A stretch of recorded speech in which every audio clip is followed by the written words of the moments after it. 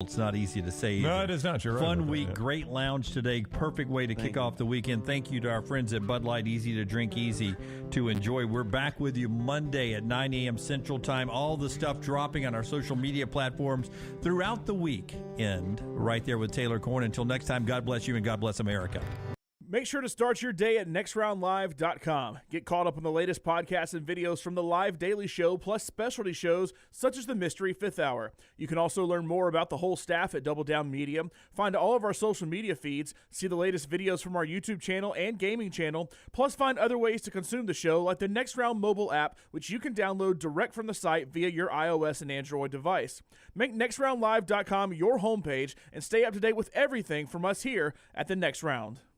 Follow Next Round Live on Twitter, Instagram, Facebook, and YouTube. The social media team at Next Round Live will share the latest interviews and videos from UAB, Alabama, Auburn, and campuses all over the college landscape. You'll also get the latest highlights and news from the Next Round Live daily show. Jim, Lance, and Ryan will share their thoughts, and remember, you can always see the old shows on the Next Round Live YouTube channel. Subscribe, like, and don't forget to comment. Turn on the notifications so you don't miss a thing. It's Next Round Live on Twitter, Instagram, Facebook, and YouTube.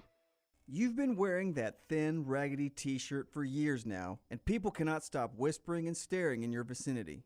We've all been there. Luckily, there's a solution to your lack of fashion and social cues. At NextRound.store, they have plenty of options when it comes to a variety of shirts and hats. Once you start putting that Next Round gear on, be prepared to make new lifelong friends and hundreds of unforgettable conversations. Hope you like random high fives in the street, because that's what you're getting after visiting NextRound.store. The Double Down Media podcast family is live and full of content for all ages. The Mystery Fifth Hour gives the Next Round hosts a chance to talk about everything but sports. Pour a glass of Bama and bourbon, our weekly college football conversation, while sipping some of the most interesting pours in the bourbon world. And our Not For All Ages podcast, The Last Call, presented by Redmont Vodka. LT has in-depth conversations with personalities like Clay Travis and Taylor Hicks. Find those podcasts and more by searching The Next Round on Apple and Spotify. And remember to like and subscribe.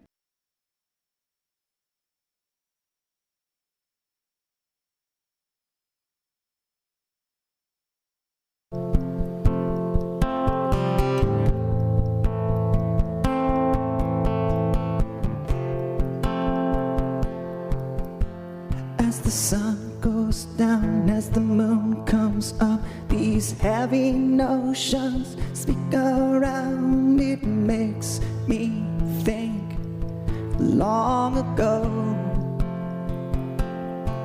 I was brought into this life a little lamb,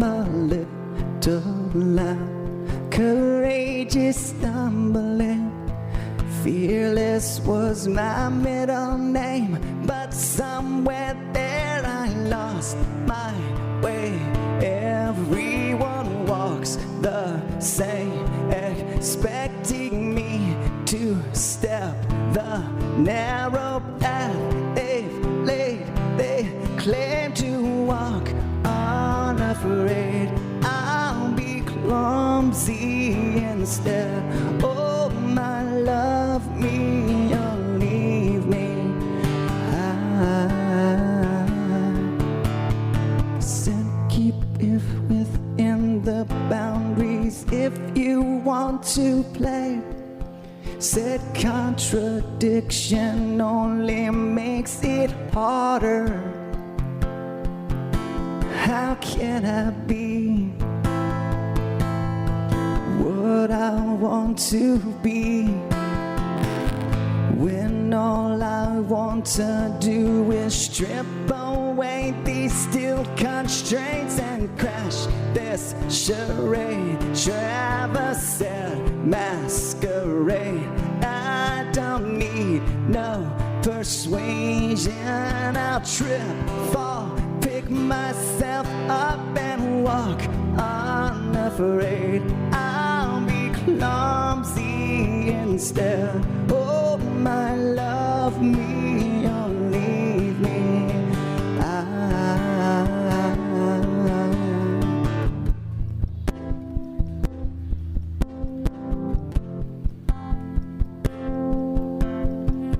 If I have a bag of rocks to carry as I go, I just want to hold my head up high.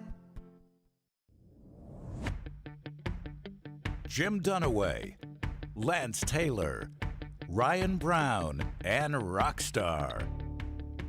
Live from the Birmingham Racecourse Casino Studios, the next round, presented by Bud Light, is on now. You ever notice there's certain teams or clubs or people that are better at certain times of their season than others? For me, I've got to figure out how to be better in stake bets from Memorial Day through December, because I was on fire from December all the way until Barkley missed the green last Wednesday at the Pro-Am when I lost a stake on that one. Over the weekend, the Lakers finished off Golden State. Golden State. Jeez. And that cost me a stake. And then I doubled up the point spread to give you the 4 and 6 Arlington Renegades of the XFL. Now, I still have yet to watch an XFL game, but when you've got smart bet. When you've got 9 and 1 versus 4 and 6, I was like, forget 6.5. I'll give you 13 LT.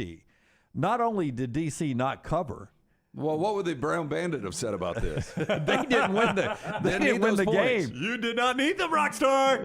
No! Rockstar, what do you do with those points? You can shove them up here. We don't need them. Bob Stoops wins another championship in the XFL, beating Alabama State's Reggie Barlow in the XFL championship. As I look at this is it's down to 7. That's 3 quick ones. They slip away fast, man. Yep. They slip away fast. You're that guy, your first real job, which I guess was CBS 42 here in Birmingham, the first time you were there. My first real job, yeah. Yeah. You're the guy that spent that paycheck before it really even cleared the bank, right? Brown, that hasn't changed. No, You're doing it with your stakes right now. Yeah, he's one of those guys in his head. Yes. It's already spent. It's already spent. So would you, because we've all been there, Jim, don't be offended by this question, but would you think, all right, the car payment grace period will get me to the 15th, so I can pay that with my next paycheck and be okay. So I'll go ahead and get the pool table with this paycheck. No, I never did that, but I did. Instead of, unless back in the day, everything was due on the 1st. Right. So I got paid. Well, at one point I got paid weekly, which was dangerous. That is dangerous. That was dangerous. But then we got, the Were you at the track right when you got your check? Yeah, the weekly. He goes to the check cashing place overnight. I'll give you 10% of this. I just need my money That's now. right. Just need my cash. The baby. weekly was dangerous, but when I got bi-monthly, I was broke from the 1st to the 15th, because that middle one, when I didn't have anything really due. Oh, yeah, that was the fun time, it right? was, Yep. Hey, let's go to the beach this We've weekend. all been there, man. Everybody's We're getting been there. kegs, man. Let's go. We're going, man. We're going. Yeah, everybody's been there. That first paycheck of the month, it's like, boy, that thing went quick. So in Land My Believers, I got a little too cocky with that double-digit stake hanging out there too long. You think maybe? Maybe need to squeeze off a stake one time this week or next week while I still have one to hold on to. Just get one to the mouth. We can do that. I'm historic for only getting 2 payouts when I'm up, a bunch. So if you want to come over tonight, I will grill you a steak. Not on that gas grill. You're going to ruin a piece of meat. What do you grill yours on? I don't grill them anymore. I've got my Kamado Joe, my smoker. I need to get that thing fired up here pretty Things soon. get cobwebs on it. I've watched one overtime of an XFL game this year. That's all I've watched. It was St. Louis and somebody went to overtime, and it was during a Masters rain delay. What's their overtime format? What was actually interesting was the whole reason I watched it is St. Louis had to drive to force overtime. I think they were playing Las Vegas. Does Las Vegas have a franchise? Yes, because I had them winning the championship 4 stake. Gotcha. So I've lost That's 2 another stakes on stake. XFL this year. So they were playing Las Vegas, and St. Louis drove to force overtime, and then their overtime is 2-point conversions, but you do a series of 3. And it's basically like the soccer. Oh, you told us about that. Yeah, it was interesting. I'd never seen that overtime. Was it somewhat exciting? Yeah, it was actually very exciting. Now, it's helped by the fact that St. Louis had a good crowd, so you got some pop and some energy in the game.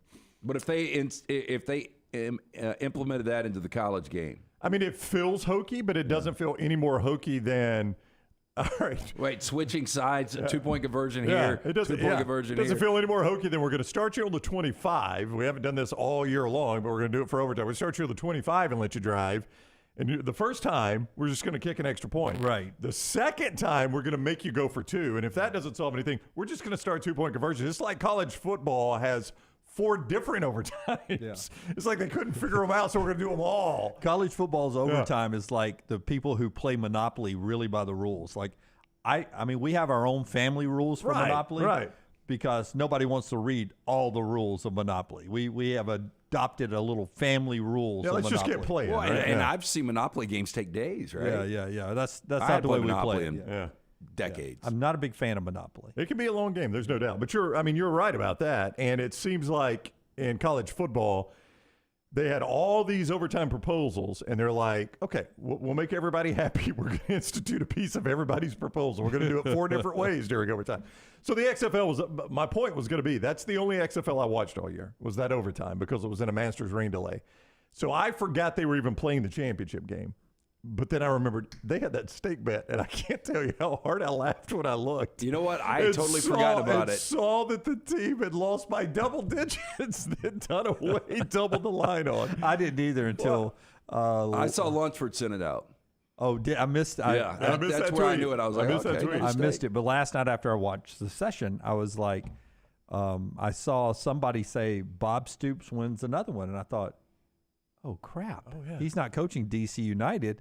I was like, are they talking XFL? So I had to do a little research because I didn't know where Bob Stoops was coaching. You didn't even know he was coaching this game.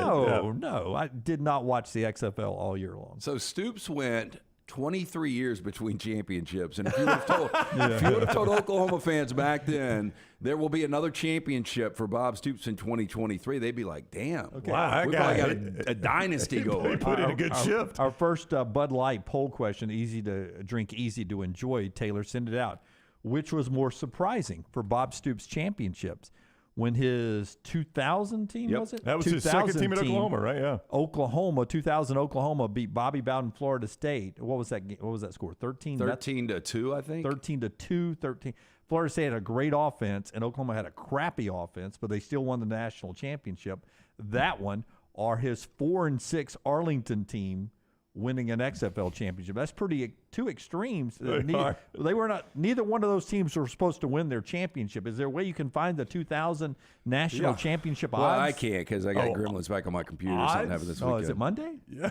You wanted the preseason odds for 2000? No. The odds of the game, because they were only a 6.5-point underdog in this one. I bet Florida State was probably a bigger favorite in that BCS national championship. I think Florida State was an 8-point favorite, 7 or 8 if I remember right. Yeah. Wow, that'll be amazing if you just remember check that out. Yeah. That's amazing. I mean, it's like somebody's running your computer, clicking on things. Yeah. Don't show that because we'd have to put up a warning about flashing. I think and this might be part of it. I think I got fished today, catfished. Oh, you bet on it? What'd she look like? It was on my phone that I was checking my Gmail, and I got a email from Will Haver, and it said, "Hey, look, I thought you would want to check these pictures out." Oh, no. Because Will. Of course, Will is always a big picture sender. No, but I thought it could have been like, 15 years ago at Odie's or something like that. That means he needs to check his email. That means he's been hacked. You might want to give Will a heads up on this. Okay. Yeah. I will. But anyway, my stuff's going crazy right now.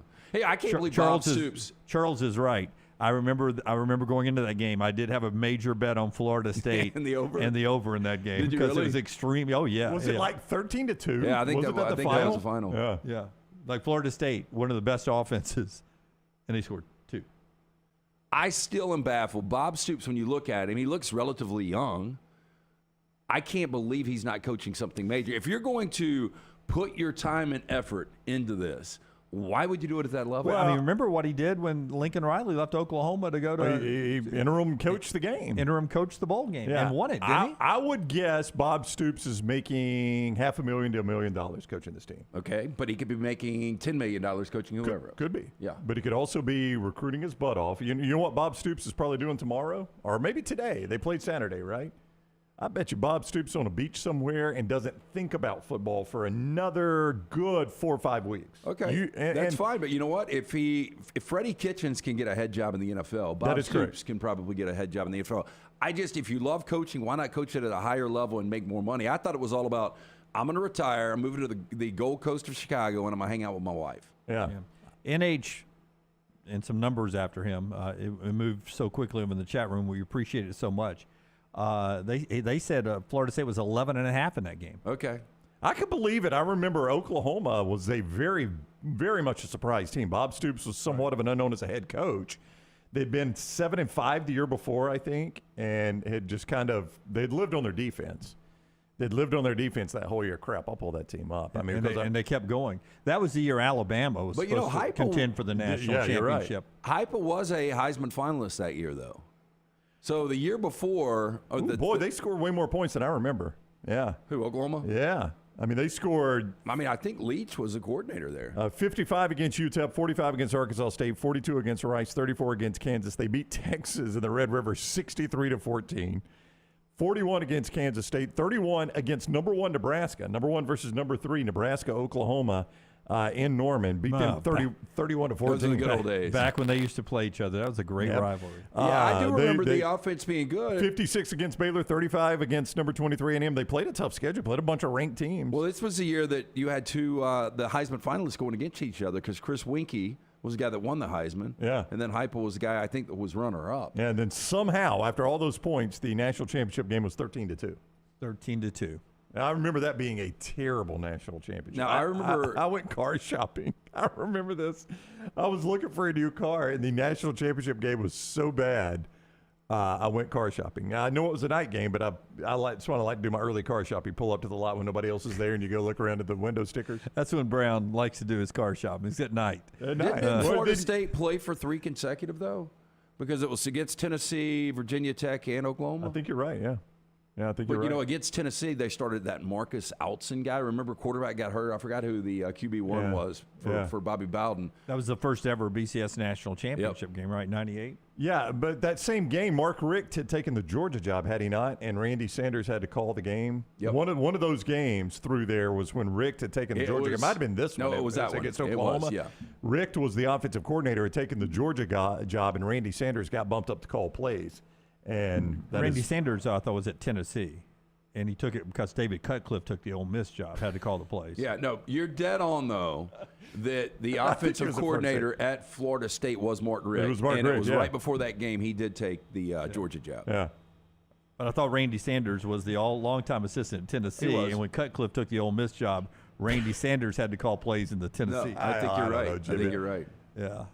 I'm pretty sure, pretty sure on that one. Okay. All that because Bob Stoops won an XFL championship. But do you guys agree with me? Like, if you're Stoops, why would you not? Because it's impossible to be a college football coach. I'm not talking about college. I'm talking about why would you not do it in the NFL? But the workload. What do you imagine? Give me a times X. The workload is NFL to XFL. 4 times. 4 times. So he's making maybe $1 million to be an XFL coach. So a good NFL coach could have paid him $8 to $10 million, right? So, I mean, 4 times the workload for 1/10 of the money. Well, he's just completely off the radar. Well, I know, but I know we're talking about him right now, but yeah, but he's making $1 million. How many games they play? 10. They were 4-6 and 9-1. I guess going into that game, maybe that was their regular season. Yeah, so that's 12 games. So they probably did 2 weeks of camp. I mean, it's a 14-week commitment for $1 million. He doesn't do anything again. I don't even know if they got a draft. I don't even think they draft in the XFL. I don't know how it works. Yeah, I mean, so he doesn't have to do anything again for months, and he's just made $1 million. Well, they usually don't play back-to-back seasons in the XFL. So we don't know how it's going to work. We don't know if they do a draft or not. I just wonder if he's going to look back because, I remember the day he resigned. We were at Heatherwood Golf Club. That's right. And it was the middle of the summer. It was one of those just odd timings, and everybody was like, Lincoln Riley is not ready for this job. And Lincoln Riley obviously did a great job with Oklahoma, parlayed that into the USC job. But Bob Stoops, I wonder if he's going to look back and say, how much did I leave out there? Because, I mean, if he was coaching the last 7 or 8 years.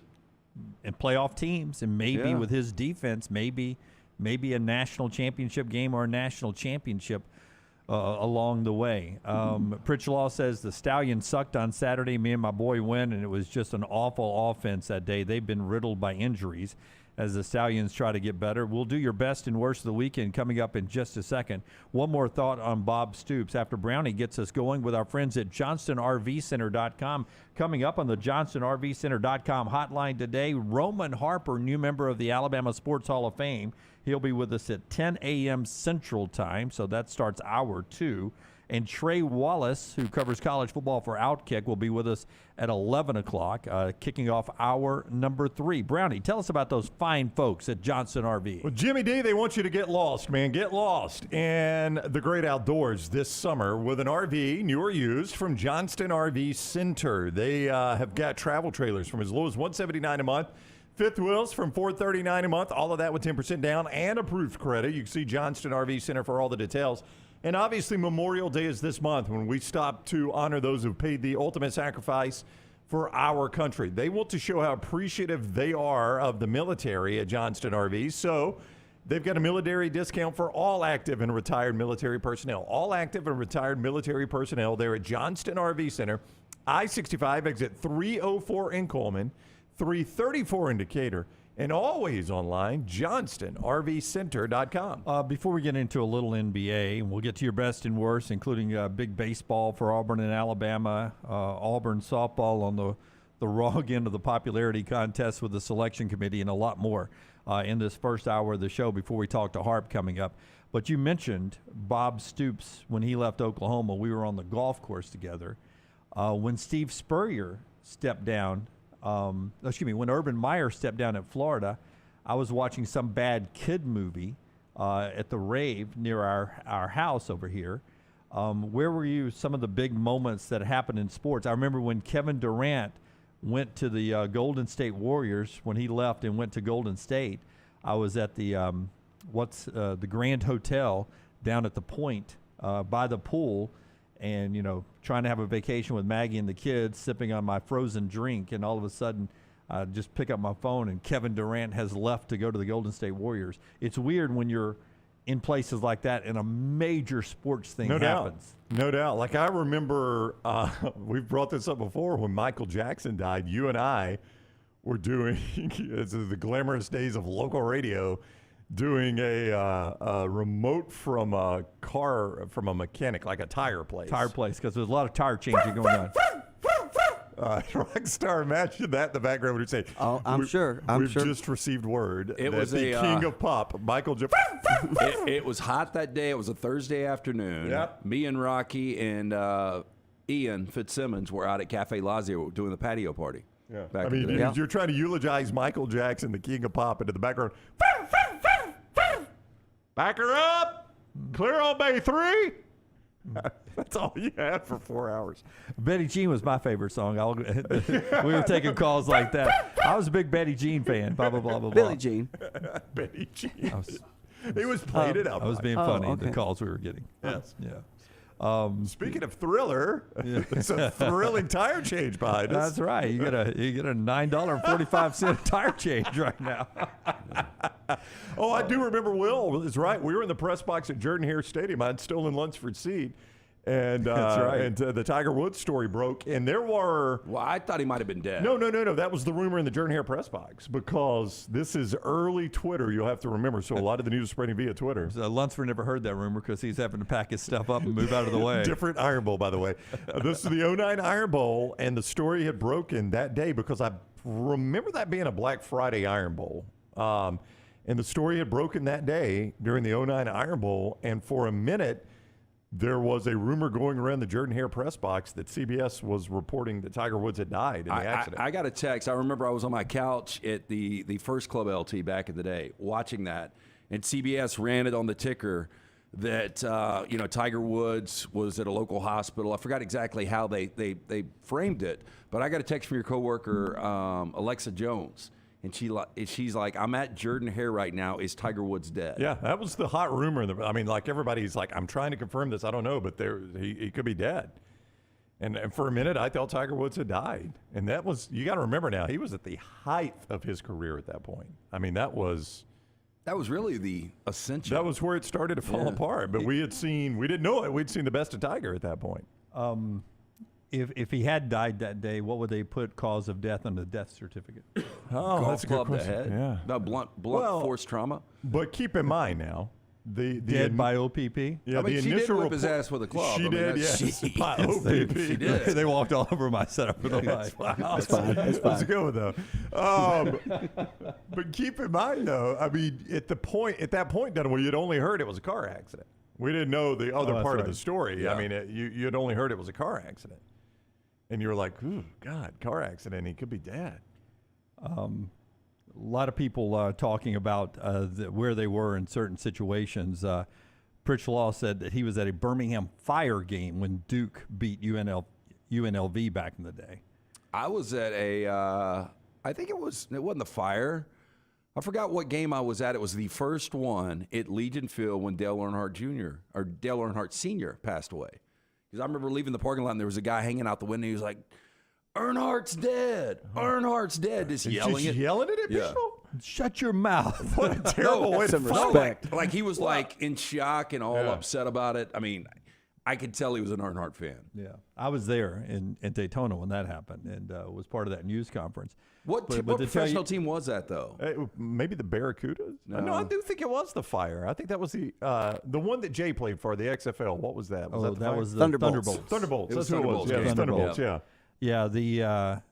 Yeah, because I'd gone to Daytona. That's right. Because I'd flown from the Thunderbolts New Jersey General game and flew into Daytona for Yeah. that. That was a wild week. Just to show you my family's love for Dale Earnhardt. At Mother's Day yesterday, Your dad gave her a cake with 3 on it. my mom actually said, I forget how we got on the subject. My mom says, God, I still miss Dale Earnhardt today. Are you And I serious? said, he's not coming back. Mama, he's taking that At victory some lap. point, you got to let him go. Wow. That's what you want in life, though, to be remembered like that, right? Yeah. Just a random woman at Champy's in Alabama just 20 years or even more than that, 25 years after his Yeah. death. Absolutely. Like nobody 25 years after my death will be like, man, I miss that guy. Yeah, but it was so, again. Oh, Lance, I mean, And then some smart ass will go, he ain't coming back. You know he that. ain't coming Gotta let back, him Mama. go. Yeah, I remember that. But you know what about that? The Ken Schrader interview always stuck with me. Do you remember? I mean, you were there, so you didn't see it. But Fox interviews Ken Schrader, and I think it was Dick Berggren said, you saw Dale in the car, and Ken Schrader's response was, I'm no doctor. Yeah. And when he said that, I told my wife, I was like, boy, that was a weird answer to that question. Why would you either say, oh, no, Dale's going to be all right, or Yeah, I you don't talked have to be a him. doctor to say somebody's dead. Well, I know, but he didn't want to say that. And that's why when he said, I'm no doctor, I don't want to speculate, I was like, oh, God, that's bad. Yeah. If he's answering it that way. Usually, he was talking. He's okay. Yeah, he's a So, little banged up. He's going to be all right. When he said that, I thought, that is not good. there are a lot of people. Pritchett says, we missed you on your tonsil surgery, LT. We definitely miss you. Rusty that says, was a few days, though. yeah, we may not miss you, but the Floribama will miss you. Well, I saw some activity this weekend for the Floribama because we continue to get pictures sent with people hanging around the stickers. 3 different posts this weekend sent to me, the Floribama stickers. And I just it shoot is them to summer. Forrester whenever I get them, and I know he probably hates that because it's at all hours of the day. So I think Floribama's going to be fine without me. The memory of Lance is always there in the stickers. Maybe they'll name one of the rooms after you. We're live from the There's a Taylor room. lot more infamous people that have had better times at Floribama than me. Yeah. I'm trying to make a stamp there, but Yeah. we had Riley Green on the show last week. I don't know if that's gone out yet. Taylor Hicks and all those guys talk about their escapades at Floribama. Yeah, the LT tent sounds really well. Oh, I like that, yeah. LT tent stage. All right, that's the opening segment. We'll get to the best and worst of the weekend about halfway through the conversation there. We passed 100 quick messages in the Vulcan Tire and Automotive chat room over there. 4 great locations for Vulcan Tire and Automotive. When we come back, we'll jump into best and worst of the weekend. But the show being brought to you in part today by our friends at Gutter Cap. LT, tell us about our boy C. Stu and how he can help you now with a great deal to get those gutters capped one last time. Yeah, look, you need to keep the gutters clear and free-flowing. The answer is Gutter Cap, 823-2212. It's a patent aluminum cover system. It fits over your existing gutter. It will keep all debris out. It's a dirty, dangerous job. You don't want to clean the gutters out. Call Chris Stewart, 823-2212. Cap it, don't snap it. For more information, guttercapbirmingham.com. Take the next round anywhere you go with official Next Round gear. Buy yours today at nextround.store. If you're looking for a fun golf atmosphere that is laid back with a peaceful environment, the Meadows Golf Course in Harpersville, right off of Highway 280, is perfect for you. Just a short drive from Birmingham, this 18-hole, 200-acre track with rolling fairways and ample greens is the definition of peacefulness of the country just miles from the city. Enjoy a great lunch before your round and a cocktail on the wraparound porch after 18. Come see us today. The Meadows Golf Course in Harpersville, right off of Highway 280. Hey, Lance Taylor from the Next Round to tell you about one of our favorite places for breakfast, lunch, and dinner. That is Hamburger Heaven since 1982. Hamburger Heaven has been serving Birmingham's best hamburgers, cheeseburgers, French fries, hand-spun milkshakes, and sandwiches made fresh to order. All of their ingredients are fresh and prepared daily. This includes their beef, always fresh, never frozen, hand-pattied each and every day. For breakfast, lunch, or dinner, visit any of the 4 locations, Highway 280, Irondale, Gardendale, and Homewood. The Double Down Media podcast family is live and full of content for all ages. The Mystery Fifth Hour gives the Next Round host a chance to talk about everything but sports. Pour a glass of Bama and bourbon, our weekly college football conversation while sipping some of the most interesting pours in the bourbon world. And our Not For All Ages podcast, The Last Call. LT takes off the gloves for an in-depth conversation with stars like Taylor Hicks, presented by Redmond Vodka. Find those podcasts and more by searching The Next Round on Apple, Spotify, and on our website, nextroundlive.com. Have you had a pipe burst, a washing machine overflow? Maybe your toilet or bathtub has overflowed upstairs and now you have water coming through your ceiling? No problem. The specialists at Dry Tech are here to help. What's important is you act immediately when water damage occurs. Failing to do so can cause mold, rot, and mildew issues. Long-term exposure to those toxins can cause many health issues down the road. So act fast. When trouble strikes, call Dry Tech 205-637-0143. That's Dry Tech at 205-637-0143. Hey, there's nothing worse than waking up to a plumbing problem. Don't get caught in a flooded house. Call the guys at Hemp Hill Services. Adam, Chad, and the team at Hemp Hill are the only ones I trust to fix it and fix it right the first time. Hemp Hill Services does it right and always at a fair price. For all of your plumbing, cooling, and heating needs, trust the name that Birmingham has trusted since 1954. That is Hemp Hill Services. Call now, 205-229-2090. That's 205-229-2090. It's the spring sales event at Alfa Romeo of Birmingham. Now you can get $10,000 off plus rates as low as 4.7% on new 2022 Alfa Romeo Stelvios and new 2022 Alfa Romeo Giulias. Come see the team at Alfa Romeo of Birmingham, exit 27 just off I-459 on Grants Mill Road, or visit them online at alfaromeousaofbirmingham.com. Hurry down before they're all gone. All incentives applied, in stock units only with approved credit. Alfa Romeo USA of Birmingham.com.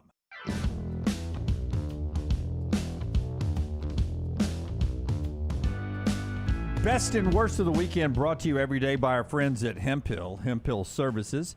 LT's going to tell you about our friends at Hemp Hill, Adam, Chad, and that team, and then we'll get some best and worst of the stuff, including those that are being sent in over in the Vulcan Tire and Automotive chat room. Keep those rolling in throughout the show. Best and worst of the weekend. Chad, Andrew, the guys at Hemp Hill Services, make sure the HVAC unit ready to keep up with the changing weather. $69 service right now.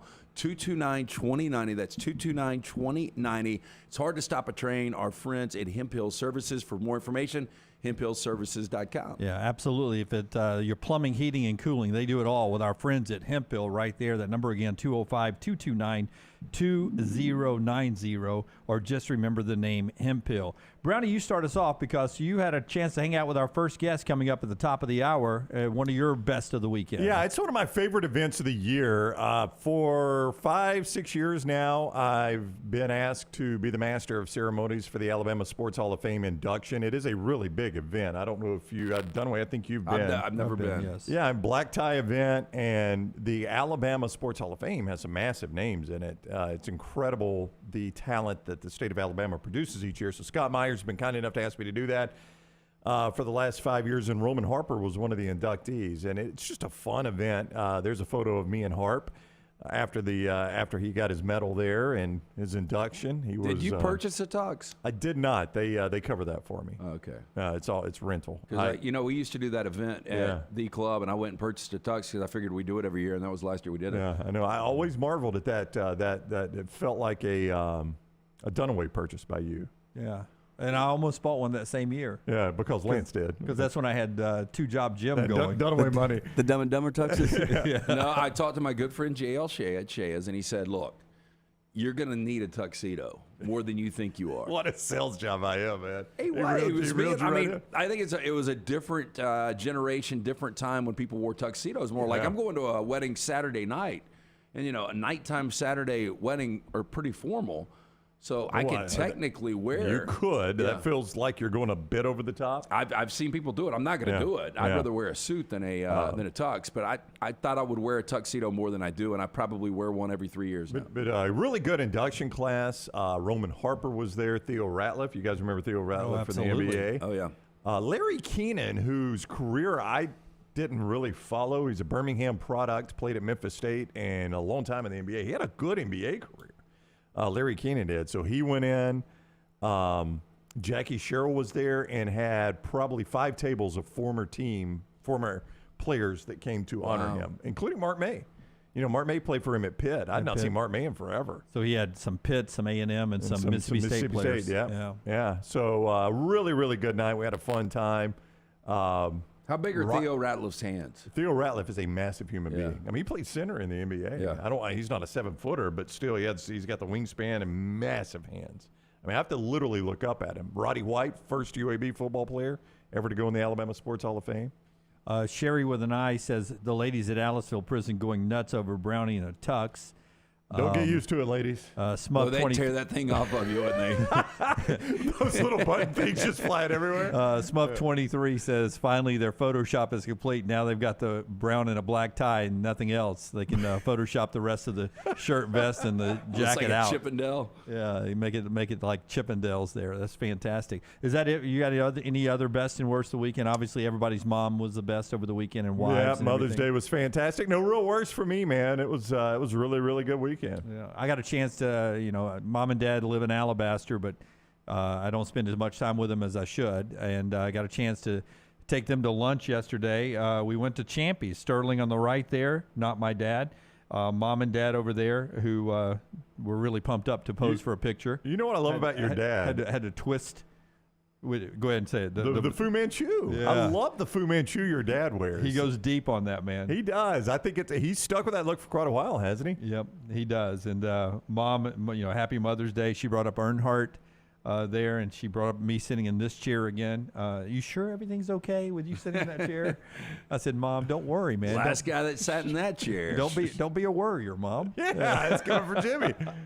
Shows on life support. You're in that chair. And on Saturday, I got to run by Blakely's Bouquets as well. And I didn't realize how hard flower shops work on Mother's Day. Oh, yeah. You think they're crowded? Yeah. Nonstop. I went by Thursday and saw all the stuff that they were doing for Mother's Day. And as I walked into on Thursday to get my wife's bouquet of flowers, Shelby, who owns it, said, oh, no, you're not ordering flowers, are you? And I said, well, no, I just stopped by to say hi. Hey, I was just in Homewood. I was just in Homewood. We work out 280. I just stopped by to say hi. I have really no Did reason you to be get here. preferential treatment. Yeah. Yes. Did you move to the front of the line, Lance? Well, her husband says we can piece you one together, and Shelby. They took a flower from everybody's. Well, maybe they will miss us. Shelby pointed out, she's like, not only are we're here now, we got a whole truckload of flowers coming in on Friday, and those are already sold out. So good day to own a flower shop on Mother's Day. A lot of work. Yeah, they were busting it. So I ran them some donuts and coffee by on Saturday morning when I picked up my flowers there. So thank you to those fine folks. And again, no worse of the weekend for me. Had a couple of rounds of golf on Friday and Saturday. Just other than me not being able to putt right now, it was a good weekend. What about you, man? Best or worst? Just hanging out with the kids Friday night, and I had a chance to go see some friends that I haven't seen in a while in Nashville on Saturday, and I got to hang out with our buddy Clay Travis a little bit. That was fun. Up in Nashville a little bit? Up in Nashville, yeah. That's good. Went to our new favorite club. What is that? That tequila bar. Yeah, I have not been to one yet. Oh, yeah. You backed out. Brown went a couple of times. I went a couple of times. It's a fantastic it's a fun place. I've heard a lot now twice about this from you and now him. Yeah. I'll tell you this. Friday night, Jack and I were sitting at the bar at Walk-Ons, and the second time this has happened, the same spot, too. The bar was so crowded, but this couple had a seat on each side of them. So I was like, is there any way you could move down where we could have these two seats, which I hate asking, but they're not using them or they're not being used. So he said, yeah. And so they moved down, and he looked at me. He was like, you work with Dunaway and Brown, don't you? And I was like, yeah. And we started talking. That's what we like to be referenced. That's right. You work with Dunaway and Brown. He introduced his wife, Christy, and said that her really good friend used to date Dunaway when he lived with Mango. Oh, wow. Oh, wait. What's happening? Oh, boy. Wait a What second. is happening? Oh, boy. Listen, we're going to need another round. Let's Well, just no, sit all I down. said was, I guarantee it ended uncomfortably. And they said yes. She just kind of shook her head and took a sip of her drink. Can you think of her name? You don't have to say it out loud. But I mean, can how you? many girls did you date when you were living with, was it Mango? Is that right? Yeah. Mango like candy. Mango and Shug. Boy, but once you got Mango drinking, you couldn't get him. Mango, Shug, and me. Mango, Shug, and me had a house over in weird name neighborhood, Sherwood Forest. You and Little John? Yeah, Down the way of Forest. Loxley. And we were trying to You steal. robbed the rich and I was trying to steal from the rich and give to the poor, LT. That's what I was doing. That was the end of my single run. I don't. Yeah, it was the last single neighborhood you yeah, lived in was I don't- Sherwood Forest? I don't think Maggie ever made it to the house at Sherwood Forest. Maybe one time. I think I met. Christie's friend did. Probably did. I'm trying to remember who Christy's friend is. Yeah, I've met Mango before because that's such a good nickname, Rockstar. And I wanted the story behind it. And Dunaway, I've always heard him mention Shug and Mango. And I'm like, man, Mango's a really good nickname. I mean, It seems like one of those guys that with the new slap sport, I know. that Mango would play that. I know. I know. It's like I always Not hard enough. I've always envisioned him. He was just a wild man. He was like from the jungle, so we called him Mango. Yeah, like Belushi's character in Animal House. I What mean- was Mango like? Yeah. Well, tell them the rest of your story. Oh. here. So I'm like, Dunaway, man, that is probably the best nickname of any of your friends. Like I've heard of Shug, I've heard of Dirty. Dirty's got a good story behind his nickname. But Mango's my favorite. He's just a wild man. I was like, how'd y'all come up with that nickname? Because he's so crazy. And Dunaway's like, bro, Mango's his last name. Yeah, We're just calling him by his last name. It's Sam Mango, but he is a bulky, muscular guy. No, it perfectly fit. Yeah, like when I met him. Like, did you ever see him put a can on his head, like smash a can? I think we did. Yeah. Like his nickname actually was Bam Bam. If you want to know, intelligence. I like Mango much better. No, he's Just breaking everything. He's literally a millionaire, and drives the ball 300. Oh yeah, I've met him at a golf course. Yeah. he can hit the ball. Shug's the lover. Mango is the fighter. Absolutely. No, I What mean, was but- Dunaway? Just the guy who hung out, man. Just the guy who hung out with Christy's friend. Ooh, scraps. Ooh, piece of candy. All right. Best and worst of the weekend over in the Vulcan Tire and Automotive chat room, being brought to you by our friends at Hemp Hill. Get to some of those. So Pritch Law's best, Tatum. His worst, Morant. We can start with Tatum. Nobody. The two things that play in that game. I'm clapping again, Dunaway. Two things that play in that game. Boston just owns Philadelphia. I mean, there's just no two ways about it. Well, Boston anybody owns in Philadelphia. the Eastern Conference semifinals owns Philadelphia. And if you're a Philadelphia fan, you got to be sick today because you're paying max money to Embiid, who's the MVP. You're paying max money to James Harden, who was great in Game 1 and Game 4, didn't show up. Neither one of those guys showed up. Embiid didn't even get really touches in the second half. Was so weird. But Jason Tatum, as bad as he was in Games 5 and 6, he was absolutely incredible. 51 points for Tatum. And nobody owns anything like elimination games on Doc Rivers. I mean, he's just so bad in those situations. Of his last 6. Just so, I mean, his overall record's terrible. Yeah, and he says he plans on coming back, and I've got him in 4 downs coming up here in a little bit. But if I'm a Sixers fan, I want to change immediately. Rockstar cut number 1 here. Here's Joel Embiid after the loss. And you guys tell me whether or not you think Embiid is taking a shot at his teammates or not here. All right. What's the next step for you with James, and like as a tandem going forward, and how much are you going to be in his ear this summer to kind of have him come back here? We got an unfinished, job. We haven't won anything, and I think we got the chance to win, but it's gonna take more than us. We all gotta look at ourselves. I gotta be better, and I will be better. That's what I'm focused on. All of us, you can't win alone. I can't win alone. I can't. Me and James, we just can't win alone. That's why basketball is played 5-on-5. So, we just need everybody to just, try to keep finding ways to get better, and we'll be fine. So me and James can't win alone. Is that a shot or? Well, I don't care. Look, we're paying you guys. The majority of our payroll is going to you two guys. And so you got to figure it out. You're the MVP. You're supposed to take these games over. You can't do it alone. Hell, you were 5 of 18 in a Game 7. How's that on anybody else on the team? And Tyrese Maxey had a really good series. James, the problem for me is James Harden's all hat, no cattle to me. He always has been. And I'll never forget when he was the sixth man of Oak City, way back in the early Oak City days with Westbrook and Durant and him. And I remember you saying this is going to be a max guy. And I'm like, there is no way. He's the sixth man in Oak City. And you're like, you wait till he hits the open market. He'll get the max deal. And he did. Well, because he's a numbers guy.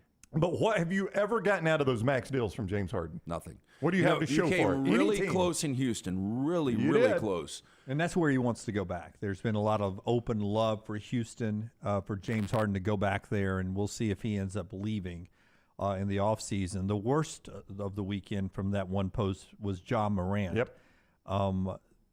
He's facing a lengthy suspension from the NBA for flashing a firearm again in an Instagram video that had him suspended for a while this past year. I don't get it. I don't understand it. But I think the NBA is in a tough situation because he's a star. I mean, how do you're in the business of making money. How do you suspend this guy for a lengthy suspension and not cost you the bottom line? It will, but your hand is forced now. I mean, this is a guy in March who's suspended for 8 games, which is significant. I mean, that's a tenth of the season.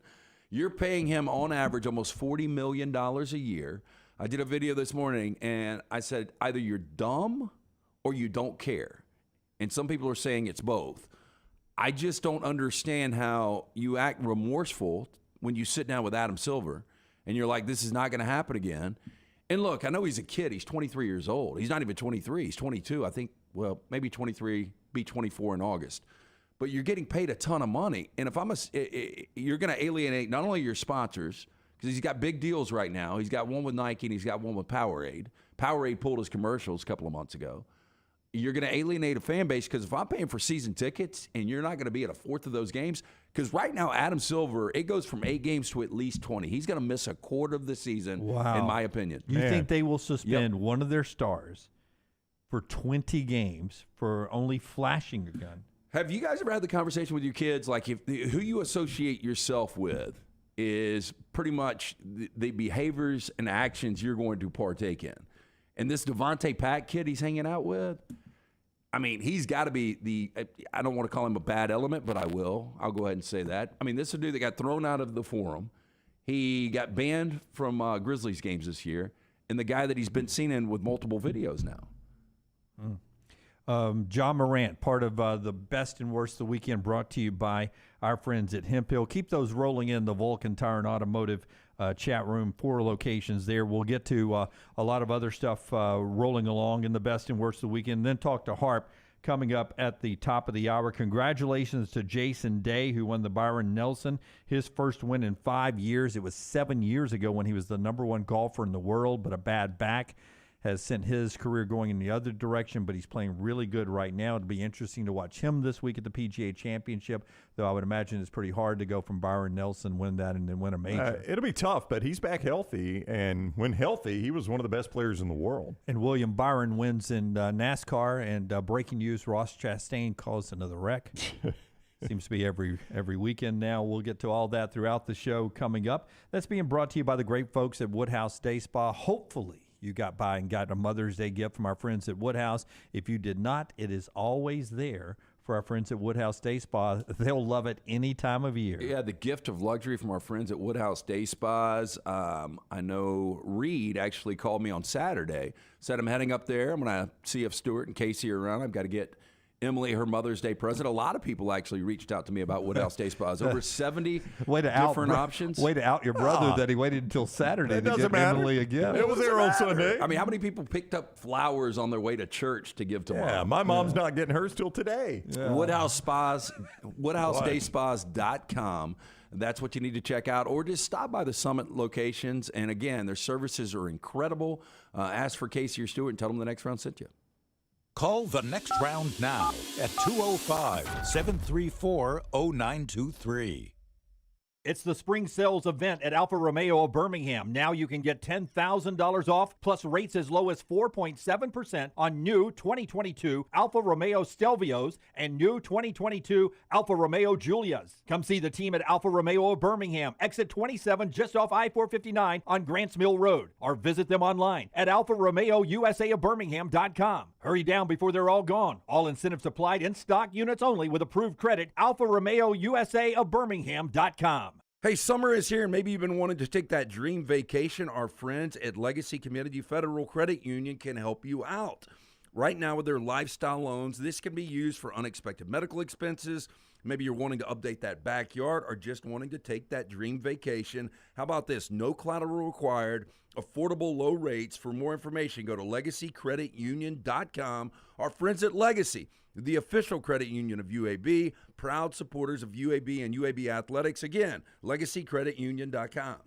You want to look great while supporting your favorite show? You know the place to go is the official Next Round store at nextround.store. Yes, there are .store domains, and we have one. From shirts to hoodies to hats and all kinds of fun stuff, you can rep the Next Round anywhere you go. At the beach, Next Round hats to block out that sun. Up north in the winter, get you a comfy Next Round hoodie. Just need something to put your $20 beer in at a game? Get you a Next Round koozie and throw that thing in your pocket. You never know what stuff Jim's going to make me put in there next. Check it out. It's the Next Round store at nextround.store. Hey, there's nothing worse than waking up to a plumbing problem. Don't get caught in a flooded house. Call the guys at Hemp Hill Services. Adam, Chad, and the team at Hemp Hill are the only ones I trust to fix it and fix it right the first time. Hemp Hill Services does it right and always at a fair price. For all of your plumbing, cooling, and heating needs, trust the name that Birmingham has trusted since 1954. That is Hemp Hill Services. Call now, 205-229-2090. That's 205-229-2090. The Next Round is so much more than the show you get from 9 to 1 each day. So make sure to head to our official YouTube channel at Next Round Live and subscribe to get all of our latest content. We, of course, have plenty of specialty content and shorts based all around the sports in the heart of the SEC. But we also talk pro sports, gambling, lifestyle and entertainment, and so much more.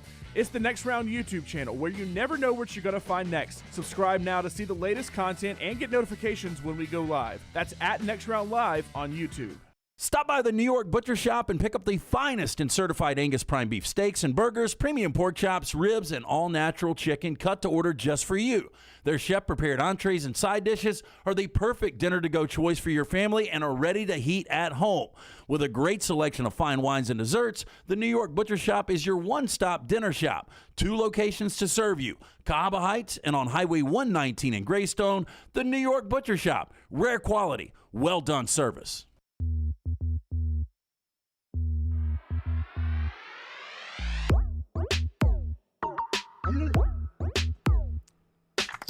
Plumbing, heating, and cooling's our friends at Hemp Hill. Best and worst of the weekend. Jamie on our Twitter feed says, best of the weekend, my friend Will Davis Jr. winning the Bassmaster Elite Championship over on Lay Lake. How about that? This past weekend. Congratulations to him.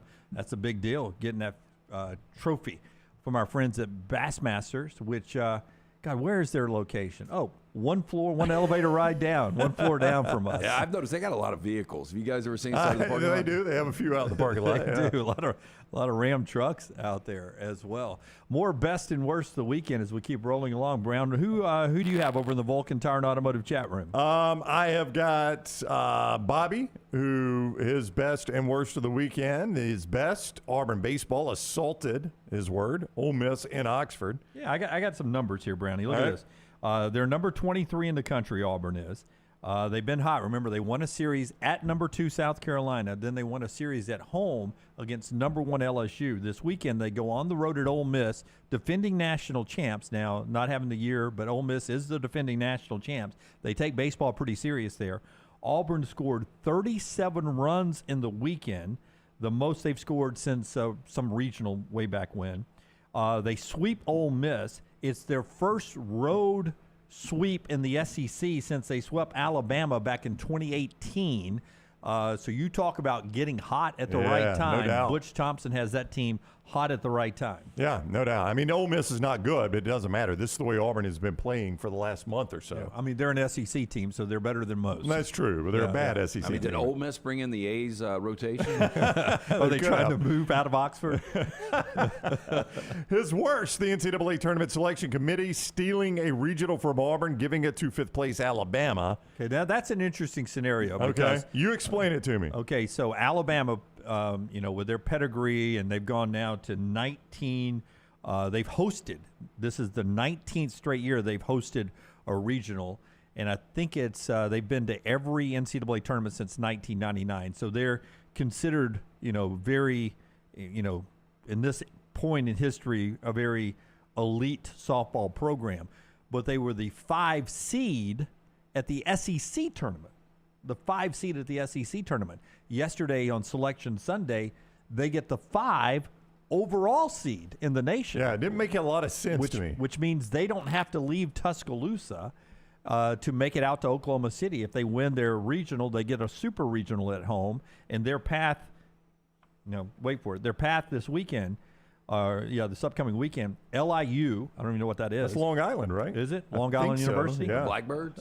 Central Arkansas and Middle Tennessee. Yeah. So if they survive that, boy, I tell you, if they don't, they host a super regional best of 3, likely against either Northwestern or Kentucky, just to get to Oklahoma City in the final 8. Meanwhile, Auburn, who finished ahead of Alabama in the SEC standings, ended up being the 17th overall seed, which means they don't even host.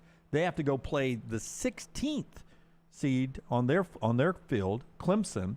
So 16 and 17 are in the same place. But LT, as you know, and Brownie, when you're the 16 or 17 and you win your regional and you pair up the next round in the round of 16, who does 16 play? That'd be number 1. Does anybody know who number 1 is? That's Oklahoma. I haven't watched one game all year. I haven't either, but I could tell you. Oklahoma, by the way, and I know you guys aren't paying attention, but Forrester and I were talking about this earlier.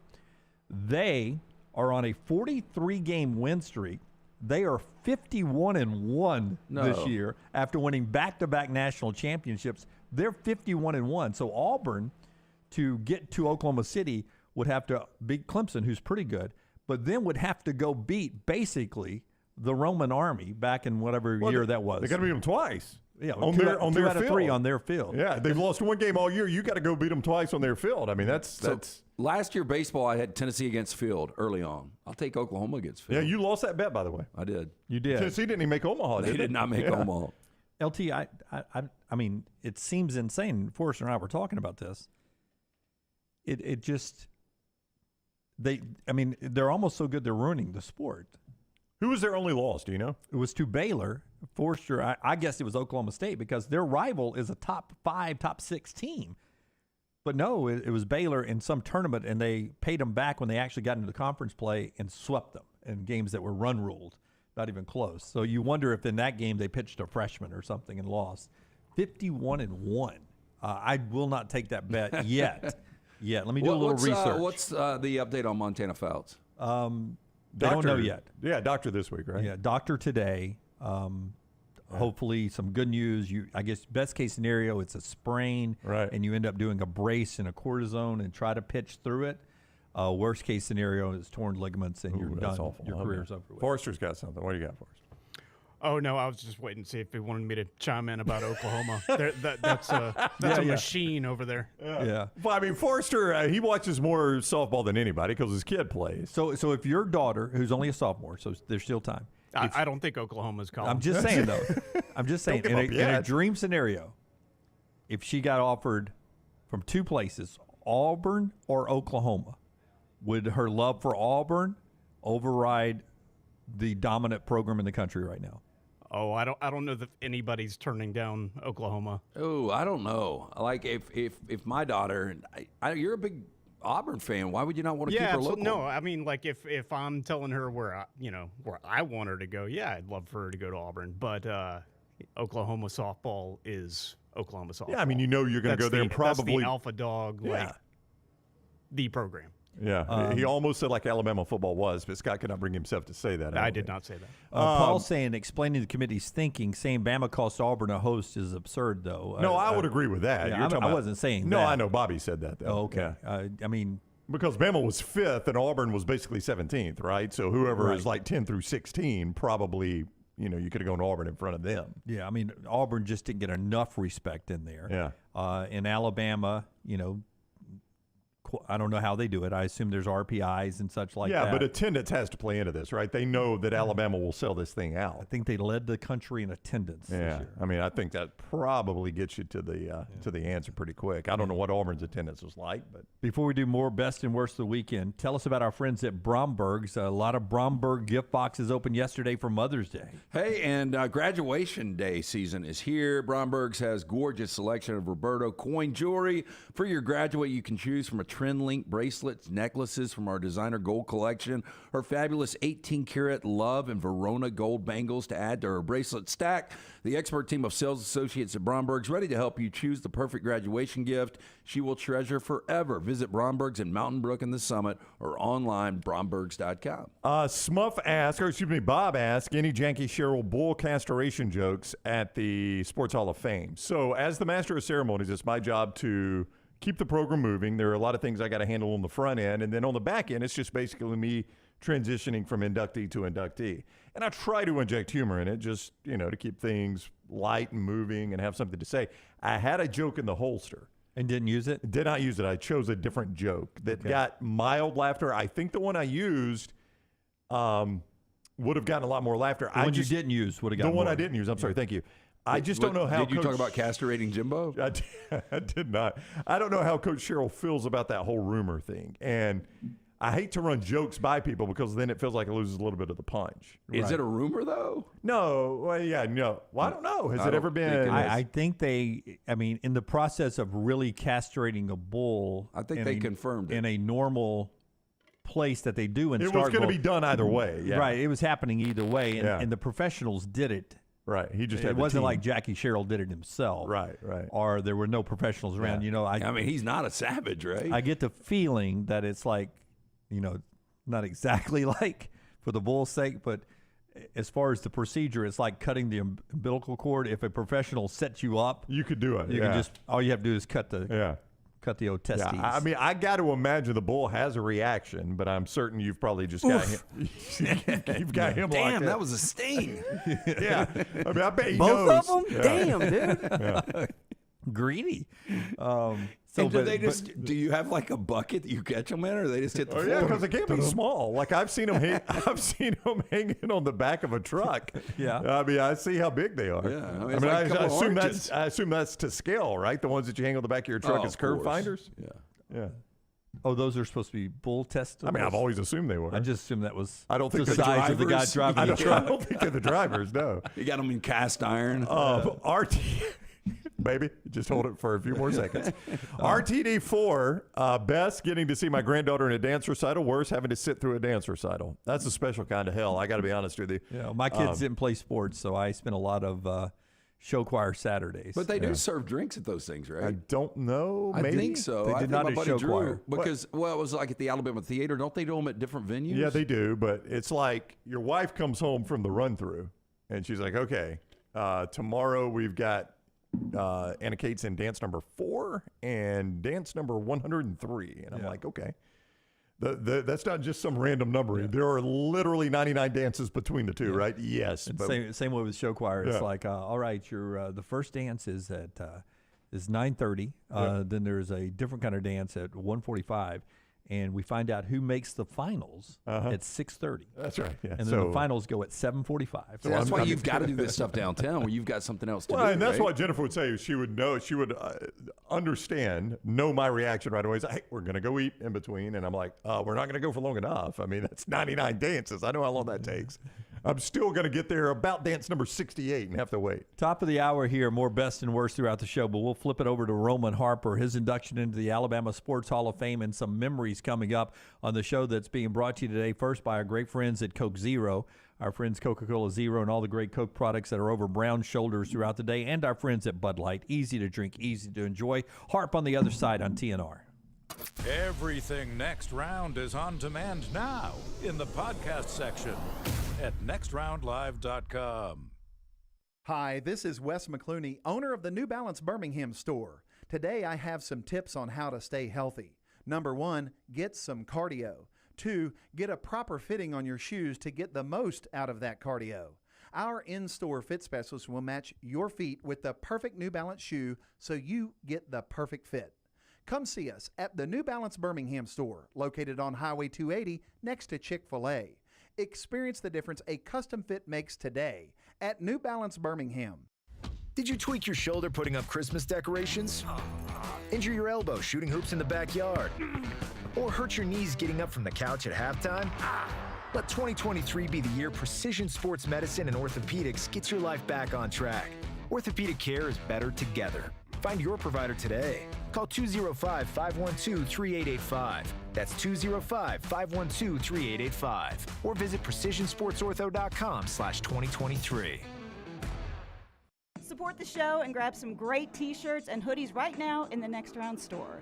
Buy the Alabama State Map shirts in your team's favorite colors, the popular Y'all Can Have the Rest, or Next Round flag shirts are also online now. Just go to nextround.store. That's nextround.store. The traditional Next Round logo shirts are there too. Buy them for yourself, or they make a great gift for someone else. And let us know what you'd like to see in the store coming up. Nextround.store. That's nextround.store. This is for the men who never settle, the ones who believe only quitters end a game and a tie, the type of guys who choose the bar with the biggest TVs to overcompensate for theirs at home. This is the Lodge mentality. This is Twin Peaks. Make sure to check out our gaming channel on YouTube at Next Round Gaming, and also follow us on Twitter at TNR Gaming 247. That way you can know when we go live with our TNR Madden League, live game streams nightly, and more. That's at Next Round Gaming on YouTube. Be there as your champion Stallions defend their title. Get your tickets now for this weekend's home game. We can't wait to have you for the USFL. Seats start at $10, so bring the whole family for kickoff at Protective Stadium as Coach Skip Holtz and the Stallions are running it back in Birmingham. Doesn't get much more exciting than that. Don't miss out on the hottest ticket in town. Touchdown, Birmingham! Buy your Stallions tickets today at theusfl.com. For 50 years, our friends at Wayne's have been doing things around your house that you don't have time to do. Warm weather is coming. You want that lawn looking great. You want mosquitoes not around. Our friends at Wayne's, they can help you out. Right now, they will do $50 off for each of those services to continue to celebrate their 50th anniversary. Again, our friends at Wayne's, they take care of all of us here on the Next Round. You don't want those mosquitoes. You want the lawn looking great. Call them today, 866-WAYNES1, or call waynes.com. Jim Dunaway, Lance Taylor, Ryan Brown, and Rockstar. Live from the Birmingham Racecourse Casino Studios, the Next Round, presented by Bud Light, is on now. The best thing about being so good at what you did is that you get honored while you're still young enough to enjoy it. And that happened to our friend Roman Harper, who I still think some days could still get out and play the game at a high level. Brownie, you were there. He went into the Alabama Sports Hall of Fame this weekend, which, I mean, you name it, from Aaron to Mays to, Ozzie Smith to Carl Lewis, Charles Barkley. I mean, the names in that Hall of Fame are amazing. They really are. State has produced so much incredible talent. There's a photo Scott is showing if you're watching us on video. Me and Harp after the induction ceremony. He went in with a great class, and he is with us now on the JohnstonRVCenter.com hotline. Again, congrats, Harp. Well deserved. But like Dunaway was just saying, boy, you were in there with some incredible names when you start looking around that place. Yeah, it really is. Thanks. Thank you guys for having me as always. It really is. I didn't know how great it was or how much of an honor it was to go in and be inducted into the Alabama Sports Hall of Fame until, I went to the place. I didn't even know that Alabama had a Hall of Fame like this until just a couple of years ago. One of my good friends from growing up was like, dude, he's like, I'm going to put your name out there because I guess when you turn 40 or something, people can start to just throw your name out there and suggest you being inducted into the Alabama State Hall of Fame. I mean, it happened right on time, but so that was the first time I'd even heard of it. And then once I got to witness it and walk through it and actually get to enjoy that, do it with my kids, my family, they really, really enjoyed it.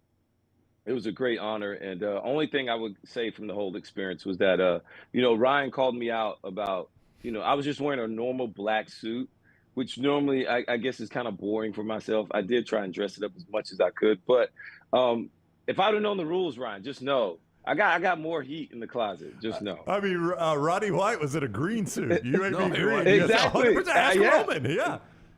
Yeah, once I knew that, I'm like, oh, I mean, you can go away from. It's okay though. I'll be prepared. I think I will come back at some point. There are day-to-day things that make us all realize that we're getting older. Whether it's me dropping something and having to pick it up, or just walk upstairs or get out of a car. But when you get inducted, I think this is your second Hall of Fame, because I think you're already in the Saints Hall of Fame, and you get inducted to the Alabama State Hall of Fame. Does it make you feel old?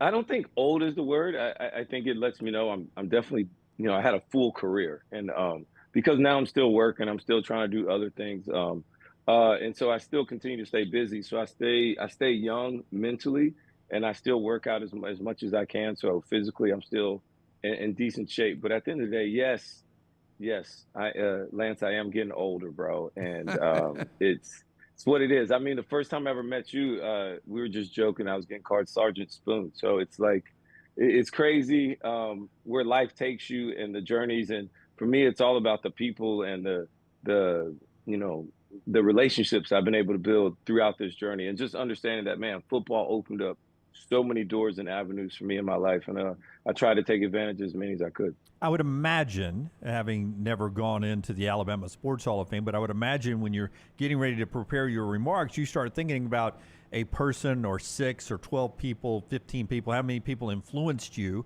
in your life to get you to that point, other than family. Outside of family, give me one name you thought about in preparing for your remarks that helped you become a Hall of Famer. Well, it would have to be my coaches. And I did think about that. I just didn't have time. I mean, look, they said our speech had to be 3 minutes, max 5. I hit 7, and I was like trying to get through it on my paper, and I didn't even get to take time to actually thank individual coaches who I would start off with. My coach, Ronnie Worley, who was he passed away the last couple of years, but he was my little league coach, who's like the first time anybody gave me confidence to say, man, like, you're the man, like, this is what you do. And so installing some confidence in me at an early age, where growing up, I was just trying to chase my older brother in the backyard. So I didn't get a lot of confidence building in the backyard because I was getting dumped on all the time. So that's part of it. And then all of a sudden you get with people your normal age, and my coach is giving me all this confidence. That stuck with me. And then from there, I got to high school. Coach Bill Clark really taught me not only just confidence, but the mental and the focus, and to be able to like really concentrate. And that if you're prepared, and if you just like do the little things correctly, you're already going to win like 65% of the time by just doing the right things, like the little things, right?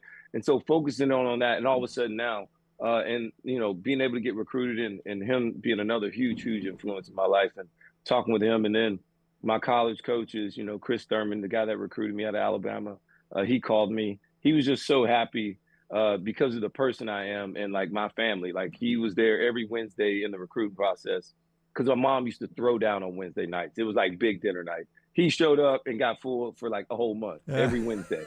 So, those things. And he was like, dude, it was part of his schedule. He was showing up on a Wednesday night because he knew my mom was going to be cooking. So it was cool. And, reading nighttime stories to my little sister, like those memories you'll have forever. And he was a big influence on me. Melvin Smith, another coach of mine.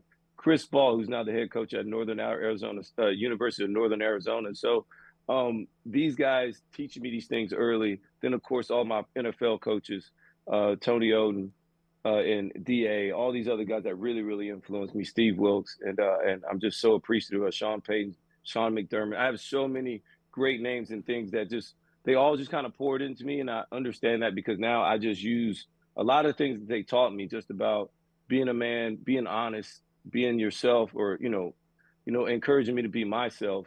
And that it works. And so now I do the same thing with my kids. So I'm just using the same things I was taught and just giving it to others. Roman Harper is with us on the JohnstonRVCenter.com hotline. Just went into the Alabama Sports Hall of Fame over the weekend. We always love having Harp on.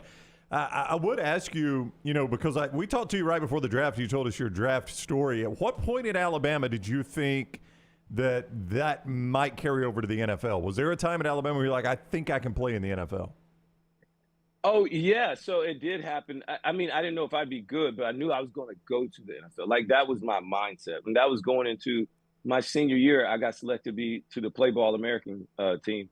And I got there and I saw, like, it was like Matt Leinart, Reggie Bush. It was Jesse Williams. It was Antonio Cromartie. It was, oh my gosh, Eric Winston. Well, what's the guy from LSU that just retired just the other year?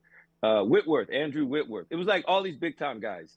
And I was like, I'm not an all SEC guy. Oh, Ted Ginn, Santonio Holmes, all these guys were all there. We had a great time. Yeah. We were like, and I'm getting them like, why am I here? And I asked him, I literally asked the guys that, because we had to sit down with, his name was Mike Ornstein, and Gil Brandt, the NFL legend, just went to the Hall of Fame a couple years ago. And I was like, why am I here? And they were like, all right, because I'm like, I'm not an all SEC guy. I was second team. I was like, I'm not all American. Like, why am I here? And he was like, so we don't care about all that stuff in college. We pick the most NFL ready guys that are still in college.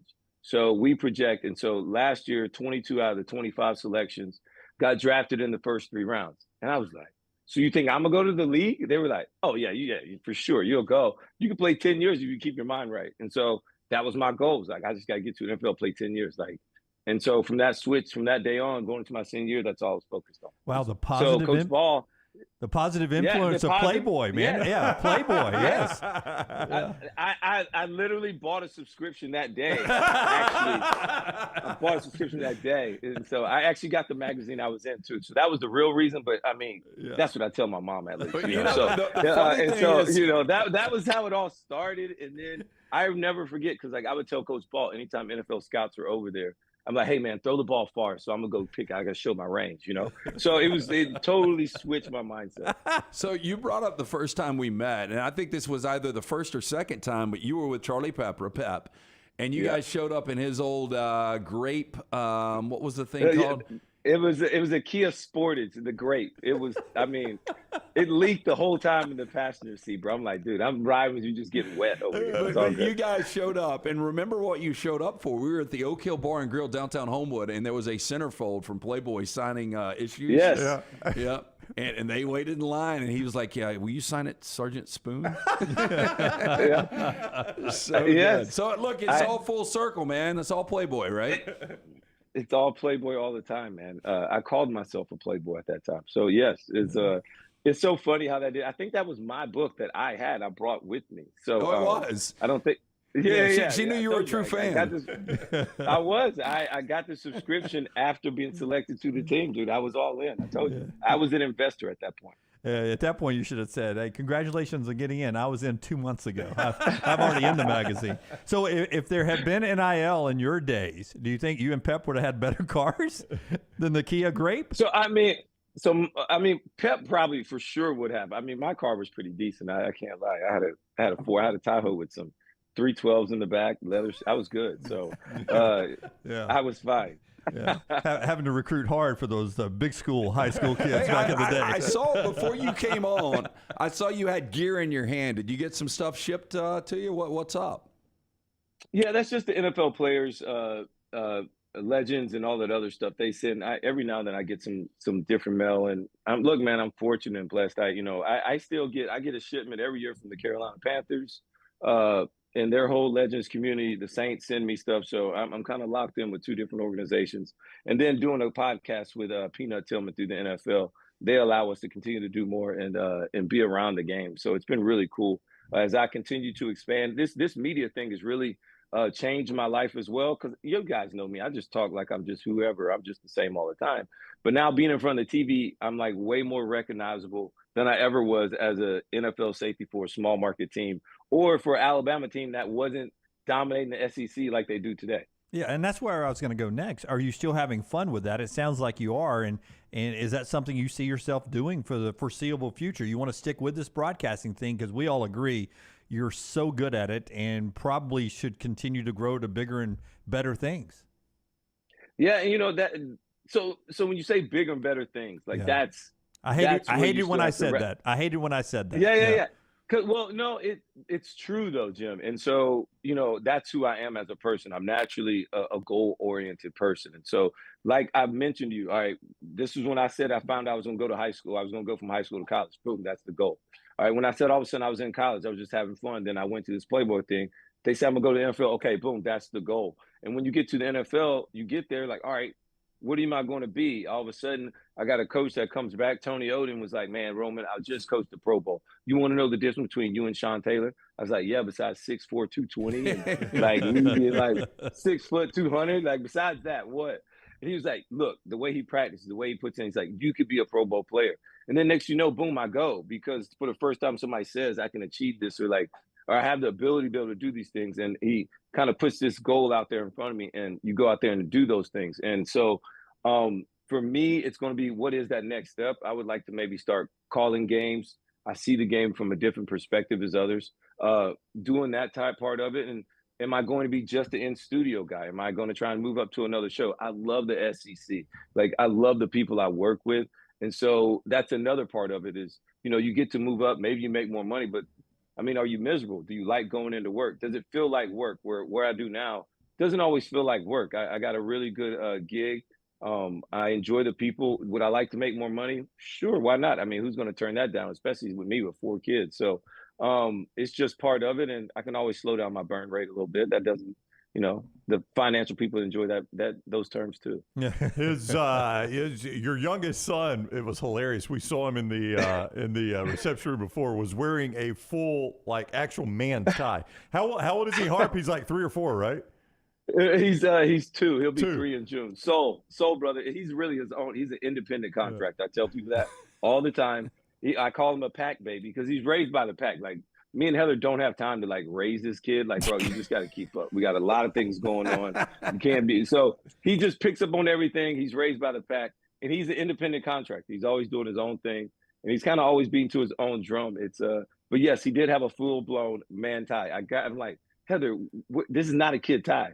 She's like, I mean, that's all I had. So, yes. And the funniest part to me was that at one point in time, I looked up during the whole thing, the ceremony, and he had the tie around his head, like Rambo style, like he was at, we're about he's on his 8th drink at a wedding reception. Like, the dude's going hard. He's eating chocolate cake. My boy's got his tie around his head. I was like, he's winning. He doesn't even know it, but he's kind of winning. I love it. All right, he is Roman Harper. We always love having him on. Congrats, well-deserved, and we are so happy for you. You know how much we love you, so it was great to see you get that honor. Hey, man, thank you guys so much, man. Really appreciate it as always. My only thing, I got a question. Maybe you guys put it out to your listeners. Is all right, now I have this bust, right, of myself.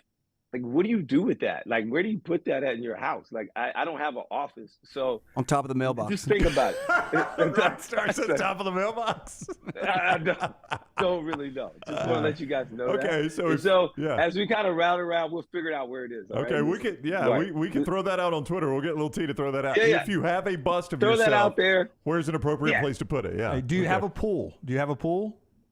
I do have a pool. Okay, can you picture getting a little plumbing work to where water is shooting out of your mouth over a water slide in the back? Well, we already got the fountains running. Okay. Yeah, so it's all right. It's my bad. I don't want to humble brag over here, but all right, we're gonna figure it out. Throw it out. It could be a garden gnome. You just put it out. Garden gnome, yeah. Well, it's not a whole bust. It's flat, so and I'm smiling in it, so it would look weird coming out of my teeth. I have to bust up my smile. Door knocker. So we'll see what happens. Door knocker. Door knocker. Oh, Roman's here. Roman, thank you, buddy. Have a great week. All right, guys. Thanks. All Bye. right, we'll see you. Roman Harper with us at Harp41 on Twitter, at Harp_41 on Instagram. He's with us on the JohnstonRVCenter.com hotline. Put it by the door going out the kitchen. The kids can touch it every day when they're going off to school, like Howard's Rock. It gets so worn on one side. Just touch Harp's face on your way out the door. Fantastic. Roman Harper, and now in the Alabama Sports Hall of Fame. And thank you to everyone downtown who does a wonderful job with that Hall of Fame every year with a class that, we get to be, you guys aren't there yet, but when you get to be my age, the people that are going in, everybody. Yeah. Because now, because back in the day, I'd be like, when I did local TV, I'd be like, well, I know that guy, but who are these other 7 people? I have to read about them. They all had great careers, but they weren't my guys. And now everybody goes in now are my guys. Yeah, I watch play. Like Gerald Wallace. Gerald Wallace went in. Watched him play. Saw every one of his plays, right? Absolutely. So just a good deal. Greg from Pell City Storm Restoration Roofing, bringing you part of the show here. Chance, I think it's about a 45% chance of a thunderstorm somewhere in our area in central Alabama today. You know those thunderstorms can heat you up. By the way, hold on for in a second. When I'm done with this, Forster's got an amazing weather thing from a Little League park that I did not know existed until today. Okay. And I'm sure this could cause some roof damage too. Greg can handle all of that. Greg from Pell City Storm Restoration Roofing, one of the most respected roofing contractors in the industry. He and his wife own the company. Storm Restoration Roofing's been locally owned for over 20 years now, A+ rated with the Better Business Bureau. Here's what he wants to do for you. He wants to give you a free, no-cost roof inspection. Free, no-cost roof inspection. Just call this number. It's his cell number, 205-542-3531. 542-3531 for that free no-cost roof inspection. You can also look him up on Facebook, Greg from Pell City, Storm Restoration Roofing. Special deals for veterans and active members of the military, 205-542-3531. That's Storm Restoration Roofing, Greg from Pell City. Gusnado or Dustnado, 2 different things I've seen. Look at this video that John Boy put out on Twitter this weekend. Look at this. You see this, LT?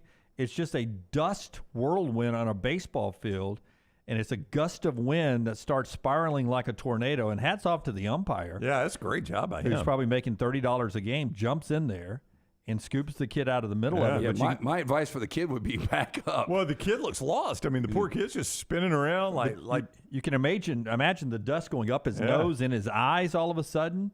And that's probably what happened. It went into his eyes because it happened so quick. So he's trying to get it out of his eyes because he doesn't know where to walk and such. I mean, it's going to be hard to argue balls and strikes with that umpire for the rest of the game, isn't Yeah. it? I mean, guy just comes in and drags the kid out. But I'm not going to say he saved his life. But I've seen a water spout once. I have too. And I don't know if this is in the water spout family or if water spout's in the tornado family.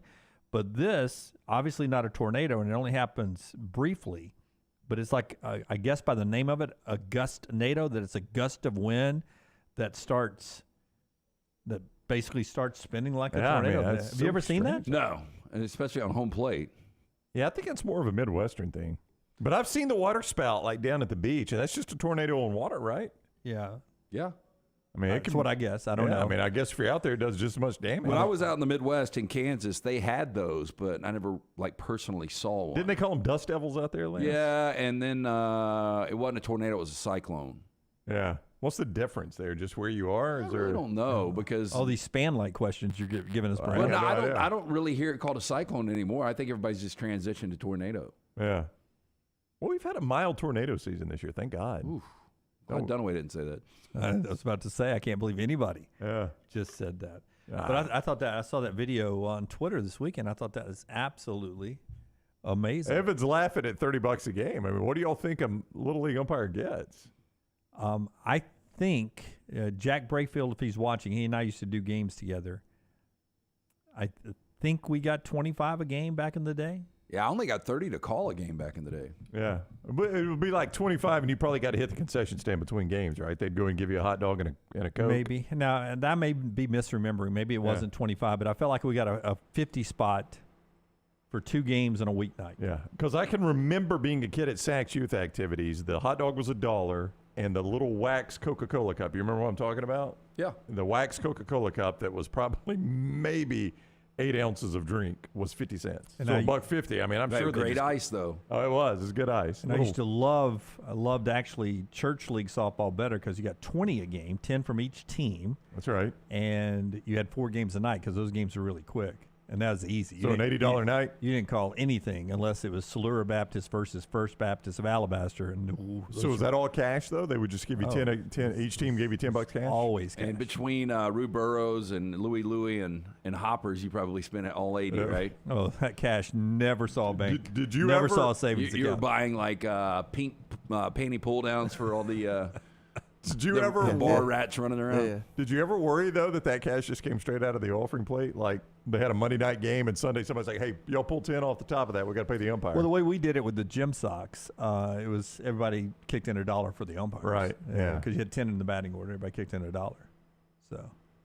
Did you ever try to give him more? Like, hey, we'll give you 20. Yeah, I know. Then I was like, do I tip the umpire? Yeah.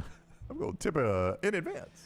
All right, we'll get back to more best and worst of the weekend and some of the other stuff that is going on, including a transfer from Alabama who is off to another school now. We'll let you know where he ended up. Show being brought to you by our friends at Redmond Vodka, Redmond Distilling. Hats off to all the folks who put on the tradition at Greystone. Steve Stricker won it again, so he's won 3 of the last 4, and the one he lost was in a playoff.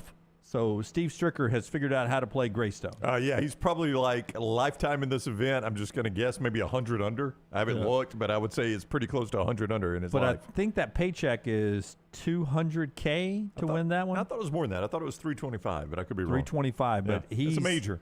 But he's won 3 of those, so easily he's won over $1 million in 3 runs, 3 championships, and a wild card loss, overtime loss in 4 years at Greystone. Not a bad living in your retirement. Yeah, we could convince him to move here, I think. Like, just live in Birmingham. And he would say, can I do this every week? Yeah, do it every week. How much can I make at Greystone every week? Every week. And I hear taxes here. I hear occasionally. The Greystone game gets pretty hefty. He could win that much if he really wanted to try. I'll go and tell you. Our friends at Redmont was out there on the 10th green, and they had a great time all week. Yeah, locally owned and operated. Barkley was out there on Wednesday. He's one of the great faces behind Redmont Vodka. Their aim, clarity, and taste, color, and smell. It's vodka perfection. Redmont Vodka made from corn, which not only makes it gluten-free, also provides that smooth finish, no harsh aftertaste, 8 times distilled, available at your local package and ABC stores. Follow Rockstar on Twitter @RockstarBHM.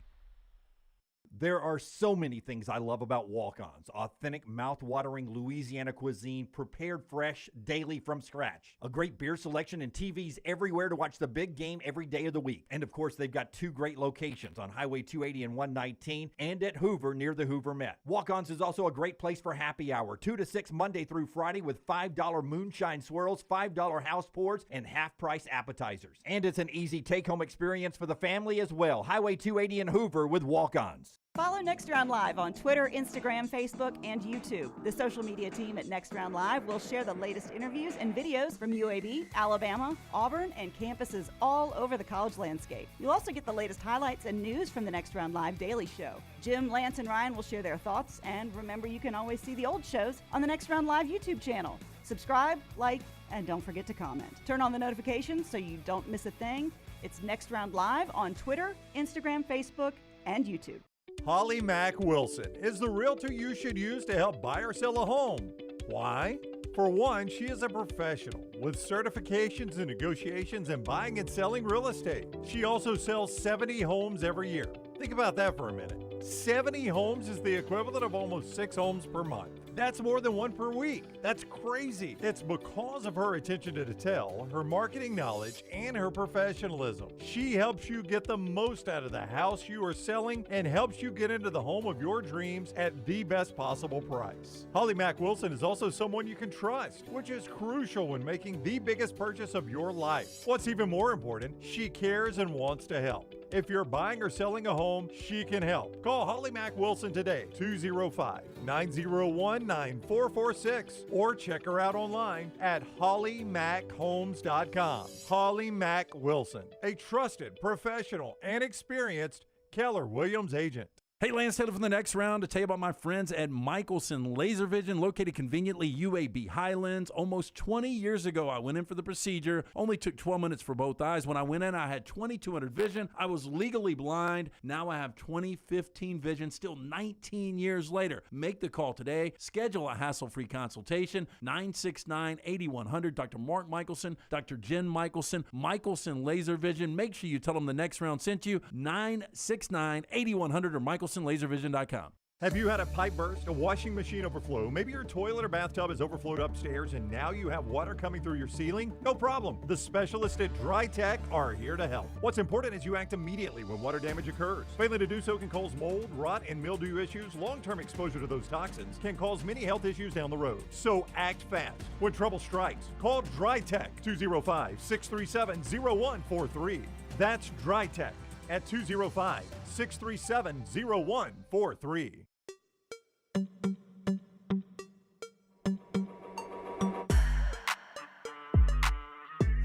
Okay, we're gonna get to a local video that was sent out from our friends at Barstool. Oh, We've no. got no context on this at all, but I'm setting it up, LT, only to tell you that it is a local video. So anything we say can and will be used against us. I'm not in it, right? You're not in it, no. But it's going to be back to Little League. And I only do this because B. Rich writes in our Vulcan Tire Automotive Twitter feed.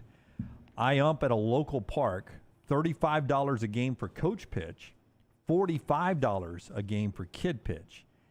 It ain't worth it, but I do it for the kids. Now, those games last, 75 minutes sometimes? Yeah, I mean, 90 minutes? That kid pitch can get taxing, though. I'd rather do 35 for a coach Do pitch. they? And I remember back in the day, it was just cash. Do they tax you on this now? There's a big difference. Probably now, but back in the day, it was cash. It was out of the concession stand. You'd go to the concession stand and pick up some cash and get you a corn dog to go. Any leftover corn dogs? We'll eat this at the house. They wouldn't throw. They wouldn't.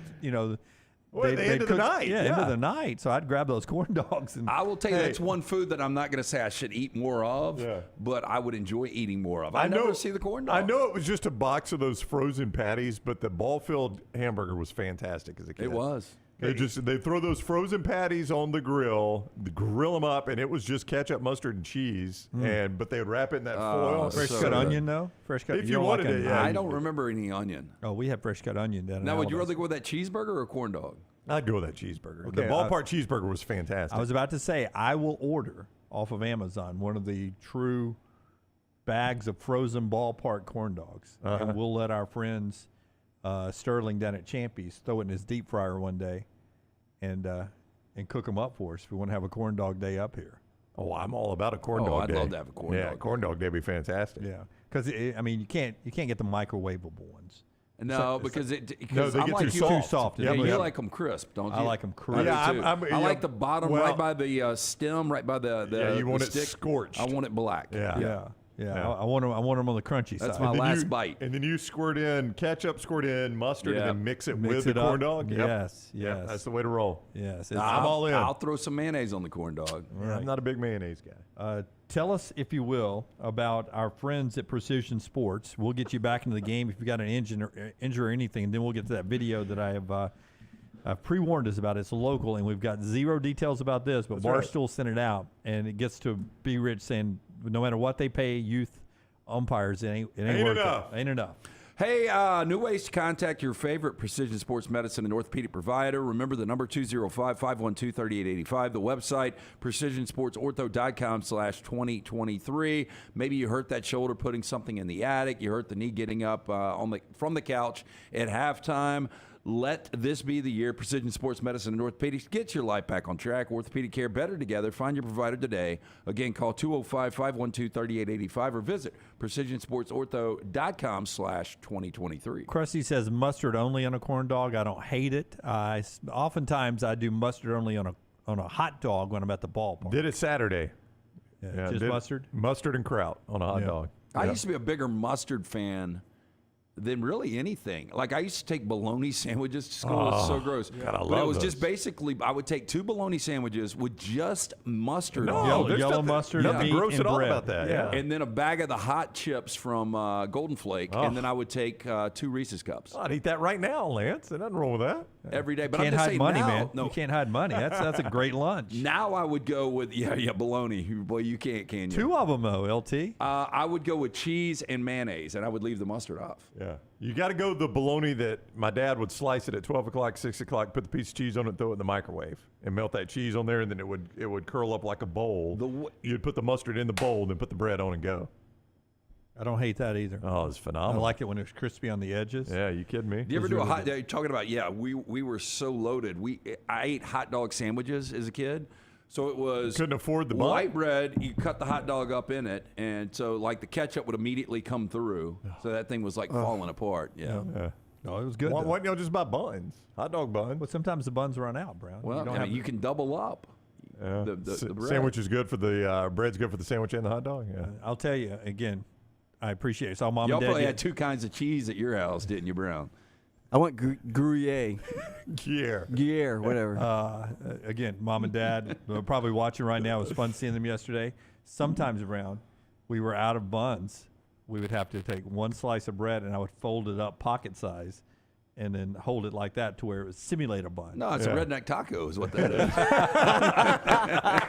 The mud puddle taco. I like that. So Did again, you make your own lunches too? No. I mean, mom took care of me, but usually I ate school lunch.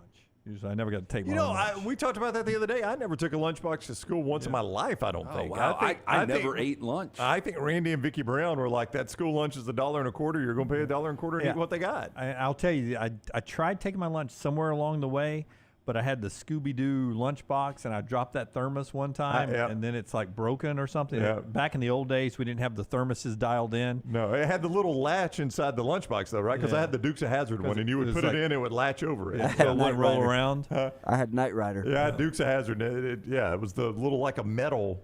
I don't know what the. And then I had the Muppets Pigs in Space. Do you remember Pigs in Space? Oh, hell yeah. If I still had that damn thing, it's no telling what that's worth. My Scooby-Doo one would be insane. Oh, absolutely. Probably, lead paint on mine. I'm so old. I'm sure. But one time. Didn't kill us. One time I left, a sandwich. I didn't eat all of it in over the weekend. Ooh, bad smell. And when you open it up on Monday, put a new one in, can't get that smell out. No, you got to get that smell out. Can you find the Pigs in Space? God, I love those little lunch boxes, though. I did too. And you could whip the. I bet Little T is looking at this going, "What the hell y'all talking about?" Yeah, no, that was she's she's 23. Somebody to death with that if you wanted to. She's 23, and they probably had some Gucci bag that she took her lunch to school. No, they've got Yeti. The photo. What are they called? The collapsible coolers now. Different world now. Yeah. I will tell you though, I think the parent that didn't pack the lunch just didn't want to pack the lunch. No shot at Vicky Brown. Well, you're just taking a shot at her right there. It's my mom. Well, I mean, it's the day after Mother's Day. It's just we're on the other side of Mother's Day. We are. That doesn't mean you just unload on my mom. I'm not just. It's not like I am like calling out isolated Vicky Brown. I'm just saying that was it. Right? Well, no, I do. That was your your lunchbox. That's awful. When I was in first grade, yeah. It really is. The first grade lunchbox. Taylor sending us a comment from the chat room right after we showed that video. That was yours, huh? In first grade, yeah. That is fantastic, LT. I do not remember those at all. I guarantee you that'd be worth some money. Rocky, can you find the worth on that? That's rare. Pigs in Space. I mean, I didn't even remember Pigs in Space. Had completely lost my. So Miss Piggy had a husband? Until you guys just brought it up. I think Kermit was her guy, right? Well, she was, but he's not to be found in that picture. He's not in that photo. I mean, She's you got saw a different it on looking 5 fella. Filthy Minutes. What's green and smells like pork? Yeah. We don't have a value on that. Yeah, I don't think you can find one of those anywhere. Yeah. I don't think it's going to be as worth as much as you We think. looked everywhere. There's nothing for it there. All right, so let's get to that video. This is, again, in Calera. This is from Barstool Sports' Twitter feed. No courtesy other than that, but a fight between the umpires and a coach. Now, we don't know who started it, how it got going, or anything like that. But I just go back to Roman Harper, who said it was his youth coach that influenced him the most on his career. But it was the first person to really make him feel like he could do something. Now, all I can think about here is, imagine you're one of those, it's 11 and under baseball. You're one of those 11-year-old kids, and you're watching this going on. Well, that's the most heartbreaking thing about this video to me is when Scott loops it back here and it starts back over, number 3 is about to go to the bat. Don't know who this kid is. Don't know where he plays. Don't know if he knows, other than that's the coach, anybody that's involved. But the kid drops his bat, and he's going out there to break the fight up. And I'm like, where are we? Look, see number 3 drops it. That's heartbreaking to me. And then he stops, and he's like. To not have personal restraint there. Yeah. I'm one of those guys. I'm very competitive. I can get heated at things, but you got to know your surroundings. And that's just one of those situations. So my senior year of high school, we were playing in a park league. And we were playing a Vestavia team, and we were playing at the old Simmons gym. And there were only like 3 parents there on a Friday night, and we got an all-out brawl, and there was only 2 officials. So they couldn't, stop the fight. And that's the situation you get in out there. You start rolling around with one of the umpires, there's nobody to pull you apart. Yeah. I mean, that's just, I don't know all the details, don't know what the umpire said, what the coach said, no Still, idea. It doesn't matter what was said. Yeah, I just can't imagine in Little League Baseball, we're talking 11-year-old baseball, that you get to the point where you and an umpire are on the field rolling around. Kevin says, I appreciate the bookkeeper's dedication to his craft. He never lets go of the book as he's trying to break it up. I haven't noticed that. Yeah. What do I score this? I really don't know. But sadly, you go back, you focused on number 3 there, Brown. I did, yeah. I mean, there's a chance that could have been his dad. Yeah, You know, I don't A lot know. of times your dad's That's- coaching. That's what I'm saying. Like, And all of a sudden, dad and the umpire are fighting. What am I supposed to do? you know, I remember very little about my experience as a Little League baseball player back at Saks Youth Activities. But do you know one moment that is ingrained in my memory? My dad was coaching. Now, there's a reason I bring this up. Y'all are going to say humble brag. My dad was coaching my All-Star team. Right. Yeah, That's okay. I made it all the time. And in All-Stars, you know, in Little League, everybody, you know, you try to play everybody. I'm going to try to get everybody in the game. You know, we're trying to win the game, but Literally I'm trying to by get everybody rule in the regular season. You Yeah, got to play the rules might not 2 have been- innings, I think. Yeah. Can they even have All-Stars now? I don't know, Lance, but we did back then. And, you know, in All-Stars, you know, my dad made it clear to the parents, like, we're playing to win these games, right? And some kids, you know, some kid wasn't playing as much as everybody else, and I'm playing first base, and we're right there by the dugout, and the dad's at the game, and I think he's at the game, it was I think all the kids knew that about that dad, and he had seen enough of his kid sitting on the bench, so he came after my dad. And I'm like, I'm standing at first base. I'm no longer from me to the doors of the studio watching it happen. And I'm like, what in the hell is going on here? How have we come to the point where a dad is trying to get through the fence to come after my dad because his kid's not playing on an all-star team? It's the most ridiculous. Even as however old I was then, I could realize that was ridiculous. His kid get in the game after that? No, he grabbed him and left. That was the end of him on the team. And it embarrassed his son, Lance. yeah. I mean, I knew the kid, right? And we'd go to school together. How do you think it was going back to school after that? Oh, it had to be tough. I mean, Yeah. I would have, smart-ass Jim, if I'd thought of it fast enough, I'd walked up in your shoes. I'd have walked up and said, hey, Shooter, he can take the position. I'll sit Shooter? on the bench. Before Hoosiers. Nobody Do you think if you take a baseball bat to the back of that guy's head as a kid that there's any repercussions? Yeah, you probably. Well, if I did it because it came out from my 'cause of dad, your dad. yeah. I mean, I don't know. I couldn't get it. Knowing me, I'd have missed the head.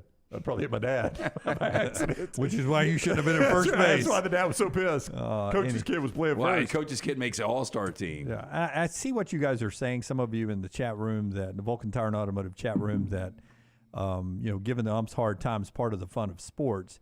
Not at that level. Not at that level. Because, by the way, those umpires, they're not professionals or college level umpires either. They're learning the game, and it's there comes a time when it's okay to work the officials as a coach.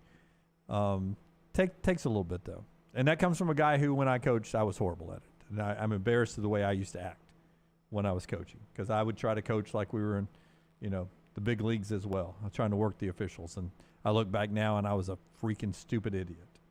I wish I'd been better. So we got a lot of travel ball coming up. Biggest regret in life?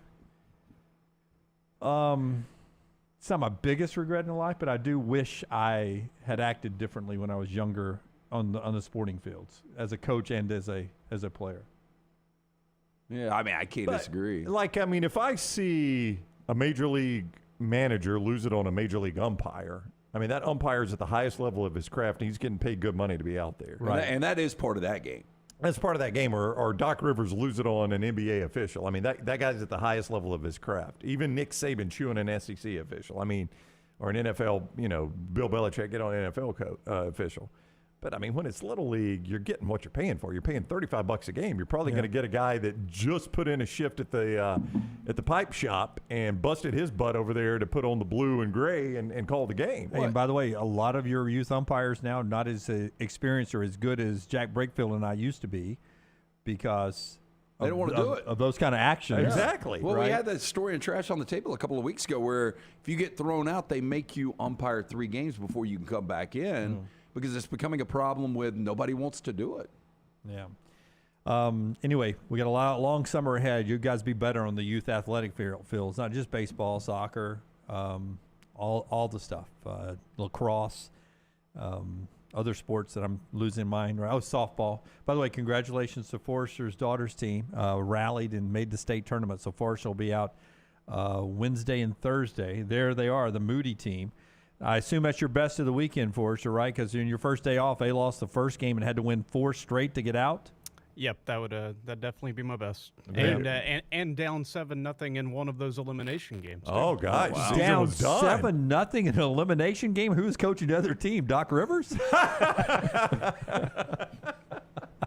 Did you get enough timely NBA joke, Jim? Did you get enough video for the 30 for 30 on this comeback, Scotty?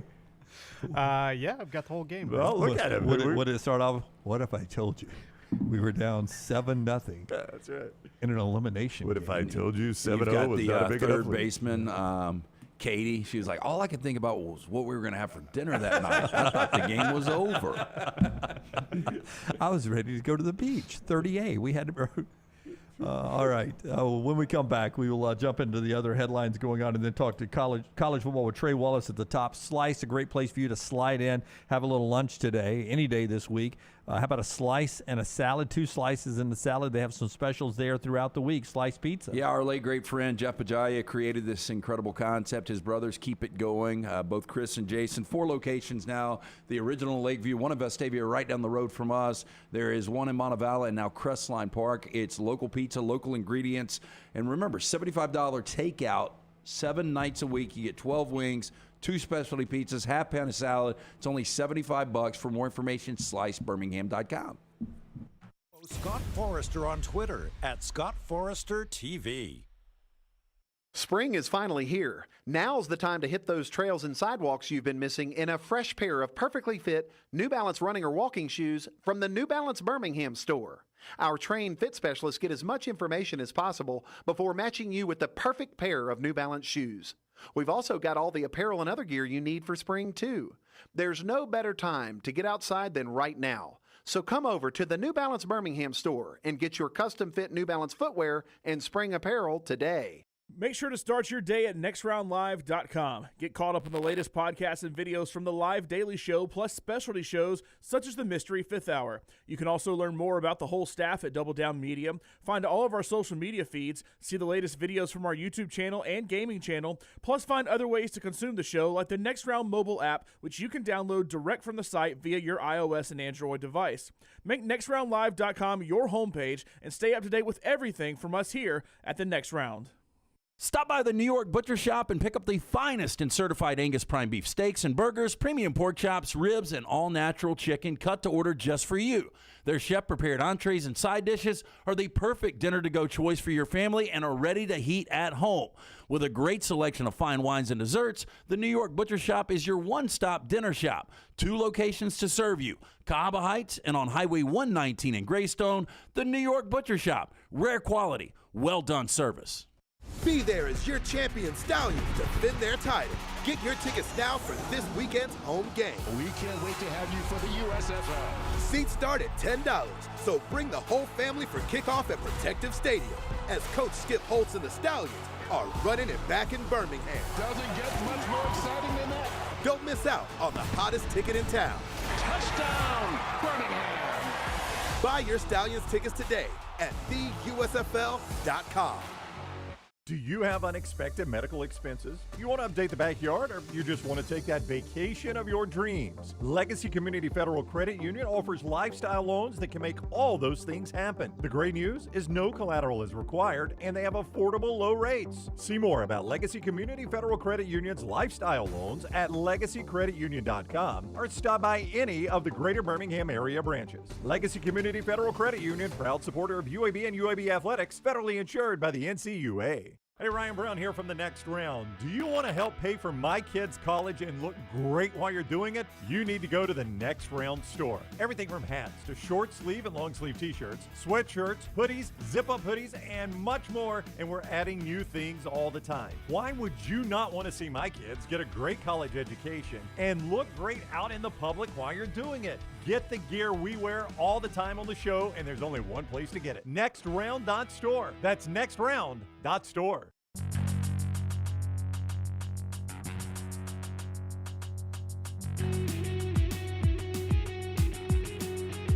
Trey Wallace in college football in just a second. Remember Tyler Harrell, who came from Louisville to Alabama, was supposed to be the guy who replaced Jamison Williams last year, the deep threat for the Tide? Never really ever got on the field. He has transferred and now has picked his destination. He's going to Miami. He's from South Florida to play for the Hurricanes. And I just wonder what kind of post-Alabama career he can have, because his last year at Louisville, he was making some decent improvement. numbers. Yeah, I think 800 receiving yards, if I remember right. I mean, he's definitely a deep threat, but a guy that, for whatever reason, couldn't get on the field. Yeah. But you're right. If he tears it up at Miami, that is going to be forever a mystery on why it just didn't work for him in Tuscaloosa. Yeah, with Bryce Young at quarterback. Yeah. So it'll be interesting to see how he ends up. TJ Finley officially picked his destination after Auburn after we left the air on Friday. He's at Texas State. They play Baylor week 1. Interesting game, Texas State and Baylor, who's trying to bounce back this year. But he walks out of a quarterback competition in Auburn, where he was likely 3rd or 4th on the totem pole. He transfers to Texas State, where they've already got a transfer quarterback, Malik Hornsby of Arkansas, who I thought when Hornsby came in looked fairly good for Arkansas. Yeah, if you could put the two together, you might have a quarterback. I mean, Hornsby is a guy that can actually get around the edge, and he can do some damage with his legs. Now, the one thing I would forget about when Hornsby was playing against Harold Perkins at LSU, Harold Perkins was actually walking him down from behind. He was. Now, Harold Perkins is cut a little different. I don't think you're going to see many Harold Perkins playing for Texas State. I would of those two, I think Hornsby will end up winning the job. And that's going to be embarrassing. You come to Texas State to play for the Bobcats. And you don't even win. And you can't even be first, win the job, yeah. My mom texted me in that break and said, would you please tell Lance? Okay, here we go. He is right on. There was no way. I was packing a cute little lunchbox meal. I had to get to Jacksonville State on time. My mom's job worked out of Jacksonville State. I just think that if the kid, I guess it depends on what the kid wants too. But if the parent doesn't have time to pack a lunch, but I like school lunches. I mean, I can't remember a lunch I just hated. No, I didn't like them. I like the square pizza. I wanted the variety because I was, some of them I hated. Certain days, and I never really paid attention to what we're going to have all week long. Why do they always have corn? Because it's cheap. Yeah, it's cheap. It's a vegetable. And it's yellow. But so I you didn't have realize a how bunch of good greens. corn was until I got out of school. I mean, but just think of what we feed cows to fatten them up. Corn. Yeah, that's a good point. Yeah, that's summer grass. The only thing I could remember I didn't like was steak nuggets. They were deep fried steak nuggets. We didn't get those. And it was like cube steak. You know what I'm talking about when I say cube steak? Yeah. And it was kind of deep fried. It just didn't have a great taste to it. So I'd just go salad bar on that day. I'd get a salad bar. And then every other day I'd just eat the school lunch. We had the salad bar, and I ended up being a salad bar guy because you could throw on that ham it up. It was ham all, and turkey. It was all one price. Yeah, load that stuff up. But it seems like Thursdays were our square pizza day. Wednesday was always a super chili. And you had your choice, super chili. Never went to soup, always chili. I like chili day. Yeah, because they throw a grilled cheese on the side. Absolutely, chili and grilled cheese. At Thompson, it seemed like every day we could choose hamburger if we wanted to. Or you can have hamburger and fries. I don't know why we do it because I don't do it now. But on chili day, we would crumble up the saltines in it. And you could basically make it like paste. It'd get so thick it was like paste with those saltines. I don't know why I did that. I can taste the cheeseburger from Little League concession stand. So but I can good. also taste that gray cheeseburger from school. It was awful. Yeah, but that was the worst thing they had. Yeah, you're right. The cheeseburger was not great. Yeah. I've told this many times, but with the chili, I would take that runny peanut buttery sandwich and I would dip it into the chili. I would not put the saltines in there for that reason because I wanted a little juice to dip but on. We could never figure out what was in the peanut butter. It was the wax bag where the peanut butter sandwich came in there, and it had like a syrup on it. Almost, it might have been honey. Yeah. Molasses, people have told us, I think in the past, and peanut butter mixed together, or maybe it was honey and peanut butter, but I assume they were just doing that to stretch it out, to make it to last a little long, a little cost-cutting measure. Like they were cutting their sandwiches instead of cutting their drugs. Yeah, like we used to put bread and some vegetables in our hamburger meat when we were poor occasionally, just to make that hamburger spread out a little bit more, the hamburger meat. You had something you wanted to throw in there, Brownie, before that was it. It was the text from my mom. Yeah. Okay. She agreed with Lance. She was right. The correction Had there. to get to work. Yeah. Hey, Legacy Credit Union can help you if you're running off to work and you need a little help with your banking. They can do it in a variety of different ways. LegacyCreditUnion.com, LegacyCreditUnion.com. They got the everyday checking with no monthly fees, no minimum balance. You get paid 2 days early on your direct deposit. And they got instant issue debit cards. A lot of people aren't happy with their checking. that they have right now. So check out what you can get with everyday checking at legacycreditunion.com. They're the official credit union of UAB. If you ever drive past the UAB campus, the football complex, the Legacy Pavilion is the practice facility there on the UAB campus for UAB football. Lifestyle loans are available too for you if you want to take that dream vacation, or if you have a medical expense. Those lifestyle loans for you at Legacy, no collateral required. They've got very affordable low rates. They can help you at that one moment in time when you want to have a little fun or need a little cash to maybe do something at your house or save you in a medical emergency. Legacy can be that savior for you. LegacyCreditUnion.com. LegacyCreditUnion.com. Federally insured by the NCUA.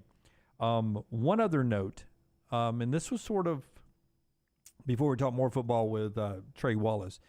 Stetson Bennett, for some reason, got on everybody's radar this weekend. I think it started with Vern Funquest, a guy from Saturday Down South on social media, Vern Funquest.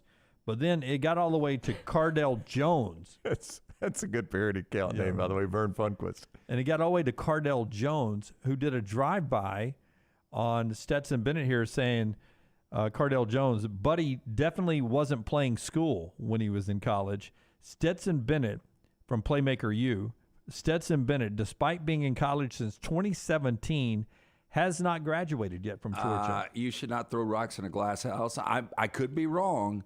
Cardell was a flash in the pan, and I'm going to guess he didn't graduate from Ohio State. I could be wrong, though. Well, I guess that's why he's saying Buddy definitely wasn't playing school. Yeah. He's playing a lot of football. But wasn't that the old Cardell Jones quote? I didn't come here to play school. I came here to play football. I think he had that quote, right? That's right. I didn't come here to play school when he was going to the NFL. So 2017, he went to junior college and then came back to Georgia. So if you take your junior college years, 5 years, 6 years of college, even since he came back from junior college, he's had time to graduate. And he still hasn't, according to reports. I mean, look, he's taking his time. I mean, I am with Lance of everybody on this set. I'm the one that cannot cast stones here, and I would not try to do it. Well, none of us did a 4-year plan, right? You did. I did 6 years and no degree. 6 years, no degree. So you're Stetson Bennett. I did 6 years, but I took 2 semesters off along the way and finally got my degree, but not a master or a doctorate. What about you? I took 5 full years, and then I did a 6th fall. I lived you could get one more football season. I lived in the fraternity house. I had one class, Tuesdays, Thursdays, 12:30 to 1:45. Did you pass that class? I made a C. Made a C. Hey, C's and degrees, man. We've talked about it. But you look at my transcript, it's all C's. I was going to say, though, it is a little surprising. I maximized my opportunities, what I did. That he was able to still stay eligible for all those years, yet also fail to graduate. Like, Do you have to have a full load, like 12 hours? I think. Because there were multiple times I took 9 hours. Again, the last one I took 3. I don't know what your load has to be, but you've got to meet certain you got to meet certain guidelines towards graduation. Yep. So it's crazy that in that length of time he could stay eligible. Because once I was off the golf team at Jack State, like what was other than the fact that my parents were paying my tuition and I was trying to get a degree, there was nothing I had to worry about staying eligible. Well, if you're an athlete, you've got to worry about that. You're really surprised Georgia was able to keep their starting quarterback eligible. I'm just saying, that was a lot of work. And keep in mind, you have a lot of people who, after 3 years, have already graduated. Oh, no doubt. And this Vern Funquist pointed out in his Twitter account, it came to attention as he was watching, he never had that SEC graduate thing on his jersey. And that's what made him think about it.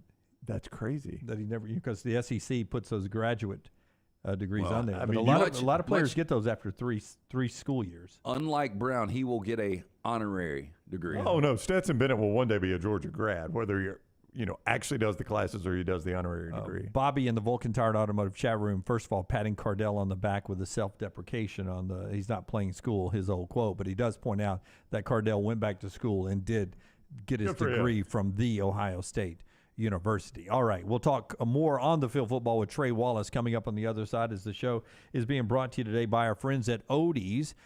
Fun weekend of live music at Odie's, and other than some great pictures from Will Haber, always a great great times.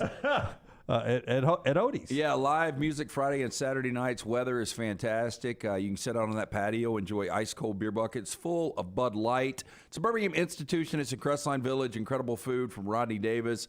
The award-winning wings, delicious burgers, great sandwiches. And remember, every Wednesday night, me, Rocky, Will Haver, we're on stage for Odie's Team Trivia. Come out, join us every Wednesday. It's Odie's Tavern, Crestline Village. Take the next round anywhere you go with official Next Round gear.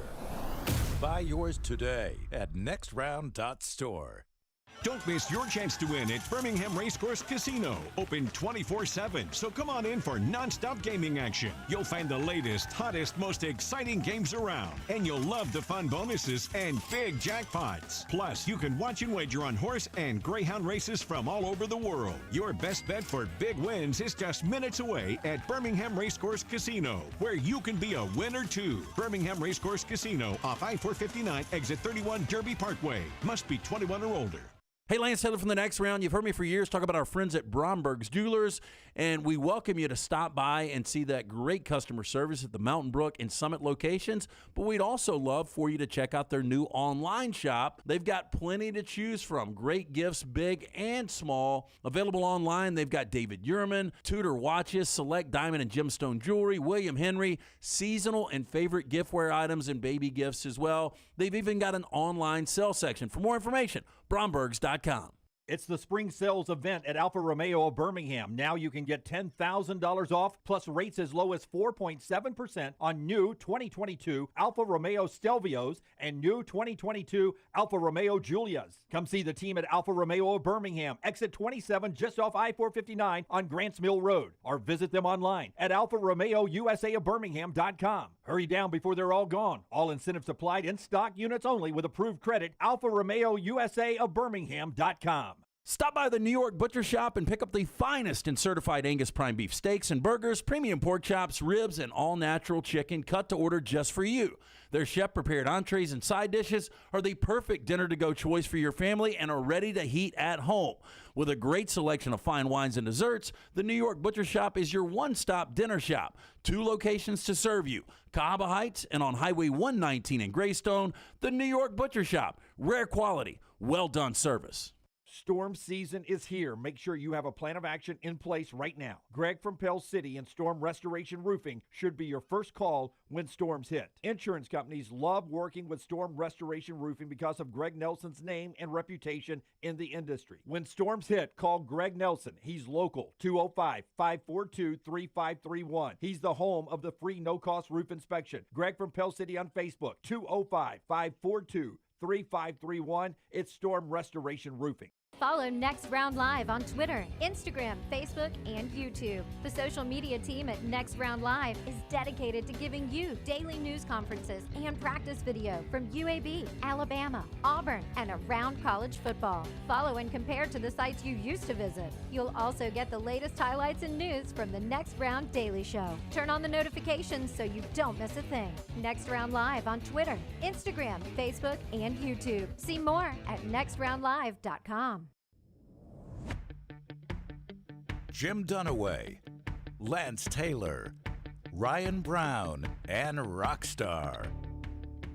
Live from the Birmingham Racecourse Casino Studios, the Next Round, presented by Bud Light, is on now. Trey Wallace joins us from Outkick to talk some college football with us in just a second. We appreciate all you guys being with us today. Jim Dunaway, Lance Taylor, Ryan Brown, Rockstar, Tyler the intern, Forrester and Lunsford on the back road, Taylor Korn handling everything social media at Next Round Live. At Next Round Live, we hope everyone had a wonderful Mother's Day.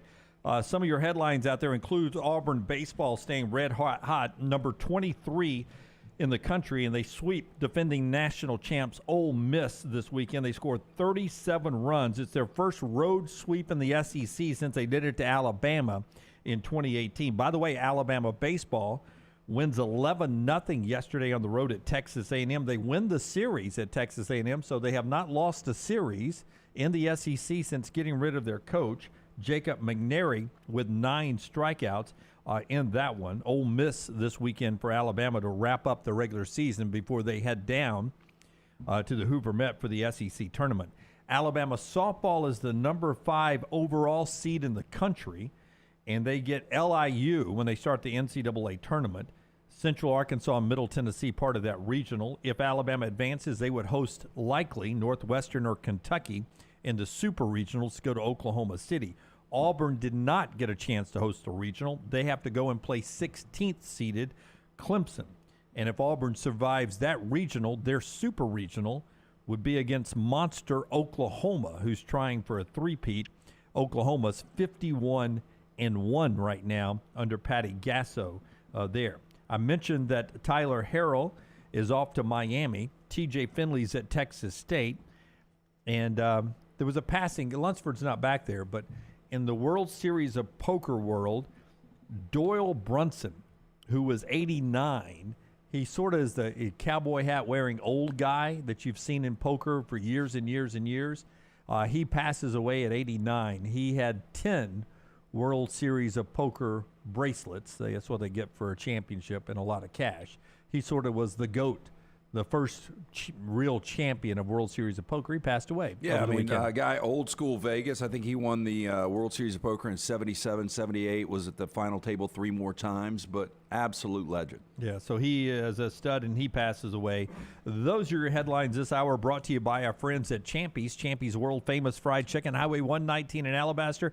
I was there yesterday, got the dark meat plate to take home to Maggie, the chicken fingers to take home to my son, and I enjoyed my all-time favorite, 2 big breasts and those Mississippi Delta tamales. You can get yours right there at champyschicken.com. Don't you laugh, Trey Wallace. I like my white meat. Trey got a kick out of that. I like my white meat, man. Trey Wallace is joining us now on Twitter and Instagram at Trey Wallace _ at Trey Wallace _. He is the senior college sports writer, for Outkick and Fox, with us on the JohnstonRVCenter.com hotline. What's up, Trey? How are you? What a beautiful way to be brought into a segment. That is, I guess I'll have to try those chicken breasts out when I get down to Alabama next week. You will not regret it, man. Deep fried. They are huge, man. And they come with a lot of good sides. Hey, before we jump into college football, I saw something you did over the weekend, and the headline, groom chased by the cops to wedding ceremony in Dukes of Hazzard car, boss hog nowhere to be found. I will tell you, I was up in Tennessee this week, and I haven't even read the rest of the story, but I saw a General Lee speed by. So I don't know if it was the same one or not. Let me tell you something. If you come up to East Tennessee area, you're going to see a number of General Lees hitting the road. It was one of those fun stories where I was sitting around on a Saturday. There was a little lull in sports, and I was like, you know what? That's kind of funny. I saw the video. The girlfriend had sent it over, and this guy ended up making an entrance to his wedding in the General Lee with the local sheriff's department chasing him down the gravel road. So if you're going to go full Dukes of Hazzard, you might as well make it a good wedding ceremony. I mean, that is one understanding bride. I mean, my wife loves me a lot. If I had suggested that one, that would have got shut right down. I need to know where the bride and groom met. I'm going to guess La Vila. Yeah, I need to know if the bride can fill out the Daisy Dukes. Wow. Jimmy Dunaway. Am I right? Is that a correct reference? It is a correct reference. That is a really good reference, actually. You also did some time writing over the weekend on and about Lane Kiffin. And you can read all that at Outkick or go find it on Trey's Twitter feed at Trey Wallace _. You know, I look at Lane. I've been surprised at the reports about Jackson Dart coming out of camp. It looks like that's going to be his job and that he has made some significant improvement. I look at the fact that Lane is now a top 10 paid coach of college football. At some point when those two universes meet, Trey, the expectation becomes challenging for the West, but I still feel like they're a little way away from that. No, I do too, and I think they're going to take a step back this year. I mean, I understand what they did at quarterback by bringing in Spencer Sanders. That almost felt like I don't want to call it a ploy, but kept Spencer Sanders away from going to hang out with Hugh Freeze down at Auburn. It's an interesting dynamic that Lane Kiffin has going on right now with Jackson Dart, and you got Walker Howard on that roster. Like, it wouldn't surprise me if one of these guys, decides, okay, I don't want to burn any eligibility this upcoming season. They know that they're not going to be the starter. Then into the portal, in December. But, when we sit here right now with Lane Kiffin, like Jackson Dart is the comfortable option. We saw what he did last season at times. He flashed. He had flashes. He looked good at times. Sometimes he looked like, he was a little errant when it comes to his throws, but he can run what Lane Kiffin, especially the type of offense that they're trying to do right now at Ole Miss, which is a little bit different than other schools in the SEC West. And when you have somebody like Dart that is able to, and another thing too is understand what Lane Kiffin wants out there. That's the biggest thing. Look over the sideline, understand Lane Kiffin. Okay, we're going to go deep here, or you know what, we're going to read this defense and we're going to get final approval from Lane before they run the play. The Spencer Sanders thing to me, and I watched him at Oklahoma State. The kid's got a hell of an arm. He can get outside the pocket. He can scramble. I just don't know if he is the type of guy. He also threw a lot of interceptions. I just don't know if he's the guy right now for what Lane Kiffin wants. Now, if he sticks around, maybe we'll see. But this could be, honestly, guys, this could be a situation where we're 3 games into the season. Jackson Dart is not cutting it, and Lane Kiffin's got to make a decision. Are we going to roll with Spencer? Do you want to roll with the future? Maybe that's Walker Howard. So, it's time for, I don't know if Lane Kiffin does what he did last year or even the year before. I think that the SEC West is going to be difficult this season. I'm interested to see what goes down in Starkville with Will Rogers. But this is the time where, if the university's giving you all this money, the NIL, you did what you were supposed to do when it comes to NIL. You got them involved. You've raised enough funds. You're okay when it comes to a collective. And now putting it together with the transfer portal as well. They want to see some results, and results means playing in Atlanta for SEC West titles. I wouldn't even ask this question if Mike Leach was still around, but you mentioned Will Rogers. So Will Rogers going into a new offense. He's much more established. Let's just say it's Jackson Dart as the starting quarterback for 12 games, which I think he ultimately will be. But who has more production this year, Jackson Dart or Will Rogers in this new system? I mean, you hit it. It's a new system. It's not the air raid anymore. Go back and look what Appalachian State did last season.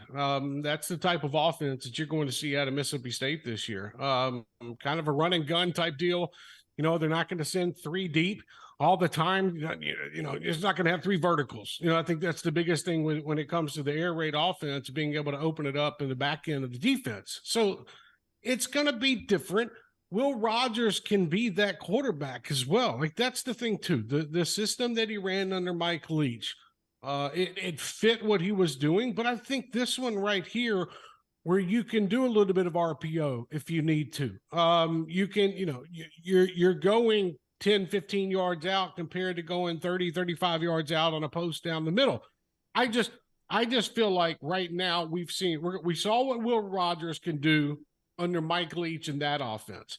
Now let's see what he can do under this offensive scheme, where it's kind of, I don't want to say broken down a little bit from what the air raid is, but it is different.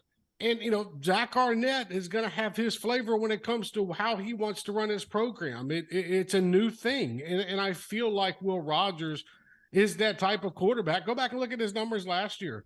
A lot of touchdowns, interceptions every now and then. He's just that guy that I think can put Mississippi State probably at 7, 8 wins. I don't want to say 9 to 10 wins looking at their schedule right now. But, man, I loved Will Rogers last year, and I think he can be that guy for them again this season. Don't call it a comeback, but Bobby Petrino and Jimbo Fisher are together at College Station. I'm having a hard time finding who's in Jimbo's corner these days. Do you believe that we're in the final chapters of Jimbo Fisher's time in College Station, or the beginning of an upward trend that's going to keep Jimbo there for a long time? Guys, I don't even think they understand or they know who's running the offense. I mean, if they do, they're keeping this thing tight-lipped. I mean, we have seen Jimbo Fisher come out and say, okay, this is going to be Bobby's, and then it's going to be, all right, we're going to discuss this over the summer. I got a feeling the 3rd game into the season, let's just say they go down to Miami that 2nd week of the season and they lose that football game. Jimbo Fisher is going to want to run that offense from there. And I think this is such a big year for Texas A&M because the excuses are gone. I think everybody's tired of hearing about, okay, well, look at this class that we had coming in. We're still trying to build things up. No. Been there now for over 5 years. You have to see results. and he was preaching the other day down in Fort Worth that, look, this team has the tenacity of that 2020 team. Well, okay, the 2020 team was a COVID year. It was different. Everybody was hurting at some positions. It's time for you to go out and produce results. And results are being in playoff contention come November. That's what Texas A&M Board of Regents expect. That's what the fans expect. And Jimbo Fisher, if he doesn't, guys, I was talking with somebody about this last night. If Jimbo Fisher is out of the playoff contention first weekend of November next year, I am starting to get a sense that Texas A&M would pull the trigger when it comes to signing his buyout and restarting what they're trying to do. You have to remember, and you guys know that's Texas A&M and Oklahoma. They're joining the conference here soon. This is going to look completely different. So if you have a feeling that things aren't going in the right direction, you better fix it now before we go to a different schedule, before we add more teams. And it comes down to the quarterback situation.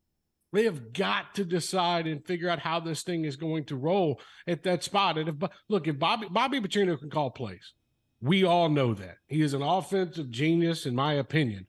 But it's not his offensive play calling that I'm worried about. It's the butting of heads between him and Jimbo Fisher that I think could end up sinking this thing once we get to next season. So it's time to prove it. Jimbo's got to stop talking. I know you got to rile up fans at these rallies and raise some money and whatnot, sell some season tickets. But until you start proving something, everyone's going to look at what's going on at Texas A&M as a joke right now, guys.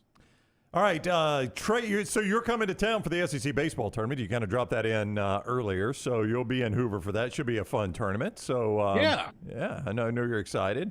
Do we need restaurant recs? I know you've spent some time in Birmingham. Look, I have spent a lot of time being from Mobile, Alabama. I tell you, I've been to Birmingham, been to Tuscaloosa many a times in my college days. Some days that I still can't forget, or some days I still can't even remember right now, and that's okay. A lot of time spent on the Strip, especially in the Hoover area as well. You remember, after, on Sundays in Tuscaloosa, back when, I was in college, you couldn't get beer in Tuscaloosa. We'd always have to go to Bessemer on Sundays to load up. So it's, I look forward to getting down to the area. The SEC baseball tournament, man, I think it's going to be wild this season. I feel like there are a number of teams that can win this thing. And you speak of Alabama. I mean, look at Alabama baseball too. 5-2 since Brad Bohannon was dismissed. I see what they did in College Station. Just a number of teams that right now pitching is so awful. I think in the conference this year, a lot of teams are taking advantage of it. So it's going to be a good time getting down to Hoover, and then we'll be down in Destin for spring meetings, and it doesn't stop, guys. So look forward to it. All right, go follow him on Twitter for coverage of all that college football, all the college sports right there on Twitter at Trey Wallace _ Twitter and Instagram, Trey Wallace _ read him at Outkick. Thank you for the time, Trey. Have a great week. Guys, look forward to seeing you in Birmingham. I appreciate it. All right, buddy. Take care. Trey with us on the JohnstonRVCenter.com hotline. He mentioned the SEC tournament, NBA playoffs continuing, Major League Baseball. You can get on board with mybookie.ag, your one-stop shop for all your betting needs. Lock in futures if you want to in your favorite club to win the World Series. Take advantage of crazy boosted odds via the MyBookie Money Bag. They make it simple for you to sign up and play. You bet, you win, they pay. You bet, you win, they pay at mybookie.ag. Code next round gets that first deposit bonus up to $1,000. It is simple. You deposit, say, $200, play with $300 instantly there at mybookie.ag. Promo code next round. If you're a diehard or just a casual, simply put, there has never been a better time to start exploring the world of online sports betting than with mybookie.ag. Bet anything, anytime, anywhere. Mybookie.ag, code next round. Mybookie.ag, code next round. Newest college football contract just announced by the school. Let me guess. Well deserved, this one. I would imagine it's either. You want me to give you the numbers and see if that helps? No. Okay. It's either Sonny Dykes or Kirby Smart. I'm going to say it's Kirby Smart. All right. Okay. Give me the numbers. 8 years, $5.5 million, which would have told you it is not Kirby Smart. Kirby Smart. Oh, I don't even think that can't be Sonny Dykes at 5.5, can it? No. Yeah. 5.5 a year? Oh, yeah. Okay. Oh, yeah. I was like, what coordinator are we talking about? No, that's maybe that's not even a position coach. coordinator. Yeah, 8 years, 5.5 per. Mike Norvell. Not Mike Norvell. Okay, we have one more guess. One more guess. Now that I've got the number Yeah. here. New college football contract announced today, 8 years, $5.5 million. Not looking at the chat room. I don't think it's in the chat room right now. I'm going to say that is the new contract for. Now, we did Chris Kleiman last week. That would have been really good. I'm going to jump on you. Oh, well, now wait a minute. That was reported last week because that's who it is. Yeah. Oh, yeah. Okay. I All right. thought it was was last official. week. The school then, I guess, is made it official. we talked about it last week. 8 years, $5.5 million. Yeah. So that's Chris the official Kleiman. number. Maybe we didn't know the number then. Yeah, that was the ballpark they were talking about. So 8 years. 8 years. I mean, that's a long contract. So Well, again, I think he's content. I said this last week. I think he wants to stay in Manhattan. That's a program that we saw Bill Snyder back in the day. If we would have had a 14 playoff, he would have been there not once but twice. Kleiman won the Big 12 last year. I think they're going to be better than they were last year with the 10 wins. I know they lost Sue's Fallen, but they've got 10 starters on offense coming back. We hung out last week with Kirby a little bit, and I don't think he's got his. I've not seen one announced. His annual bump after winning another national championship. And I would imagine this one will make him the highest paid coach in college football. I don't know why you wouldn't. If you're Georgia, I don't think anybody's more deserving right now, based on the trajectory of their program, is more deserving than Kirby to be the highest paid coach. Now, they had to obviously come off and pay to keep the co-defensive coordinator Lynch Schumann from leaving there to go to Tuscaloosa. That's right. And they've announced that, what a big deal that was.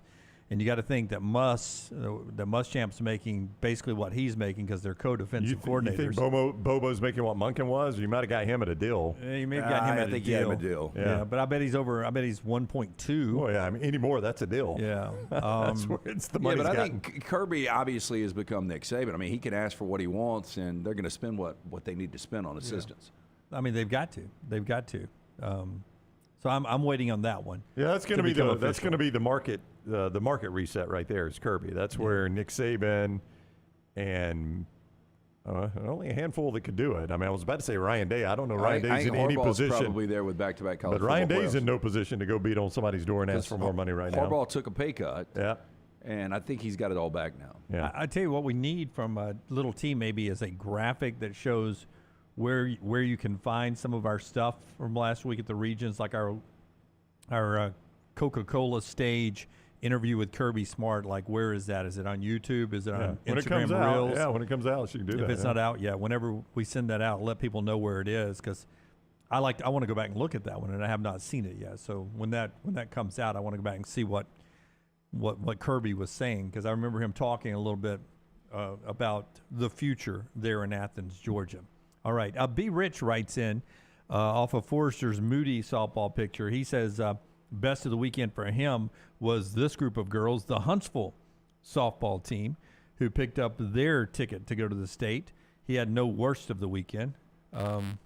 Looks like they play in a dome there, the way that picture's taken. But obviously, good for just them. A good concession. So congratulations to everybody who's made it to this week's state softball championships going on. Am I right? Thumbs up, Oxford, Alabama. Big complex over there. And I heard Brown ask, and I did not hear your answer. Is this softball specific field, or do they have those portable fences? I don't like the portable fences. No, these are softball fields with permanent fences. Yeah, I mean, those old fences, they were like plastic, weren't they, that they used down in Montgomery? Yeah, they're essentially PVC pipe pieced together. Yeah, complete joke. You could run through those and make a catch. I never liked that at all. So real fences for the girls now on softball specific field championships this week over in Oxford here in the state of Alabama. We'll get to trash later on, 4 downs, and we'll talk some SEC meetings coming up in the final hour of the show. Keep them coming in the Vulcan Tire and Automotive chat room. The comments have been on fire today. One question was, if they were to fire Jimbo Fisher and pay that buyout, who would you go get? Who would you go get if you're willing to pay that much money in a buyout? What kind of coach could you get that would say, okay, I feel comfortable paying whatever it's going to be, $60 million, $58 million to buy him out? I got a couple of guys. Who? Well, Bob Stoops, we talked about him earlier. I don't know if he would do it. You talk about the hours.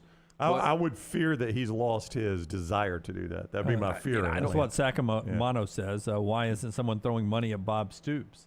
I would fear it is a different. Bob Stoops hasn't been out long. It's a different world now than when he was last in college football. But he's been out long. I mean, how long has it been now? Has it been 7 years? Yeah, I guess so. So yeah, I mean, I guess it has been long. But think about how much it's changed in 7 years just on the recruiting front.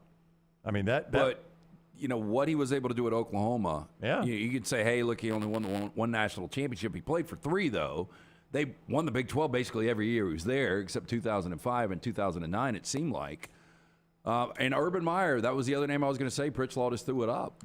Same thing with him. I mean, those are my fear for both those guys. Urban Meyer's lost a little steam for me, but still, everywhere he's coached. Because of Jacksonville, he lost steam? Yeah, just because he seems like he's got his mind in a million different places. And it's been really hard for Urban Meyer since Florida to, stay at one place. Well, it has, but boy, he wins when he's there. He does. No, look.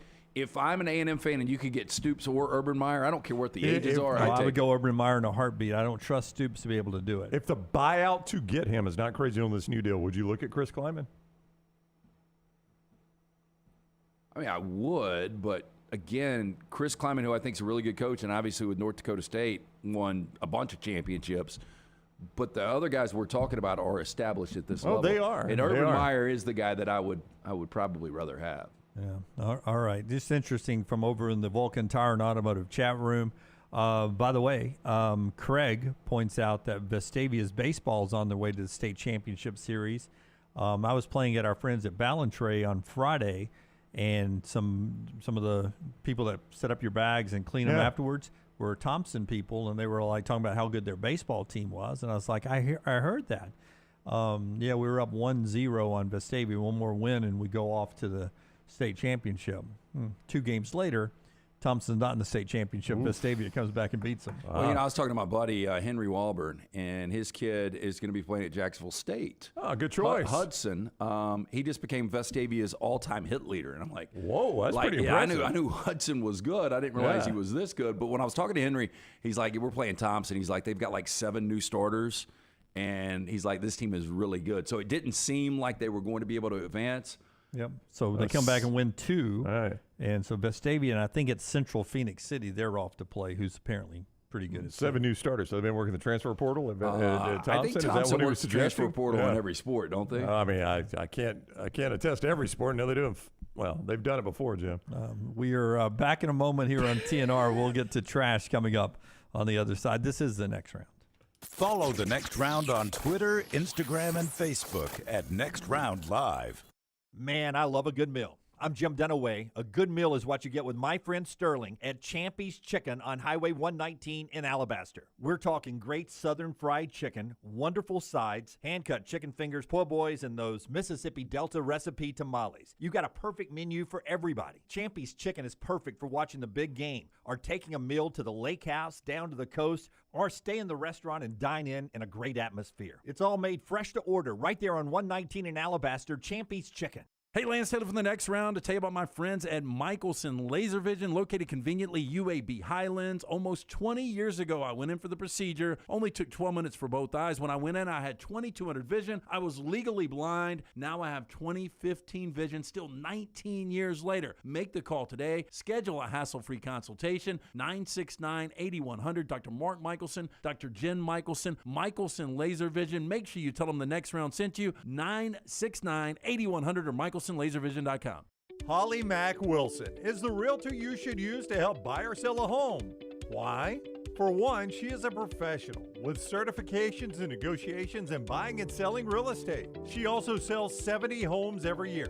Think about that for a minute. 70 homes is the equivalent of almost 6 homes per month. That's more than 1 per week. That's crazy. It's because of her attention to detail, her marketing knowledge, and her professionalism. She helps you get the most out of the house you are selling and helps you get into the home of your dreams at the best possible price. Holly Mack Wilson is also someone you can trust, which is crucial when making the biggest purchase of your life. What's even more important, she cares and wants to help. If you're buying or selling a home, she can help. Call Holly Mack Wilson today, 205-901-9446, or check her out online at hollymachomes.com. Holly Mack Wilson, a trusted, professional, and experienced Keller Williams agent.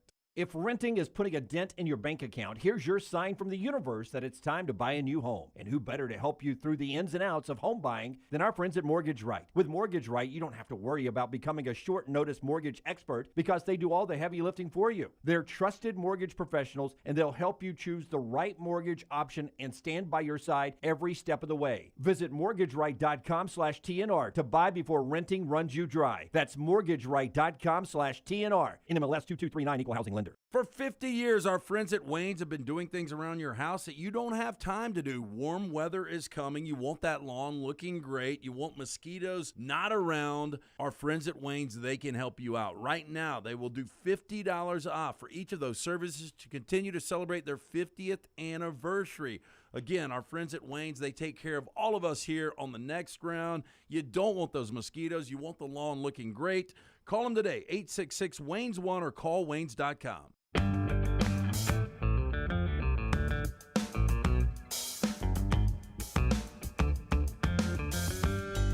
We'll get to trash in just a second. I do want to celebrate with our friends at Wayne's for a second. You guys are all Wayne's customers. Oh, is what everybody absolutely. up here.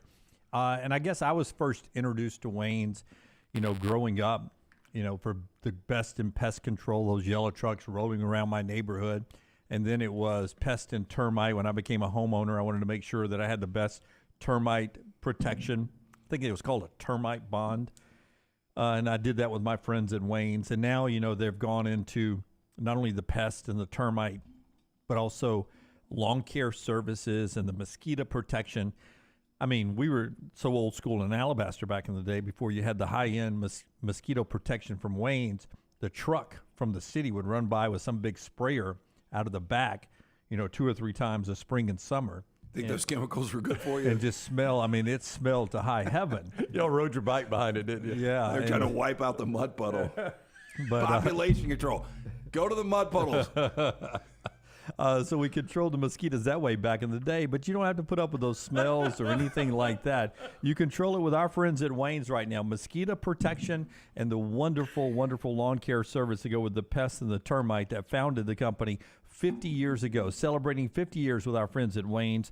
And you can save $50 on each one of those services. Stack them up if you use our promo code TNR. That stands for the next round, TNR. You go to callwaynes.com, or call them up, 866-WAYNES1, and use that promo code.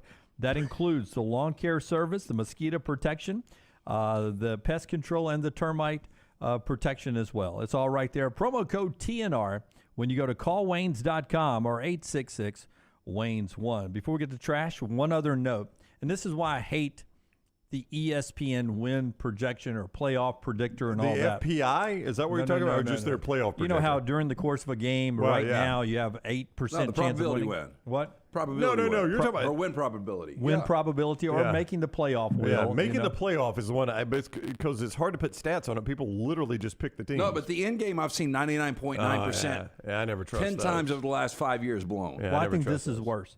0.3%, less than 1% to make the playoffs is what the LA Lakers were when they were 2-10, according to the playoff probability window at ESPN. They were 0.3% to make the playoffs when they were 2-10. So we judged after 12 games? Yeah. Well, it looked like the Lakers were completely lost.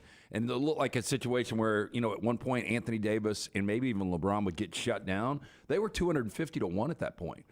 So you go out, you put, $4,000 on the Lakers, which would have been a stretch. You win $1 million. That escalated quickly. I was like, that's a random $4,000 bet. I mean, look, if Lakers have still got a lot of work to do against Denver. They're Denver's obviously got home court. And Denver's favored in that. But this is series. they're a slight favorite of that series. These are the exact same 4 teams we had in the bubble. That's what I was getting to. Lakers in Denver, Miami and Boston, exactly the 2020 bubble playoff Final Four. What do you think most people want to see? Yeah. I mean, the networks want to see Lakers they Celtics. want to see, most of America will see Lakers Celtics. Yeah, Lakers Celtics would be the ideal television one. By the way, we always talk about this with college coaches, and it works in all fields. 2 coaches that are hot right now, possible replacing, some really good jobs are opening up. Phoenix fired their coach. Milwaukee fired their coach. All these Doc Rivers is against the wall right now. Doc Rivers against the wall. Jay Wright is a guy I would call because he's out of coaching right now. Mark Jackson, I love it. He always tries to beat me to the punch of something. Luckily this time it's not Jay Wright.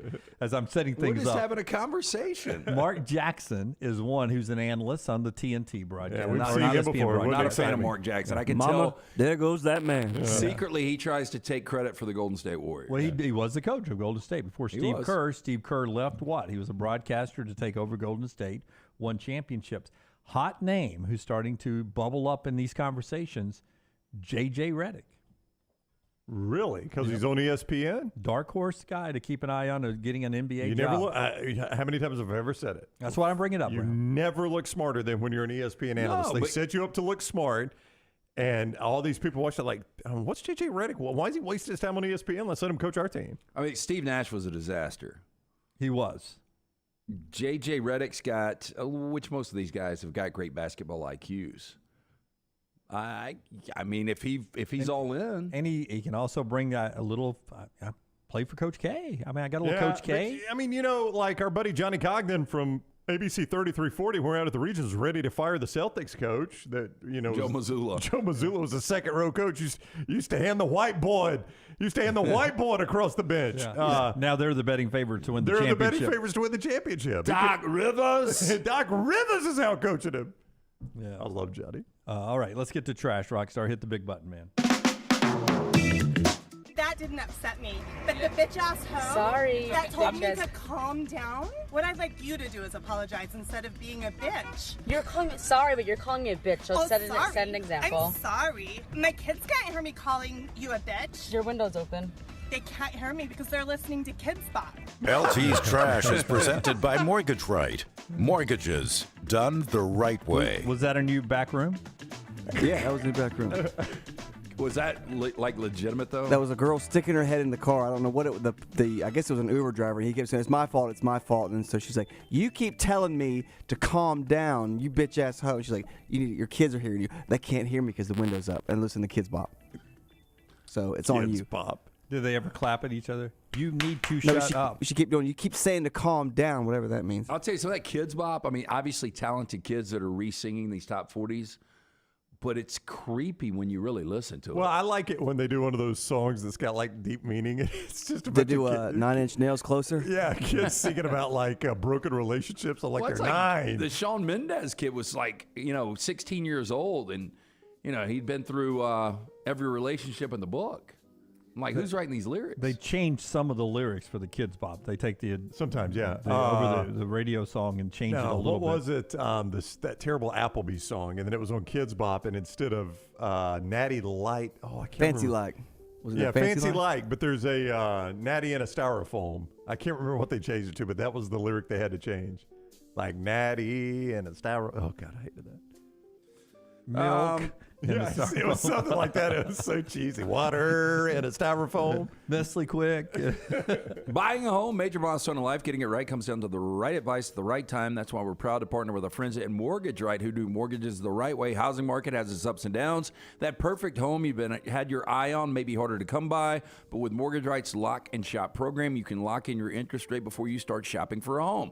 Plus, you're going to know exactly how much home you can buy. Locally owned and operated. Mortgage Right's standing by to help you today. Visit their locations, Highway 280 in Birmingham, Parkway Drive in Leeds. You can apply online, mortgageright.com/TNR, or call 205-815-9200, NMLS 2239, Equal Housing Lender. We start first in San Antonio. What did Barkley say about the women in San Antonio? He did not like them fat and ugly, right? That's what he said. Yep. 2 people arrested after crashing their car and trying to hide in a seafood restaurant just north of downtown. They'll never notice. Police say the driver ran a red light at the intersection of I-10 and Hildebrand just before 8 a.m. Photos of the scene show the SUV crashed into a concrete pillar under the highway overpass. Now, the man and woman ran into a nearby El Porto restaurant, according to police. A woman reportedly tried blending in the restaurant with other customers, and the man tried climbing in the attic. Both were arrested, according to police. There's no word on yet what charges they may face. I'm going to say they had maybe what we like to call an outstanding warrant. Wouldn't you, Lance? Yeah, I'm going to blend in with the. I'm going to go climb in the attic. All right. Okay, you go ahead. Hey, we had a station vehicle that looked like that 4Runner one time. Do you guys remember that? Where's the 4Runner? Oh, that 4Runner. Yeah. Gosh, somebody took it on a joyride, and but you're not supposed to drive that thing. Remember? No. Only to events. Some people were like, "I'm going to take it home for 2 weeks." They got that thing back on sparks, didn't they? Yes, they did. I remember the excuse was he had a patch of ice going down the hill. We're like, it's April. I don't think he had a patch of ice. You remember that, Dunaway? I do. Yeah, it was crazy. That thing's has backed into a couple of things before. I would say. It has. Yeah. Brown, you're going to love this story. On behalf of their vegan family members, a resident has written to their neighbor asking if they close their windows when they're cooking their, quote, sickening meat. Now, the upset writer presented the letter with all caps, "Please take seriously," written on the front of the envelope. Now, the letter submitted to Hey Perth on Facebook begins, "Hello, neighbor. Could you please shut your side window when cooking? My family is vegan. We eat only plant-based foods, and the smell of your meat when you cook makes us feel sick and upset. We would appreciate your understanding. Thanks, Sarah, Wayne, and the kids." Yeah. Now, the kids are smelling the meat, and they're like, God, I'd love some of that. And the parents Can we eat try some of that, Mom? Yep. Parents tired of hearing it. Now, the letter has garnered hundreds of reactions from users on Facebook, primarily dumbfounded by what they've read. Somebody went on to say, quote, "I bet her mouth starts watering when old mate mows his lawn and she gets a whiff of that deliciously fresh grass out there." Another one said, "I'm offended by the smell of your kale when she cooks." I'll tell you what smells like ass. I'd rather smell meat than Brussels sprouts. Oh, Brussels sprouts smells like farts. Oh, my God. Yeah, but they're good. They are good. Yeah, obviously, that's not in the U.S., right, with the way they spell neighbor? Correct. I think it's in Australia. And also, have you ever felt sick and upset? That's both. a bad combo. I'll tell you what, though, Dunaway. Boy, I would be smoking bacon every day. When you're walking around in the summer outside, summer afternoon, and your neighbor throws some meat on the grill, just that smell is incredible. Like after they freshly cut their grass and then they're cooking the meat, both of those are really good mixtures. I mean, I can smell it. I feel like I can smell it 2 streets over. Like somebody's grilling burgers or steaks. That is or anytime I'm in the vicinity of a barbecue joint. Yes. Yeah. I mean, really, an ideal day would be somebody cut their grass in the morning, then they grilled their meat in the afternoon, then at sunset, if it was cold all of a sudden and they were burning some leaves. Oh, well, I was going to ask that'd be a perfect day. That's my perfect day. And I like a little rain too. But what's the better smell? Is it the fresh cut lawn or is it the burning leaves?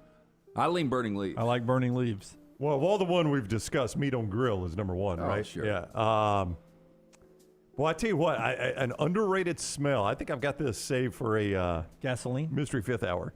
No, an underrated smell we should is do one of those today. Well, I think we're due too. Morning on the golf course, right after they've cut the greens, and you can smell that fresh cut grass on the greens. But it's early morning here on the golf course. That is a great smell. I got a little too fired up about that smell right there. Yeah, my God, it went from 6 to midnight. I saw something about this. Now, apparently, this person had to have been joking, but with getting tickets to Taylor Swift is pretty difficult. You can ask Dunaway over there. I've heard. So one fan managed to see a stop on the Taylor Swift Eras Tour, hoped to recoup some of the funds they dished out by selling the contacts they wore to see the show for $10,000 on, is this Depop? Yeah, I think it's a Ford, kind of like eBay kind of thing. Okay, wait a second. So this isn't Taylor's. No. Yeah. These are the ones I went to the concert. You can have my contacts saw the concert. Like you could put them in. And they also saw me pee that night, Dude, too. I hate to tell you, you could be holding both your eyeballs, and I'm not giving you $10,000. Now, the listing posted by Sushi VR claimed that while the contact lenses were used, they were still in, quote, excellent condition. More than that, they had the divine privilege of seeing Taylor Swift live in the flesh. And they go on to say that has to be worth $10,000, right? Now, thankfully, Depop has deleted the listing, so you can't actually buy this now. Oh, man. Withhold my offer then. Damn. We'll withdraw it. Rarely do I go on Google after a story and Google a participant in a story. Well, I got the Twitter video. But the next one I did. Now, Finnish Prime Minister Sanna Marin on Wednesday announced that she and her husband of 19 years are seeking a divorce just weeks after she lost her re-election bid following a slurry of controversial partying videos. Now, the Prime Minister's 37 years old, by the way. Is this her dancing right here, Rockstar? Oh, yeah. That's her with the Mystery Man. She's the female. Okay. Yeah. Oh, is she ripping his shirt open? Yeah, she's giving a little So love tug. this is the prime minister of an actual country. Oh, yeah. Finland? Did you say Finland? Finland. I didn't know they went so hard in Finland. She goes on to say, quote, "We have filed for divorce together. We are grateful for 19 years together and our beloved daughter." 37-year-old prime minister wrote in an Instagram story, went on to say, "We will continue to spend time together as a family with each other." Now, the world's youngest prime minister took office at the age of 34. Is her name Blair? Because I'm getting a very Blair Witch vibe on this video. Now, last month, she lost the bid for re-election in the razor-thin race against her conservative and far-right rival, which prompted some to question whether her controversial partying is what led to her defeat. She's a good dancer, though. Yeah, I mean, she's just bouncing up and down. I just can't believe that's an actual prime minister, and that ain't her husband. Well, the best was she said, people were saying he kissed her on the neck, and she said that she has no idea what that was. No, she said they were talking. Yeah. Yeah.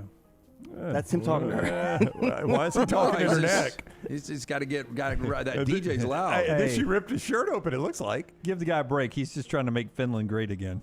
Hey, I love this person filming, though. Well, trying to be real real secretive, right? Yeah, knew exactly what they were doing. But, I mean, you got to know your surroundings, right? That's just wild, man. That's what tequila will do to you, but man. she had already gotten booted out of office. Or she was on her way. She had lost the re-election bid. Not until then. Not until then? That's what cost This was months before. Oh, I thought she'd lost it and was out partying in lame duck fashion. No. Oh, Jeff says this is not her first time either. Oh, okay. Well, they have accused her, there was something where there was a white powder found in one of her videos, and she denies it or something. She seems like a partier, and she says that's not true. She's got European teeth, though. Yeah. So is she 37? Did you say that? I mean, there's a good picture, and then she'll smile. Is she There's 30? a good picture, and then she'll smile. 37? 37, yeah. Okay. I mean, somewhere between where we are in our country it seems like everyone doesn't start running for office until they're 65. And maybe a little older than 37. I think there's a sweet spot for our elected officials. No, I mean, I don't know why as a country we've decided only to elect people that are over 70 to be president. Yeah. But I'm with you. That might be a touch on the young side. Right. For instance, I mean, you don't want your president, necessarily staying a week at the Floribama and having a great time. I can think of worse things. One night, wasn't that really Camp David? Could be. Could be, yeah. She got a little Nelly Furtado in her. I could see that. Yeah, I mean, so again, show with her mouth closed. She looks a lot better with her mouth closed.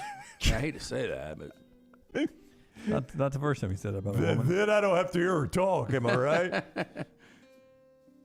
I mean, as far as prime ministers go, that's pretty much top shelf. It does feel like they would be fighting to sit next to her at the United Nations. So I got this. Yeah, I mean, if that's your conference convention, I mean, she's going to be getting posted up at the bar. I mean, you got to talk to her through her neck. Okay. Beautiful eyes. There's another actress. I think Nelly Furtado and maybe Jennifer Garner had a baby. And a little Keira Knightley. A little bit of... I want to say Rachel Bronson, whoever plays Miss Maisel. Do that one real quick, Miss Maisel. But not when she's dressed up like Miss Maisel. Okay, as he's getting that ready, our final story here on Trash on the Table today is going to be the most popular slang words used by Generation Z by state. Rockstar will show us these in a second. We got to get Miss Maisel first. Yeah, Dunaway, I can see a little bit of that. Yeah, that one right there is a good one. Rockstar. Now, is Miss Maisel a prime minister too? She's not. She's a stay-at-home mom. Stay-at-home mom who ends up being a comedian. Do her kids eat lunchroom food, or does she pack the lunch? No, she's from a wealthy family. Yeah, aristocracy. And then she jumps in there, but a little bit of the Finnish woman there. And what is this one? This is slang words, most popular used by Generation Z by state. So in Mississippi and Alabama, we have finna. I'm finna do this. Yeah, I guess maybe fixing as I hear more. Yeah, it used to be fixing when we were a kid. Finna. Yeah. I'm fitting to go. Is that how it goes? Yeah, I mean, I just don't hear that a whole lot here. I don't think they got that for me, right. I'm fixing to go over, is what I used to say. I think fixing might be better for our state. Fixing to go over to see my grandma. So I hear dank a little bit, Utah. Savage, Arizona. On fleek. Got Tyler what is poggers? Jack Poole, our old intern, was using on fleek. On fleek. I think that's a little dated now, though, there in Arkansas. Might be. Brown, you said I used to drift simp, right? Yep. Now you're kind of simp. Yeah, Pennsylvania would love you, Dunaway. What, he's cringe. Me in New Mexico, man. Savage, dank. A lot of people get ghosted in North Carolina. That's sad. It's like Will Levis used to slay. My little one loves Kentucky, though. She'll say, slay. And there's Kiki. I don't know what Kiki is. Yeah. That guy talking in her neck hit a little different for the prime minister, didn't it? A little bit. What I don't see up there that my oldest daughter uses a lot is something's kind of mid. That's what they say for stuff they don't like now. Yeah, it was a little mid. What is that? Just kind of, this is just mid, man. Rockstar. I don't want to have to explain it I'm going to do one. That's kind of twatchkin. Our country's got no shot.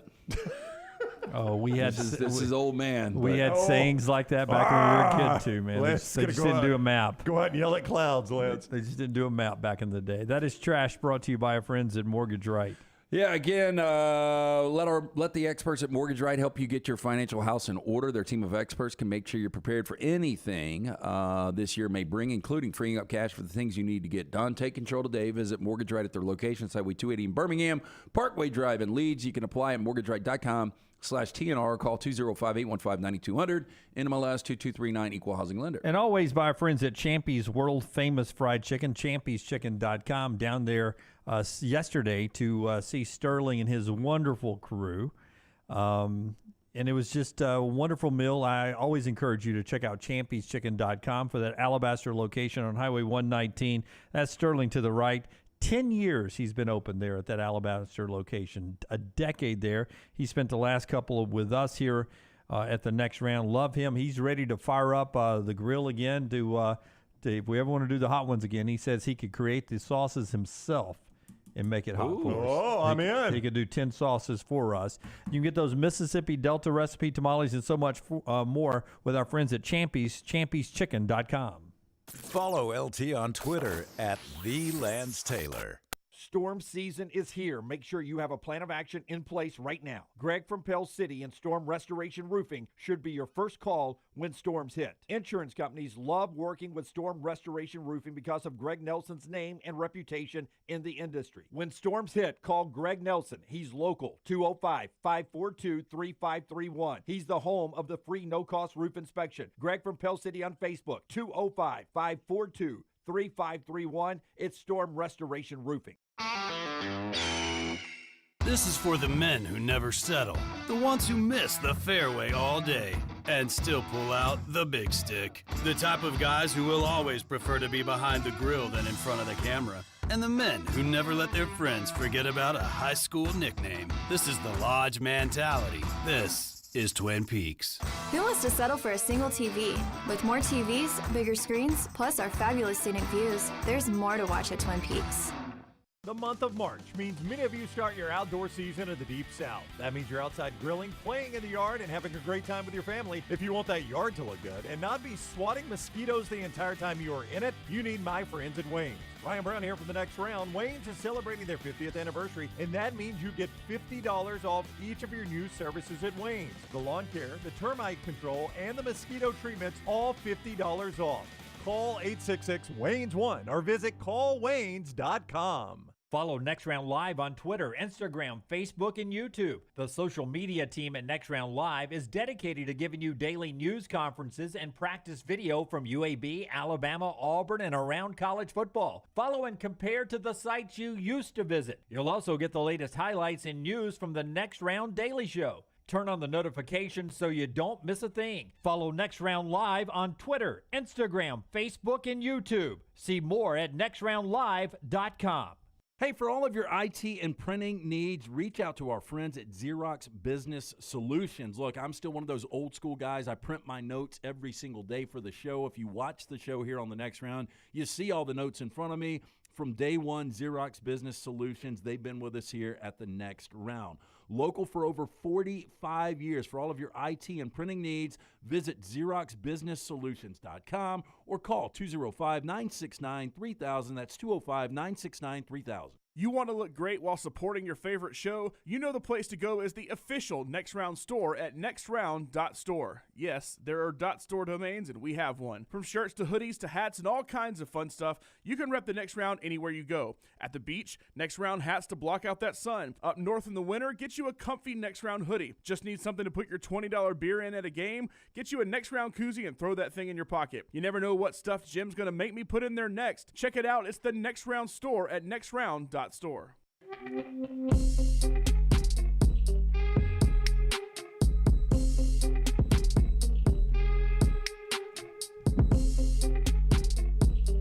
Back with you on TNR. Brownie, tell us about the people that remade your bathroom, my man. It is my guy, Brad Bell at A+. I was at church yesterday, and after our guy George Wright got done preaching, we were leaving the sanctuary. Somebody stopped me and said, listen, man, that Brad Bell guy, is it true what you say? I know, and look, I get it. You've heard commercials before. You're like, I don't know if I believe that. Somebody was just asking, do you really believe what you say? And I say, the proof's in the pudding, man. Just look at our before and afters. It was incredible. They did great work, and they did it quickly, efficiently, cleanly. It was a great crew that did it. I didn't have to worry about him subbing out a bunch of stuff. It was Brad Bell. He redid our master bath. It is fantastic. A+ Tile Home Remodeling. That's Brad's company, A+ Tile Home Remodeling. I can tell you this. My wife scoured the internet, reading reviews, looking for the right person to do this job. This is who she picked, and I'm so glad she did. I'm going to give you his personal cell phone number. Call and just get him to come bid it out for you. 205-422-1758. He also does kitchens, by the way. Not just master baths like at my house that Scott is showing you, but kitchens. 205-422-1758. A+ Tile Home Remodeling. 205-422-1758. Anywhere in Alabama, he can take care of you. If you miss that number, I'll be happy to help you if you want to reach out. Brad Bell, A+ Tile Home Remodeling. You tell me, in Better Than Jimbo Fisher or a realistic candidate or not, if he were to get bounced, as Trey Wallace was indicating, if the season doesn't go well for him. And you can say not an improvement, would be a good hire, or not really a real candidate. Lane Kiffin. Not an improvement. Not an improvement. Yeah. Jim Harbaugh. Improvement. Not a real candidate. He wouldn't leave not Michigan a real for Texas candidate. A&M. Would be an improvement, but not a real candidate. Kyle Whittingham. Wouldn't leave Utah. Not at this point in his career. I don't know if I'd say that. I would worry about his age a little bit. How old is Kyle Whittingham? 62, Yeah, see, that's the thing. Yeah, I think you're right about that. I was going to say he's a early young 60s. 62, though. Wouldn't leave Utah. Enjoys that way of life out there. Well, I too mean, he's much. from there, too. Yeah, would not leave. Lance Leopold. He would leave. He would leave, but boy, I feel like It's a big step. It feels like, Jim, that I'm Arkansas and I fired Nolan Richardson, and oh, look, Stan Heath just out of nowhere went on a run in the NCAA tournament, and I've hired him. That feels like hiring the mid-major. I went a long way around about saying that. And let me see what Lance Leopold's going to do this year. I don't think Kansas is going to be good. Okay. Yeah. Well, I mean, but they're also not Kansas. supposed to be good. Yeah, but they were last year, and everybody's saying this guy's coach. turning it around, man. Dan Lanning. Well, you know how I feel about him now. I'm going to need to see more. I think he'll be the coach of Tuscaloosa one day. I got to get more. But I do need to see more. I would agree. But, I mean, a big SEC job, that's where Dan Lanning's going to end up. So, yeah, of Orioles season, who writes that in, Orioles season, those was his list there. Dan Lanning, most likely to me, to be at a place like Texas A&M or Alabama. Well, someday, I Florida. think first of all, their conference future is very murky right now, Oregon. But if he can, even without that, if he could take some steps forward, I do think he'll get a big-time SEC job one. I think he's going to be Alabama's replacement. Yeah, because, for instance, I think it was Bobby from Homewood, I'm not sure. I think he wanted Dan Lanning at Auburn this past go-around, even with the very little experience, and part of it was because of recruiting. And if I may be misremembering this, but I'll give Bobby the credit, but maybe it wasn't Bobby. But somebody in our Vulcan Tire and Automotive chat room said Dan Lanning's who I want because he's young and he, with his ties in Tuscaloosa and Athens, knows how to recruit and could take some recruits out of the state of Georgia, where Auburn used to make a killing out of the state of Georgia, and a lot of recruits over there, still plenty to get, but Kirby's got that, got his choice over there right now, it seems like. Of recruits? Yeah. Funny you say that. The top quarterback prospect of the 2024 class, Dylan Raiola, I believe is how you say his name, has just announced his commitment to Georgia. To Georgia.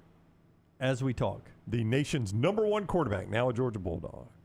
As we talk. I mean, it's the rich just keep getting richer. And is that for the 2024 2024 signing class, yep. So he'll be on campus next year? I mean, yeah, number one player in next year's class. Yeah. I mean, Brock Vandergriff. What are we waiting on at this point? I mean, what are we waiting on? It's for him to hit the portal. Because Beck's got, what, 3 years? I think so. Yeah. I mean, at some point, the numbers start. Look, I mean, and Kirby is just like, and Alabama has done this for a long time, too. I'm just going to keep signing the best quarterback in the class that I can get, and I'll sort it all out. Yeah. You know, they are not all going to hit the transfer portal. I have one left. If somebody else wants to Justin Fields it up and go somewhere else and win, I'll play my Stetson Bennett, if I have to. But I'm just going to keep signing big name guys. I mean, I'm not an Auburn guy, but if you're an Auburn person, at this point you just say Brock Vandagriff, come on home. What are you waiting on? But see, I mean, I guess he's an upgrade from Peyton Thorne. We just haven't seen any Vandagriff. I don't know. I have no idea. I mean, Peyton Thorne obviously is much more experienced. Boy, that happens in real time as we were talking about that story. Dylan Raiola, the number 1 recruit in the 2024 class, a 5-star quarterback, is now a Georgia Bulldog commitment. Major news, says Seth Emerson, who covers the Georgia Bulldogs. That's happening right there. We'll get into more of that, 4 downs, and a lot more in the final hour of the show. That's being brought to you by our friends, MyBookie, mybookie.ag. Brandon, tell us about them. Yeah, a promo code next round on mybookie.ag. Promo code next round. You get that first deposit bonus up to $1,000 when you use promo code next round. It doesn't matter if you're a diehard or just a casual. Simply put, there has never been a better time to start exploring the world of online sports betting than with mybookie.ag. Lock in futures on your favorite Major League club to win the World Series. Take advantage of crazy boosted odds via the MyBookie Money Bag. They make it simple for you. You bet, you win, they pay. You bet, you win, they pay. MyBookie.ag, code next round. That is MyBookie.ag, code next round. Follow Brownie on Twitter and Instagram at Ryan Brown Live. Hey, if you're looking for Birmingham's best pizza, you need to stop in and see our friends at Slice Pizza and Brew. It's as local as you can get, from the ingredients that go into every pizza to the beer on tap. For a great lunch or dinner, go see our friends today, Vestavia or Lakeview at Slice.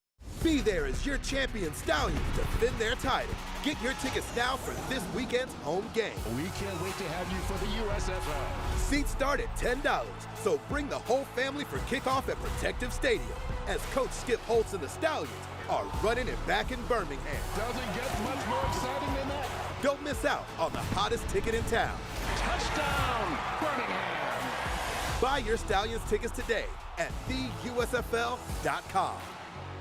The Double Down Media podcast family is live and full of content for all ages. The Mystery Fifth Hour gives the next round host a chance to talk about everything but sports. Pour a glass of Bama and Bourbon, our weekly college football conversation, while sipping on some of the most interesting pours in the bourbon world. And in our Not For All Ages podcast, The Last Call, LT takes off the gloves for in-depth conversations with stars like Taylor Hicks, presented by Redmont Vodka. Find these podcasts and more by searching The Next Round on Apple, Spotify, and on our website, nextroundlive.com. Let me introduce you to the new line of Red Wing athletic work shoes. This great new line is perfect for the industrial athlete, the guy who is working on concrete or running through the warehouse all day long. Red Wing Athletics use the same technology found in a running shoe, with soft mesh uppers, a lightweight aluminum toe for protection, and non-slip soles. This shoe is a winner. This comfortable new line of safety shoes are perfect for warehousing and light manufacturing. Plus, the colors look great. Stop by your local Red Wing shoe store, have your feet measured, and test drive a new pair of Red Wing athletic work shoes.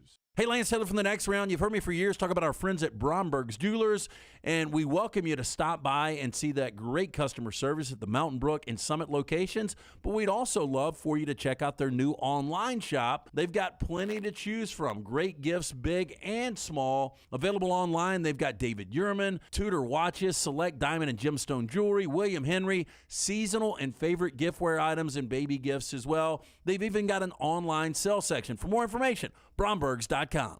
Start your day online with our website, nextroundlive.com. The latest videos, podcasts, and college football stories. It's also a great way to stream the show or shop in the Next Round store. Stay connected by visiting nextroundlive.com. That's nextroundlive.com. Have you had a pipe burst, a washing machine overflow? Maybe your toilet or bathtub has overflowed upstairs and now you have water coming through your ceiling? No problem. The specialists at Dry Tech are here to help. What's important is you act immediately when water damage occurs. Failing to do so can cause mold, rot, and mildew issues. Long-term exposure to those toxins can cause many health issues down the road. So act fast. When trouble strikes, call Dry Tech 205-637-0143. That's Dry Tech at 205-637-0143. Jim Dunaway, Lance Taylor, Ryan Brown, and Rockstar. Live from the Birmingham Racecourse Casino Studios, the next round, presented by Bud Light, is on now. All right, so the biggest story in college football today is the breaking news that happened before the top of the hour. Dylan Raiola, the number one recruit in the 2024 class, has committed to Georgia, and that continues to stack quarterback upon quarterback. I mean, Carson Beck's finally, and he's waited a long time as a big, I think he was a 5-star guy, finally gets his chance to start this year. And then there's Brock Vandergriff, who is a 4- or 5-star guy who's been waiting his turn as well. The portal window has closed before this announcement happens. But at some point, you've got some guys who are approaching their third year on campus who can get that degree and move on if they wanted. Well, I tell you what, anymore, if you're a college football player, you better hustle to get that degree as quick as you can because you get the one free transfer, but it opens so many more options on the graduate transfer. Yeah. If you can get that degree as quickly as possible. Yeah, your one-time transfer, I think there's a rule in the SEC that you had to be in the portal something before February. Maybe. To do that. But if you're a grad transfer, you can go anytime, right. anywhere you want. Yep. You can go SEC school to SEC school. So that's a big story out there. We've talked about the NBA playoffs. They're dark tonight. They don't come back until Lakers and Denver start their series, but the Celtics moved on, Miami and Boston. So those are the final 4 teams left in the NBA. If I said 1993 in sports, what is something that hasn't happened since 1993? I am going to say, no, that's not right. I was going to say something about the Miami Hurricanes. 93, a Canadian team is not going to be in the Stanley Cup Finals. 1993 was the last time a Canadian team won the Stanley Cup, and they're officially was that the Canadiens? out. They were the Montreal Canadiens in 1993. They're out. Las Vegas Knights, who I always think is Lunsford's team, but it's not. He's a Predators fan. But the Las Vegas Knights bounced Edmonton last night. They were the final team left. Seattle and Dallas do a Game 7 tonight on ESPN. Carolina and Florida, SEC power, going on the on the East. Does this show you how quick you can turn it around, though? Because we talked about the Knights were in the Stanley Cup Finals in their first year of existence. Now you've got the Kraken in year 2. If the Kraken win tonight, and they're a pretty substantial dog, but if they're able to beat the Stars tonight, you've got a Knights-Kraken Finals. I mean, 2 teams that have only been in the NHL for 5 years. Well, it does not sound like a TV-friendly Western Conference Finals. Especially north of the border in Canada, right? With Montreal and Edmonton and Calgary. Turn their nose up at nicknames like the Knights and the Kraken. Yeah. You mean the Canadiens and the Maple Leafs? Man, I was watching when the Maple Leafs lost in overtime on Friday night. I think it was Friday night. And their fans were so pumped because they scored with about 3.5 to go to put it to overtime. And you could just see this hope in the fans of Maple Leafs. And when was the last time they won a cup? Wasn't it the 50s or 60s? 60s, I think. Yeah. And when they lost in overtime, just I saw how that, draining that's got to be, especially for the older fan that just figures, I'm never going to get to see a championship. Yeah, I saw that because it was at the end of the baseball game last night on ESPN. They were showing a live look at because the hockey game had already started. There were 2 goals in the first minute of the game. You almost never see that in hockey. Yeah. Ended up 5-2? Yeah, I think it ended up being 3 in the first 3.5 minutes. Yeah, I mean, it was crazy back and forth before the baseball game even ended. Yeah. Kraken has great uniforms, says Kerry over there. 67 for the Maple Leafs. Daniel throws in there. When will Canada ever get hockey right? Charles says. What are we doing, Paul? I mean, it's weird, though, isn't crazy, it? yeah. It means more to them than anybody in the world, and they just can't win championships. Well, we took away a lot of their franchises, first off. They still got Montreal and Toronto. Montreal, Toronto, Ottawa, Edmonton, Calgary. Am I forgetting anybody? There's 5. I did Toronto, Montreal, Ottawa. Vancouver, the Canucks. Vancouver, the Canucks. That's Did you 6. do Edmonton? Did Edmonton. Winnipeg. Hey, but Winnipeg moved back. 7. But they moved back, right? Winnipeg's the Atlanta Thrashers. So they've got 7 Canadian teams. That sounds right. 7 or 8. Winnipeg is still Winnipeg. But they moved and they moved back to Winnipeg. It's like the Colts or whatever happened with that. Like Winnipeg left, and then the Atlanta Thrashers moved to Winnipeg. Winnipeg was in with the Birmingham Bulls in the WHA, and they merged. And then Winnipeg went and became the Phoenix Coyotes, I believe. Okay, of the 32 NHL teams, only 10 are Canadian. You said they're 10? I think they're 7. Montreal Canadiens, No, Ottawa 10. Senators, Toronto Maple Leafs, Edmonton, Calgary, Winnipeg Jets, Calgary Flames, Edmonton Oilers. I'm out Vancouver now. Canucks. We said Toronto, right? Yeah, Ottawa, yeah. the Senators. Ottawa Senators. He said it. Montreal. I only got 8. I think it's 8. I don't know. I got 7. Don't really care. I got 10. What map are you looking at? Okay, start over again. Give us your 10. Okay, here we go. Okay. Montreal. Yep. Ottawa. Mm-hmm. Toronto. Mm-hmm. It's 7. It's 7. Yeah. Winnipeg, Mhm. Calgary, Mhm. Edmonton, Mm-hmm. and Vancouver. It's Yeah. 7. And y'all say we never talk hockey on this show. I mean, take that. 10's an approximation is what you were saying. Yeah. But still, I mean, 7, that is light. It is. But they're used to winning. And I know, listen, they'll watch it because it's their sport, and most of the people playing, a lot of them are Canadians as well. So you're watching your Canadian players play in American cities. Just a crazy stretch there that those proud franchises, 1993, they haven't won one there. Who was the Sunday night baseball game you were watching, Brad? Boston and St. Louis. Boston and St. Louis.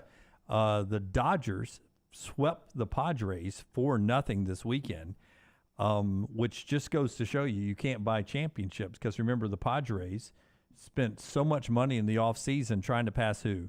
The Dodgers.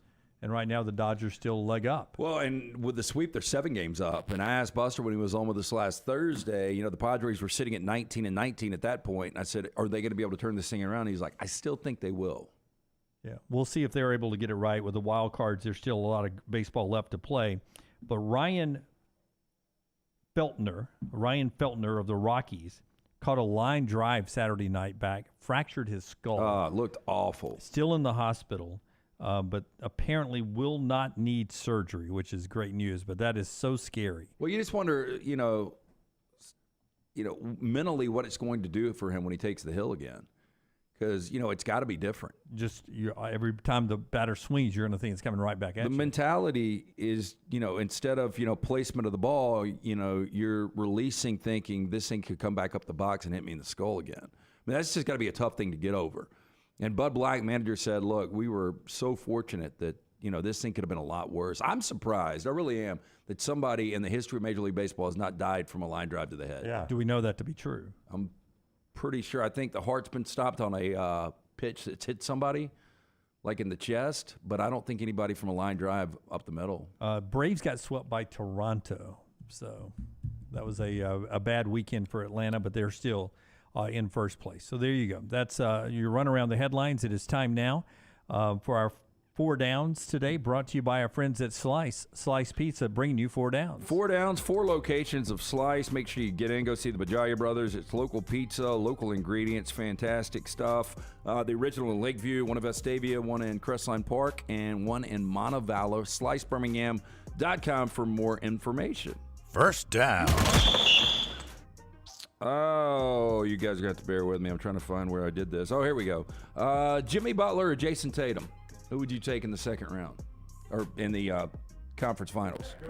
I mean, if you could have one of these guys. I mean, the Celtics are going to win the series, but I will prefer Jimmy Butler over those two. No, I would take Jason Tatum because he's got better parts around him, right? Well, but I'm only getting the one guy. I'm saying you get one guy. Yeah, I'm saying the Celtics are going to win the series, but I would take Jimmy Butler as a player.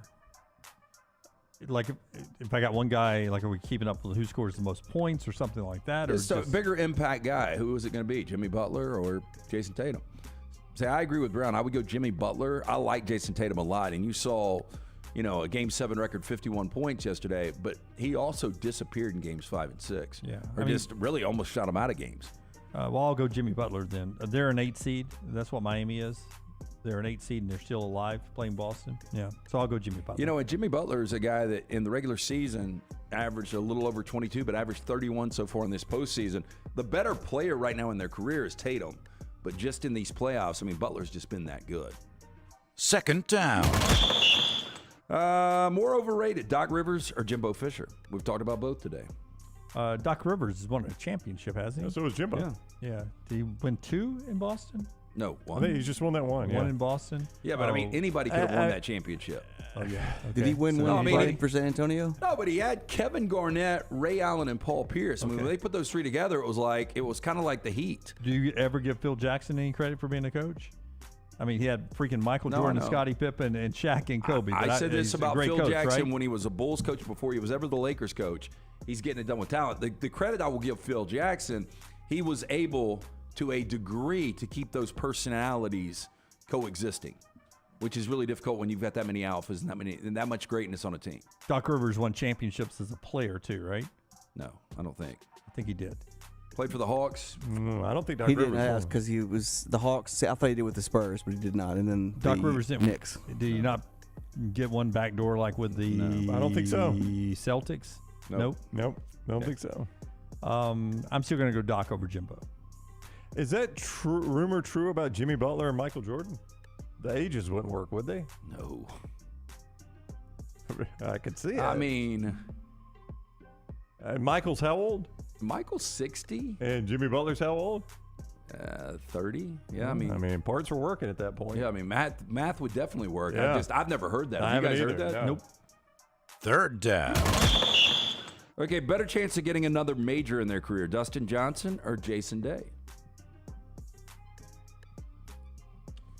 It's a good question. You know, DJ's one of those live players he's got enough eligibility by his Masters win and his U.S. Open win. He's going to keep being in majors fields. The live golfers are starting to run into that this week with the PGA Championship. Some of the mid-tier guys that otherwise would qualify are not qualifying because they're losing world golf points. But DJ is in the PGA even though they're banned from the PGA?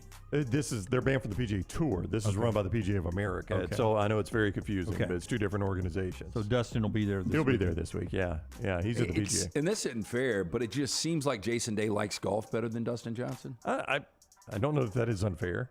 No, I think Jason Day, his only issue, he's found a new doctor that has gotten his back straightened out. His issue's been his back. Otherwise, Jason Day's tried everything to do this. Yeah, but the most physically demanding one to win is the U.S. Open, right? Probably so, yeah. Heat of the summer and the rough's always so high, easy to tweak a back there. Yeah.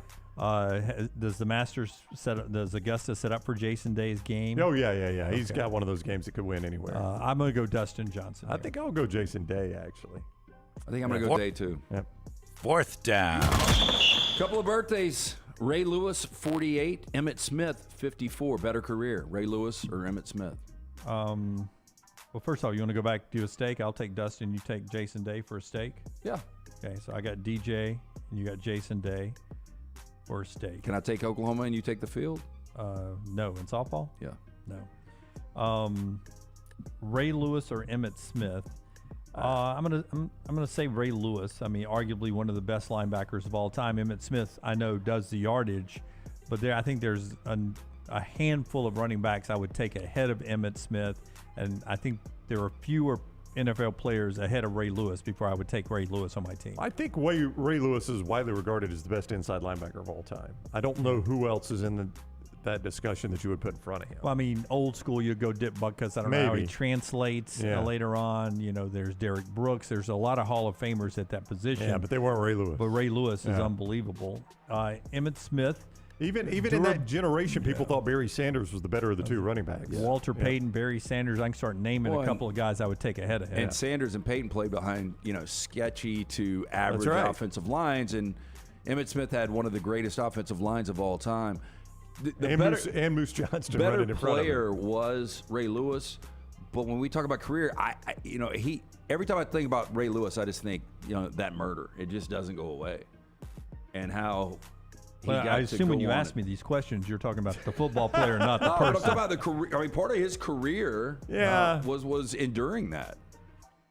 I thought you asked me who the best player was. The better player was. Yeah. I just, that's a better career. I think it's Ray Lewis. Ray Lewis is a better player. Yeah, Emmett Smith, though, seems like a better person all around. Yeah. I've always liked Emmett Smith, except the day he was running through Alabama when I was a kid. Was that 88? Somewhere around there. That was a home game for Alabama, too, right? Legion Field. Oh, was it Legion Field? It was Legion Field. Yeah. TV game, rare TV game. Yeah. TBS, maybe. Probably so, that TBS early game, Bama, Florida. That's our 4 downs today, brought to you by Slice, those 4 great locations here in Birmingham. Yeah. Are they opening one in Homewood? Like, I have not heard. News. I swear, I think I was walking in Homewood on my way to Blakely's the other day, and I think I saw a future home of Slice. Well, I mean, it would make sense because when you think about Lakeview, where Lakeview is, and the Vestavia is an interesting part of Vestavia over by where we are, not the traditional Vestavia Hills. So if you put one in Homewood, I think there's enough distance between those two. Yeah. It's a good location if that's where they're open, but I love the 4 locations they have. Yeah. Again, the original in Lakeview, the one in Vestavia I just mentioned. There's one in Montevallo, one in Crestline Park. Go see the Bajalia Brothers. For more information on lunch, dinner, and those specialty pizzas, go to slicebirmingham.com. We had a chance to chat with Greg Byrne a little bit last week. When we come back, some people starting to question whether Greg Byrne is the right guy to be leading the Alabama athletic department. These guys have some thoughts on that. I'll throw out what I think as well as we move towards SEC meetings coming up at the end of this month as well. All that coming up still on the show.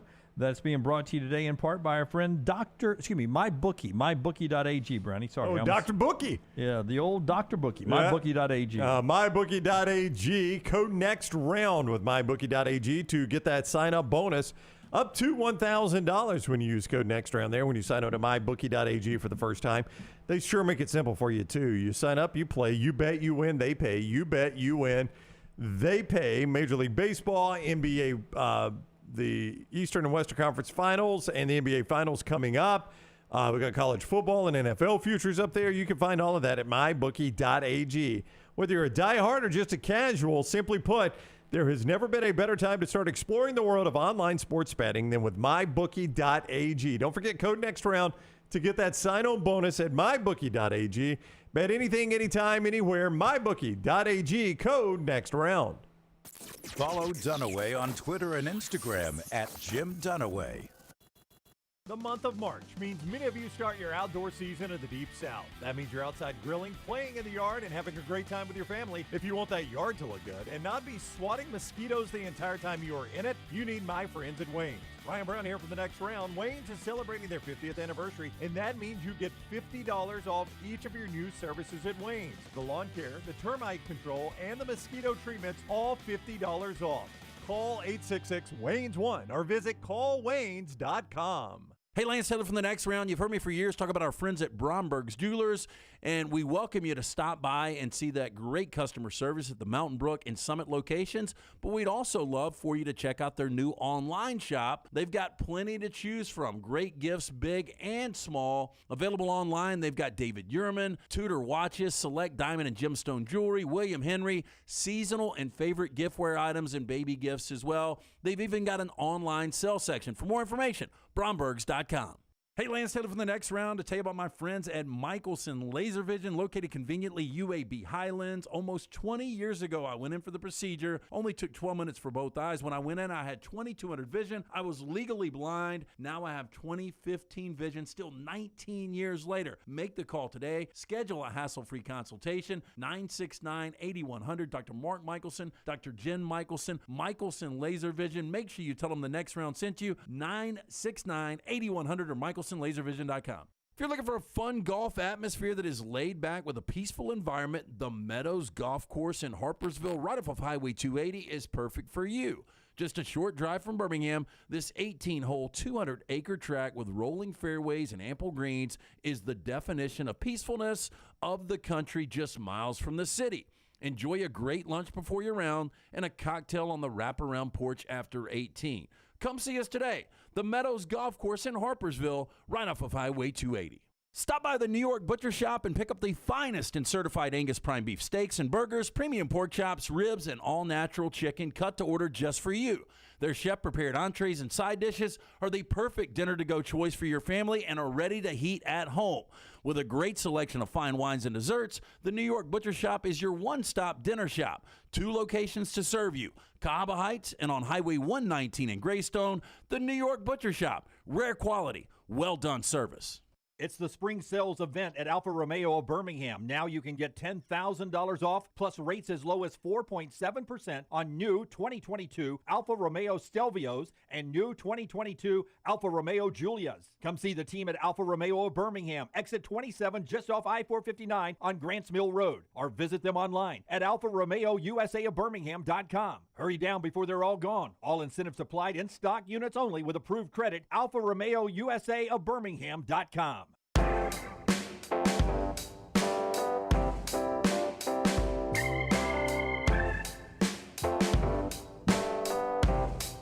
Back with you on the next round as we roll on here. Brownie's going to tell us about Dr. B, and then we'll talk a little bit about Greg Byrne and the job he's doing at Alabama, and a couple more kick times that are continuing to bounce out.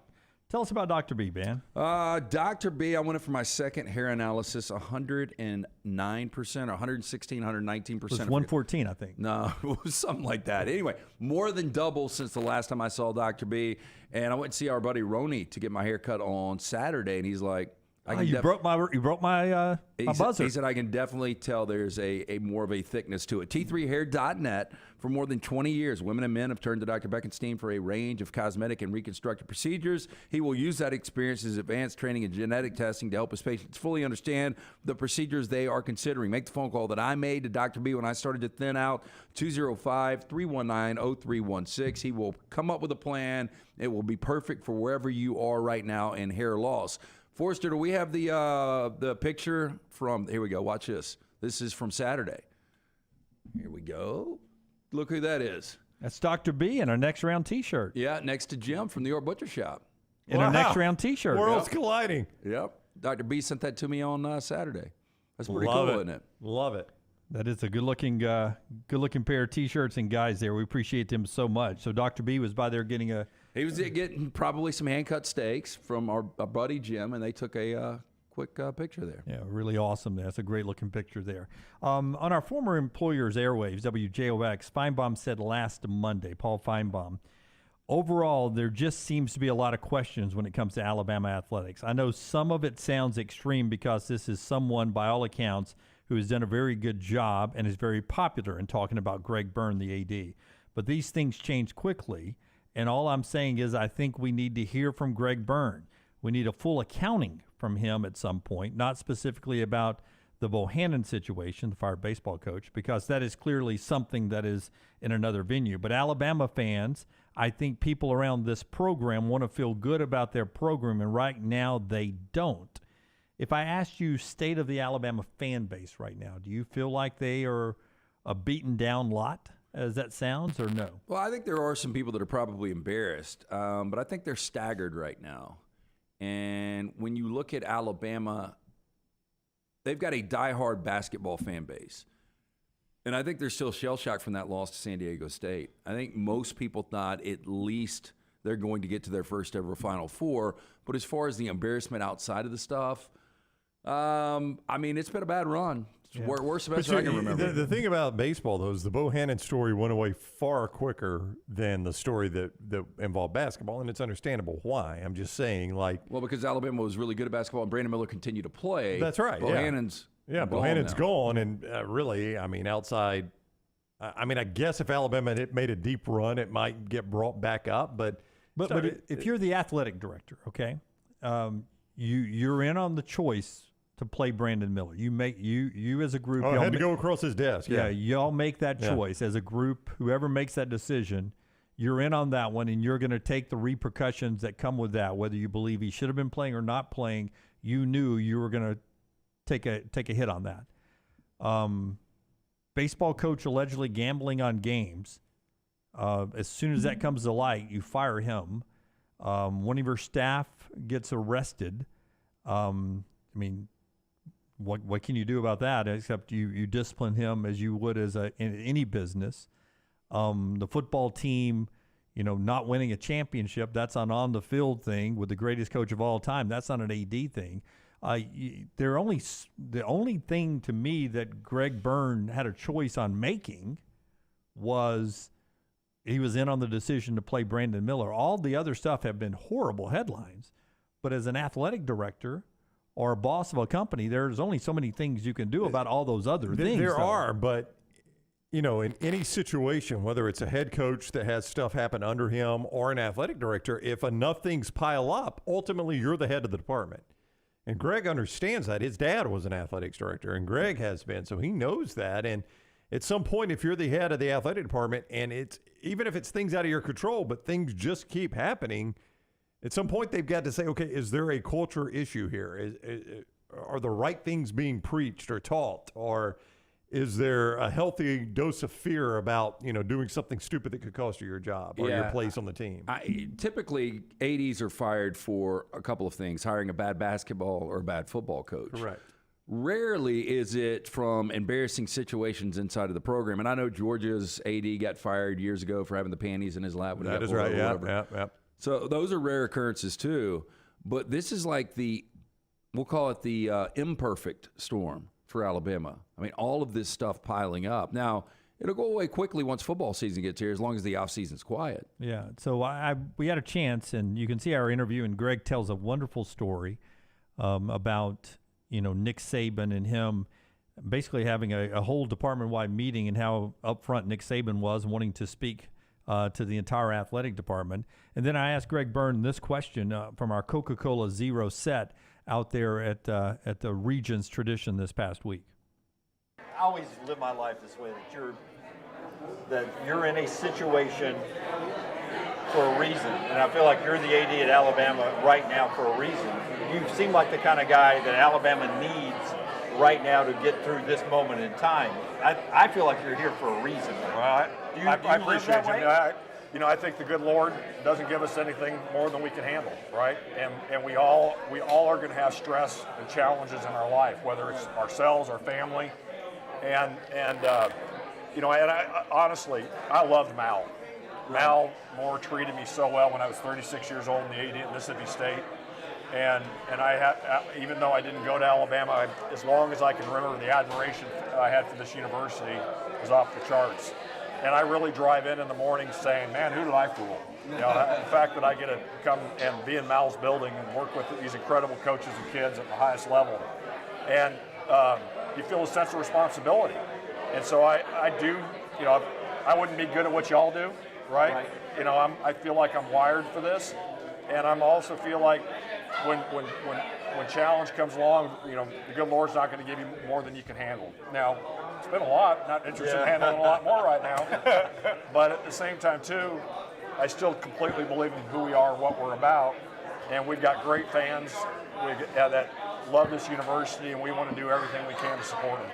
Yeah, it's been a rough run there, but he's considered one of the best ADs in the country, and who do you want navigating the storm than a guy who can drive the ship pretty good? Again, and the facts are, the moneymakers are football and basketball, and it seems that Burns got really good relationships with both Nick Saban and Nate Oates. Did he say, though, I couldn't do your job as good as you? He did say that. Was he saying that we couldn't be ADs? I think he's right about that. Oh, I agree. I'd be I a was terrible just wondering if that was athletic what he was director. kind of saying. Yeah, I have zero interest in it. If you're getting his salary, though, and you've got to go to every women's tennis match or you make an appearance every now and then, women's tennis, all the other sports. You act like you're on phone conducting business, and I'm watching whatever show. I've got the ear. You do a lot of these. Yeah, do a lot of these. Or you do, like when it's time to go, you do and then, oh God, he's rubbing his head on the phone, and then you just. Sorry, man, I got to run back to the office. We got a situation there. Yeah, that's the part of it is. It seems easy to be an athletics director if you've got Nick Saban as your head coach and even Nate Oates as your head coach, but you're dealing with every athletic program. Yeah. But I always thought that, Brownie. I was like, man, who's got a better job right now than Greg Byrne with everything that was going on? And then the calendar flipped to January, and then from about January 15th on. Yeah, I didn't want his job. I was like, I'm not sure he's making enough money right now. When we come back, we'll jump into some kick times. Brownie's got some new ones coming up. And we'll make an observation about that week 1 of college football that we're not too far away. In fact, on Thursday, we'll be 100 days away on Thursday from week 0. So on Friday, we go double digits until college football. Let's celebrate. Show being brought to you in part by our friends at Sympio. Sympio, that first call you make, if you got a small company right now, maybe change the way you do payrolls. This is the best way to do it. Yeah, they have brought a concept to Alabama that many were unaware existed. It's taking over the state. When your company joins Sympio, you gain access to health care and employer benefits at prices only the large organizations get. Sympio is going to take care of all the BS in every single office. When a business joins Sympio, they take care of the 4 pillars: compliance, HR, payroll, benefits. On average, Sympio saving companies of all sizes and industries over 18% net of their fees. You can join Sympio any time of year, no annual contract. With that being said, Sympio in over 4 years of business now, 99% retention rate. Call Blake and the guys, 205-635-7467 or online, Sympio.com. Call the Next Round now at 205-734-0923. Hey, summer is here, and maybe you've been wanting to take that dream vacation. Our friends at Legacy Community Federal Credit Union can help you out. Right now with their lifestyle loans, this can be used for unexpected medical expenses. Maybe you're wanting to update that backyard or just wanting to take that dream vacation. How about this? No collateral required, affordable low rates. For more information, go to legacycreditunion.com. Our friends at Legacy, the official credit union of UAB, proud supporters of UAB and UAB athletics. Again, legacycreditunion.com. Hey, Lance Taylor from the Next Round. You've heard me for years talk about our friends at Bromberg's Jewelers, and we welcome you to stop by and see that great customer service at the Mountain Brook and Summit locations. But we'd also love for you to check out their new online shop. They've got plenty to choose from. Great gifts, big and small. Available online, they've got David Yurman, Tudor watches, select diamond and gemstone jewelry, William Henry, seasonal and favorite giftware items and baby gifts as well. They've even got an online sale section. For more information, Brombergs.com. There's still time before the weather changes to do something new in 2022. Ocean City, Maryland, and our friends at Residence Inn by Marriott, Ocean City is ready to welcome you. Kayak from Bayside Beach, swim in the Atlantic, dine at Bayview Bar and Grill, local golf packages, great restaurants, and a lot more. See everything online at residenceinnoc.com. Check them out on Instagram and Facebook. It's time to do something different. Residence Inn by Marriott, Ocean City, Maryland. Holly Mack Wilson is the realtor you should use to help buy or sell a home. Why? For one, she is a professional with certifications in negotiations and buying and selling real estate. She also sells 70 homes every year. Think about that for a minute. 70 homes is the equivalent of almost 6 homes per month. That's more than 1 per week. That's crazy. It's because of her attention to detail, her marketing knowledge, and her professionalism. She helps you get the most out of the house you are selling and helps you get into the home of your dreams at the best possible price. Holly Mack Wilson is also someone you can trust, which is crucial when making the biggest purchase of your life. What's even more important, she cares and wants to help. If you're buying or selling a home, she can help. Call Holly Mack Wilson today, 205-901-9446, or check her out online at hollymackhomes.com. Holly Mack Wilson, a trusted, professional, and experienced Keller Williams agent. Hey, Lance Taylor from the Next Round to tell you about our friends at Gutter Cap. Gutter Cap's that patented aluminum cover system that fits over most existing gutters to keep out debris and eliminate that gutter cleaning. It's backed with a lifetime warranty, almost 20-year service record right here in Birmingham. Stay off that dangerous ladder forever. 45% off the retail price now if you call guttercapbirmingham.com. Call my good friend Chris Stewart now, 205-823-2212. Cap it, don't snap it. It's Gutter Cap.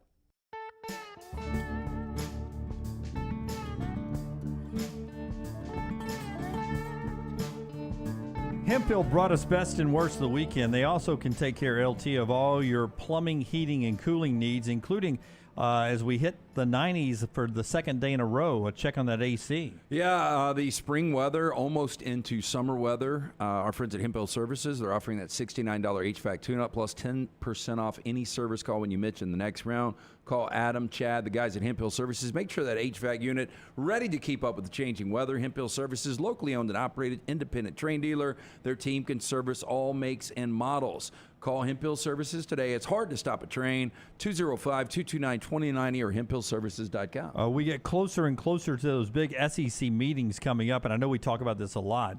And I keep seeing and hearing last week out at the Tradition at Greystone that not everybody is 100% sold on a 9-game SEC schedule, but I feel like our man Greg Sankey in the SEC commissioner office and a lot of people are. And I would imagine, Brownie, it's hard to imagine the TV partners not wanting a 9-game SEC schedule, right? Just to guarantee that you've got some better games. I mean, I would think if I'm ESPN and I am as invested in the Southeastern Conference moving forward as I am, I want as many SEC games as possible. Why do I make that investment and not get as many SEC games as I can, right? That's and right. Especially with Texas and Oklahoma moving in, there are so many good matchups now that haven't been seen in a while. That's right. And to your point, when it's an SEC matchup, when you play an extra SEC game, those better matchups are there.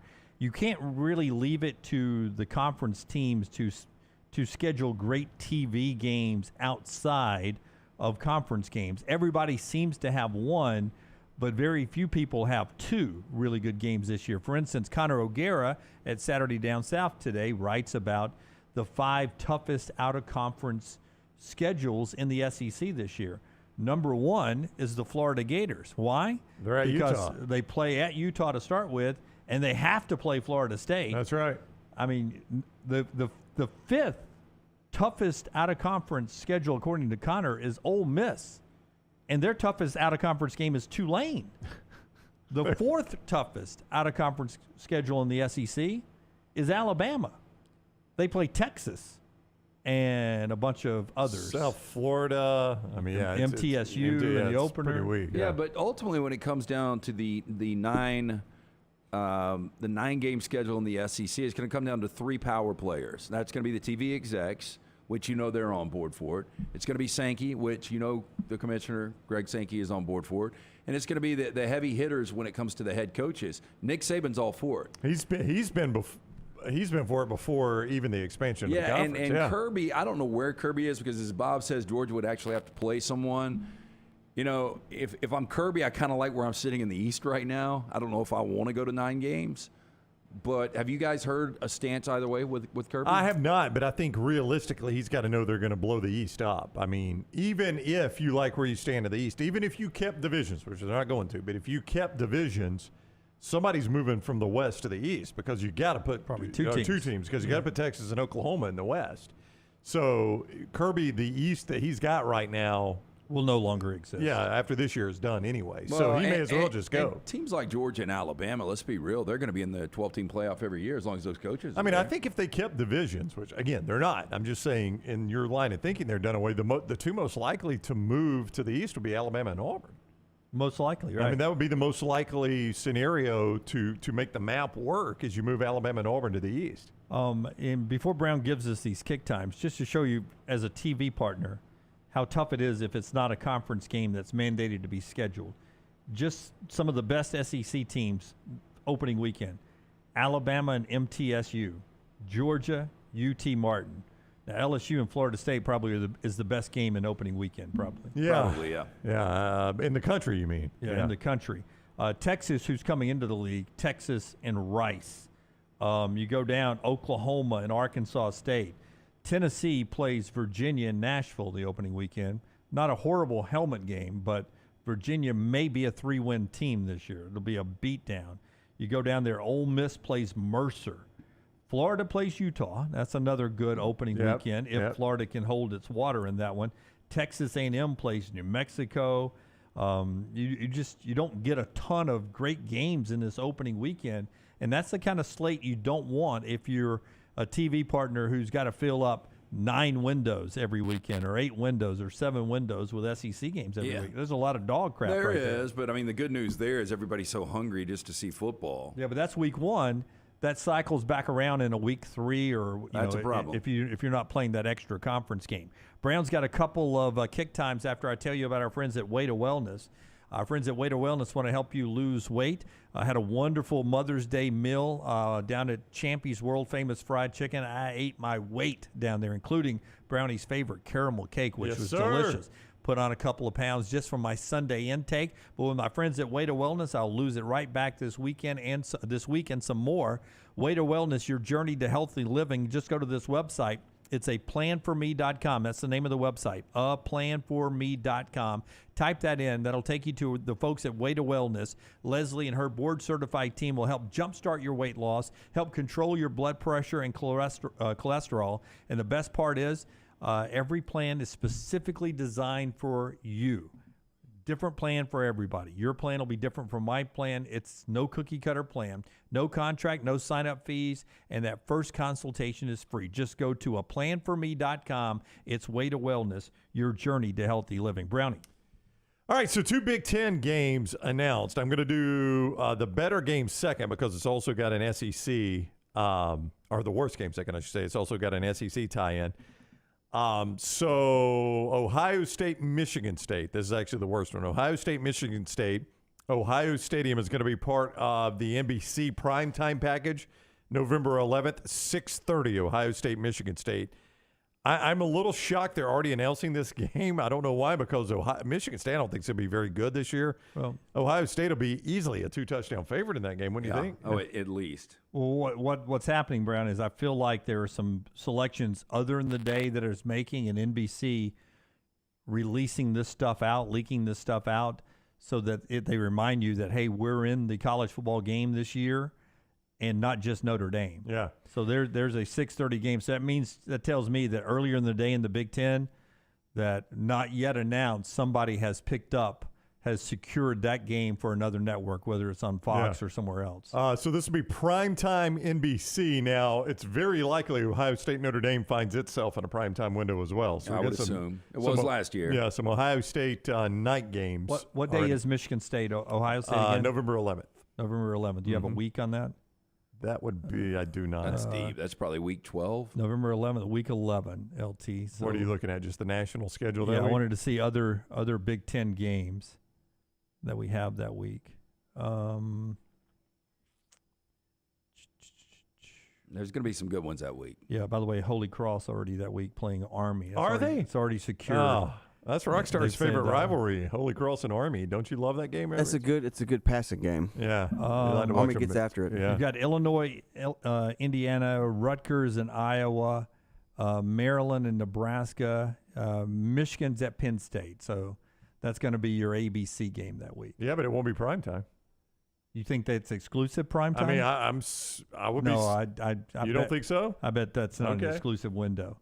Michigan, Penn State will be whiteout Penn State. Nope, because I've got that game right here. You got Michigan, the whiteout game? The whiteout game. CBS today has announced that they will be carrying the September 23rd, 7 o'clock Eastern time, or 7 o'clock Central time, excuse me, Iowa-Penn State game, and it will be Penn State's annual whiteout game. Iowa? I said that correctly. Oh. Iowa-Penn State at primetime. Yeah. Well, you know what that tells me? That Michigan-Penn State will be your big noon kickoff. I think you're right. Yep. It's not going to be in primetime. I mean, I cannot believe, number one, they're wasting a whiteout on Iowa. And number two, that CBS is going to show that in primetime. Yeah, why would they not save the whiteout for Michigan? I don't know. Well, because they only do it at night, right? Well, no, Alabama was a whiteout game, and it was a day game up there, wasn't it? I would look forward to my schedule, and I would see, is there a clear-cut team that's going to be the best team coming to Happy Valley? And that's Michigan. And there is. It's Michigan, yeah. I mean, it ain't Iowa. I would agree, but I think they try to do it. I think they try to do it with a night game, don't they? I mean, it probably looks better, but I mean, typically, outside of the last couple of years with the big noon kickoff, the primetime game would have been the biggest game anyway, right? The couple things. Number one, that means Saturday, September 23rd is off the board for the SEC doubleheader, which it wasn't going to be anyway. Your games that week are Arkansas, LSU, Auburn, Texas A&M, Ole Miss, Alabama. That'd be the only ones that would be anywhere close to consideration. You weren't going to waste a primetime on any of those. So, but you could take that day off the map.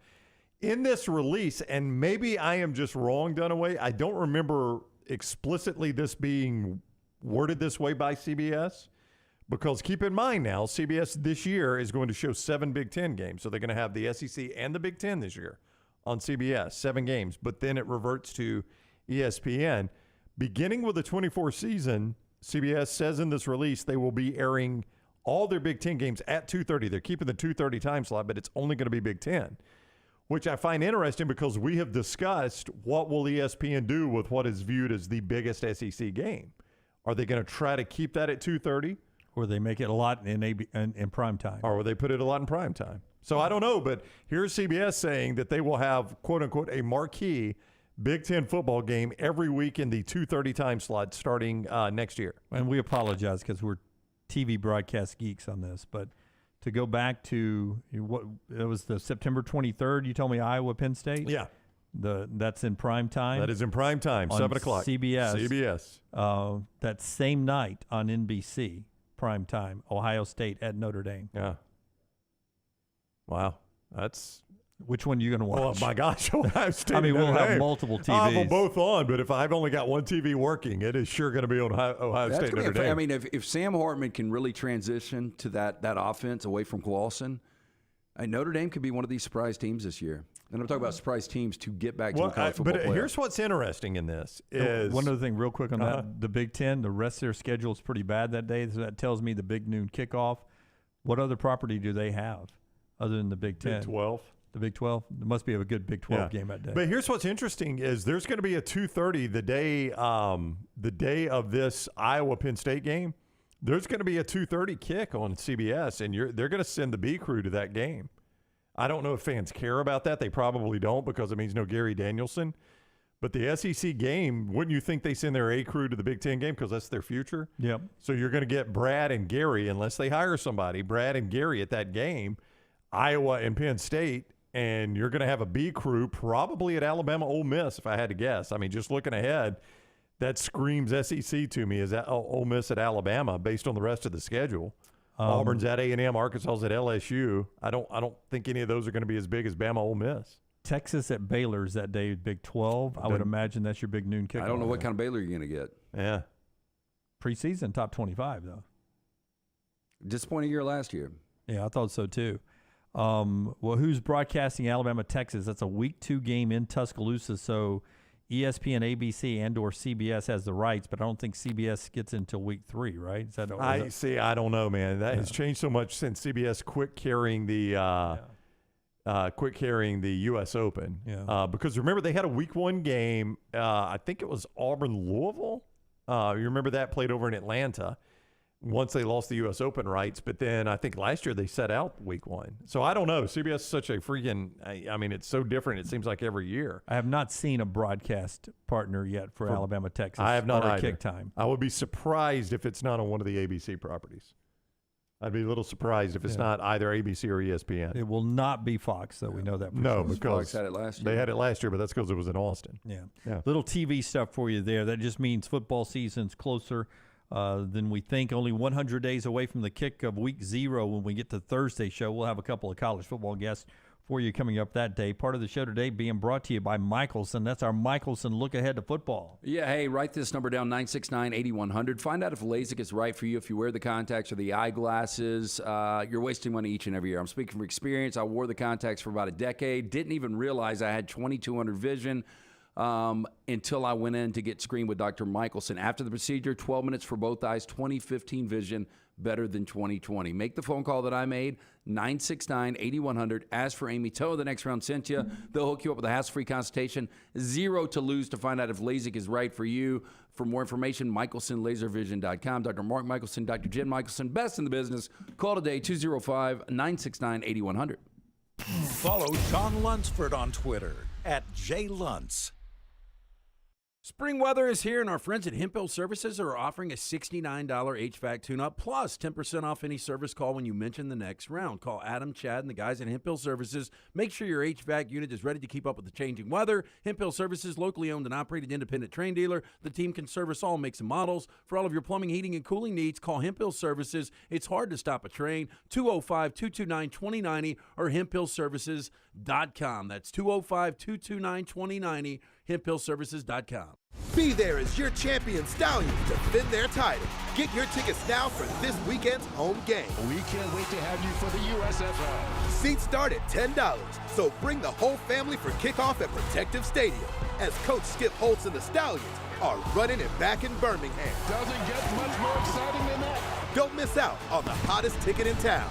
Touchdown, Birmingham. Buy your Stallions tickets today at theusfl.com. You hear a lot of interesting phrases while playing golf, like I think you're on the beach. Or the classic, you gotta hit it, Alice. One word you're sure to hear right now at Bentbrook Golf Club is wow. Brand new carts with complimentary GPS, and the bent grass greens are so consistent, you just might drain a few more putts, Alice. Tee it up and find out for yourself. Book around today at bentbrook.com or call 428-1999. It's better at Bentbrook. The Next Round is so much more than the show you get from 9 to 1 each day. So make sure to head to our official YouTube channel at Next Round Live and subscribe to get all of our latest content. We, of course, have plenty of specialty content and shorts based all around the sports in the heart of the SEC. But we also talk pro sports, gambling, lifestyle and entertainment, and so much more. It's the Next Round YouTube channel where you never know what you're going to find next. Subscribe now to see the latest content and get notifications when we go live. That's at Next Round Live on YouTube.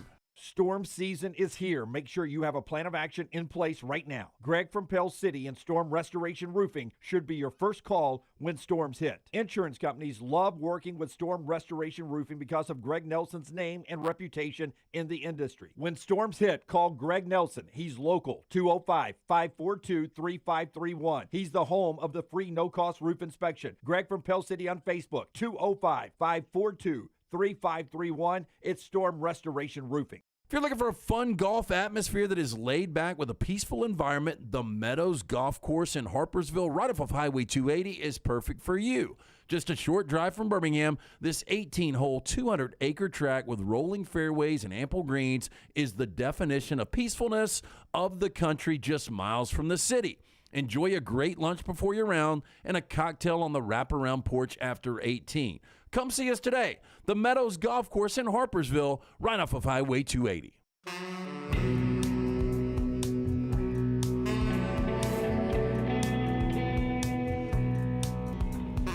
Before LT tells us about New York Butcher Shop, two things. One, Matt Ryan posted yesterday he is joining CBS's NFL broadcast, I think as a studio analyst, but he also pointed out this is not a retirement post. He's still open at, what is he, 38 maybe? Yeah. It's still open to maybe still playing if an NFL team wants him.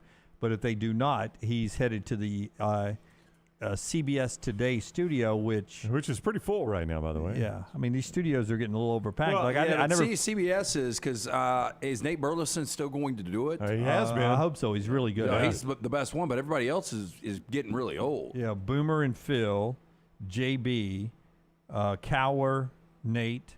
So they have 5 people up on the desk. Yeah. But 4 of the 5 are 60 plus. Yeah, they are, but they're still getting paid a lot. They're going to hold on. And then Fox, rolled Gronk in there, and everybody loved it. But, who are you going to bump out of Fox? Because and you had Sean Payton for a little bit. That's right. But they barely squeezed him in any show. Yeah, and then he went back coaching, and now he's gone. But there was wide praise for what Gronk did on that table.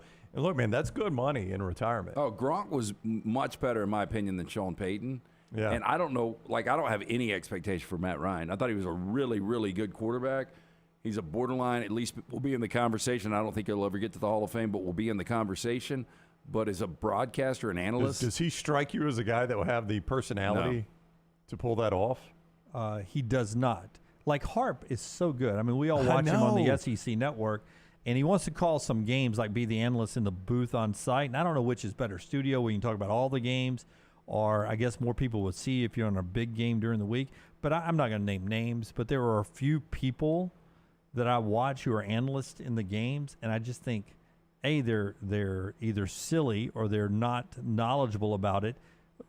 Harp seems like he could bring the knowledge and the personality and to he's a got broadcast. A good look. Yeah. I mean, I would think Harp they could use in very much a Dan Orlovsky role. They brought Orlovsky on doing college games, realized, well, this guy also played for the Lions.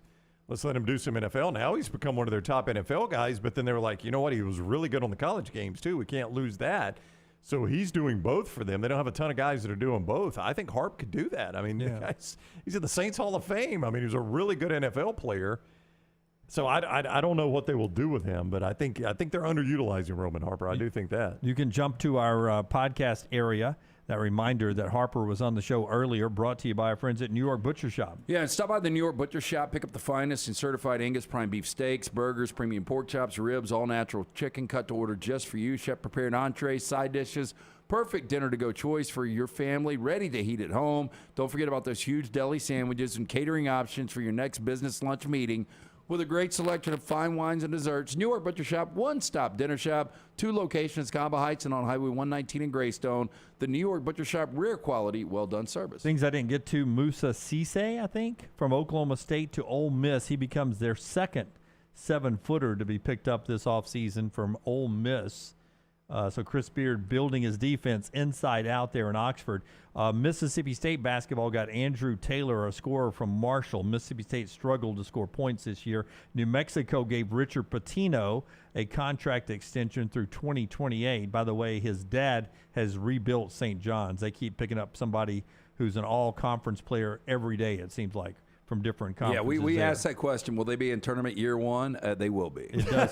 I mean, I'm very confident in that. It does seem that way. And we'll leave you with this. Slade Bolden, former Alabama receiver who left school early, left a year of eligibility on the table, is now back trying to make the team, and he's trying to make the Atlanta Falcons. Is there a place for Slade Bolden in the NFL?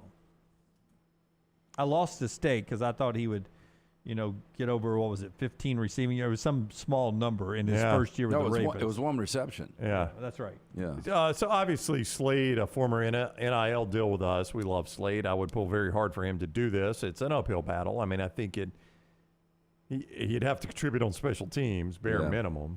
I thought for sure when I first saw Slade, and because of the COVID year, we would see him for 6 years in Tuscaloosa and cash in on NIL a little bit, personable kid, and then maybe go off and play, XFL, USFL, Canadian Football League. You got options now. To the best of my knowledge, I have not seen him pop up in any of those leagues. Yeah, and I don't know why that wouldn't be the progression. Like, if you can't be in the NFL right now, you're still young, you just got out, why would you not be in the mix there? Well, yeah, but I'm going he's got a contract with the Falcons. Now, he's still going to have to make the roster or the practice squad, but, what this allows him to do is be in their facility and participate in their offseason workouts, which is huge for a guy like him. This is not like some August pickup where, buddy, I got to impress right away. I've got an entire offseason to work out with the team, go to the meetings, participate with the team, become a functioning member of the franchise. Forrester will not be able to, I'm challenging him, you will not be able to get up the picture of Bryce Young, rookie camp, standing in a huddle before this show is over with. There's no way you can do that in 90 seconds. But did you see, because, there's a big lineman or two every time on your college team, but you don't have 5 NFL offensive linemen usually. Bryce Young looked so, he's small, but in the huddle with other NFLers at rookie camp, it was stunning how short he was. No, I agree. And there was video of him.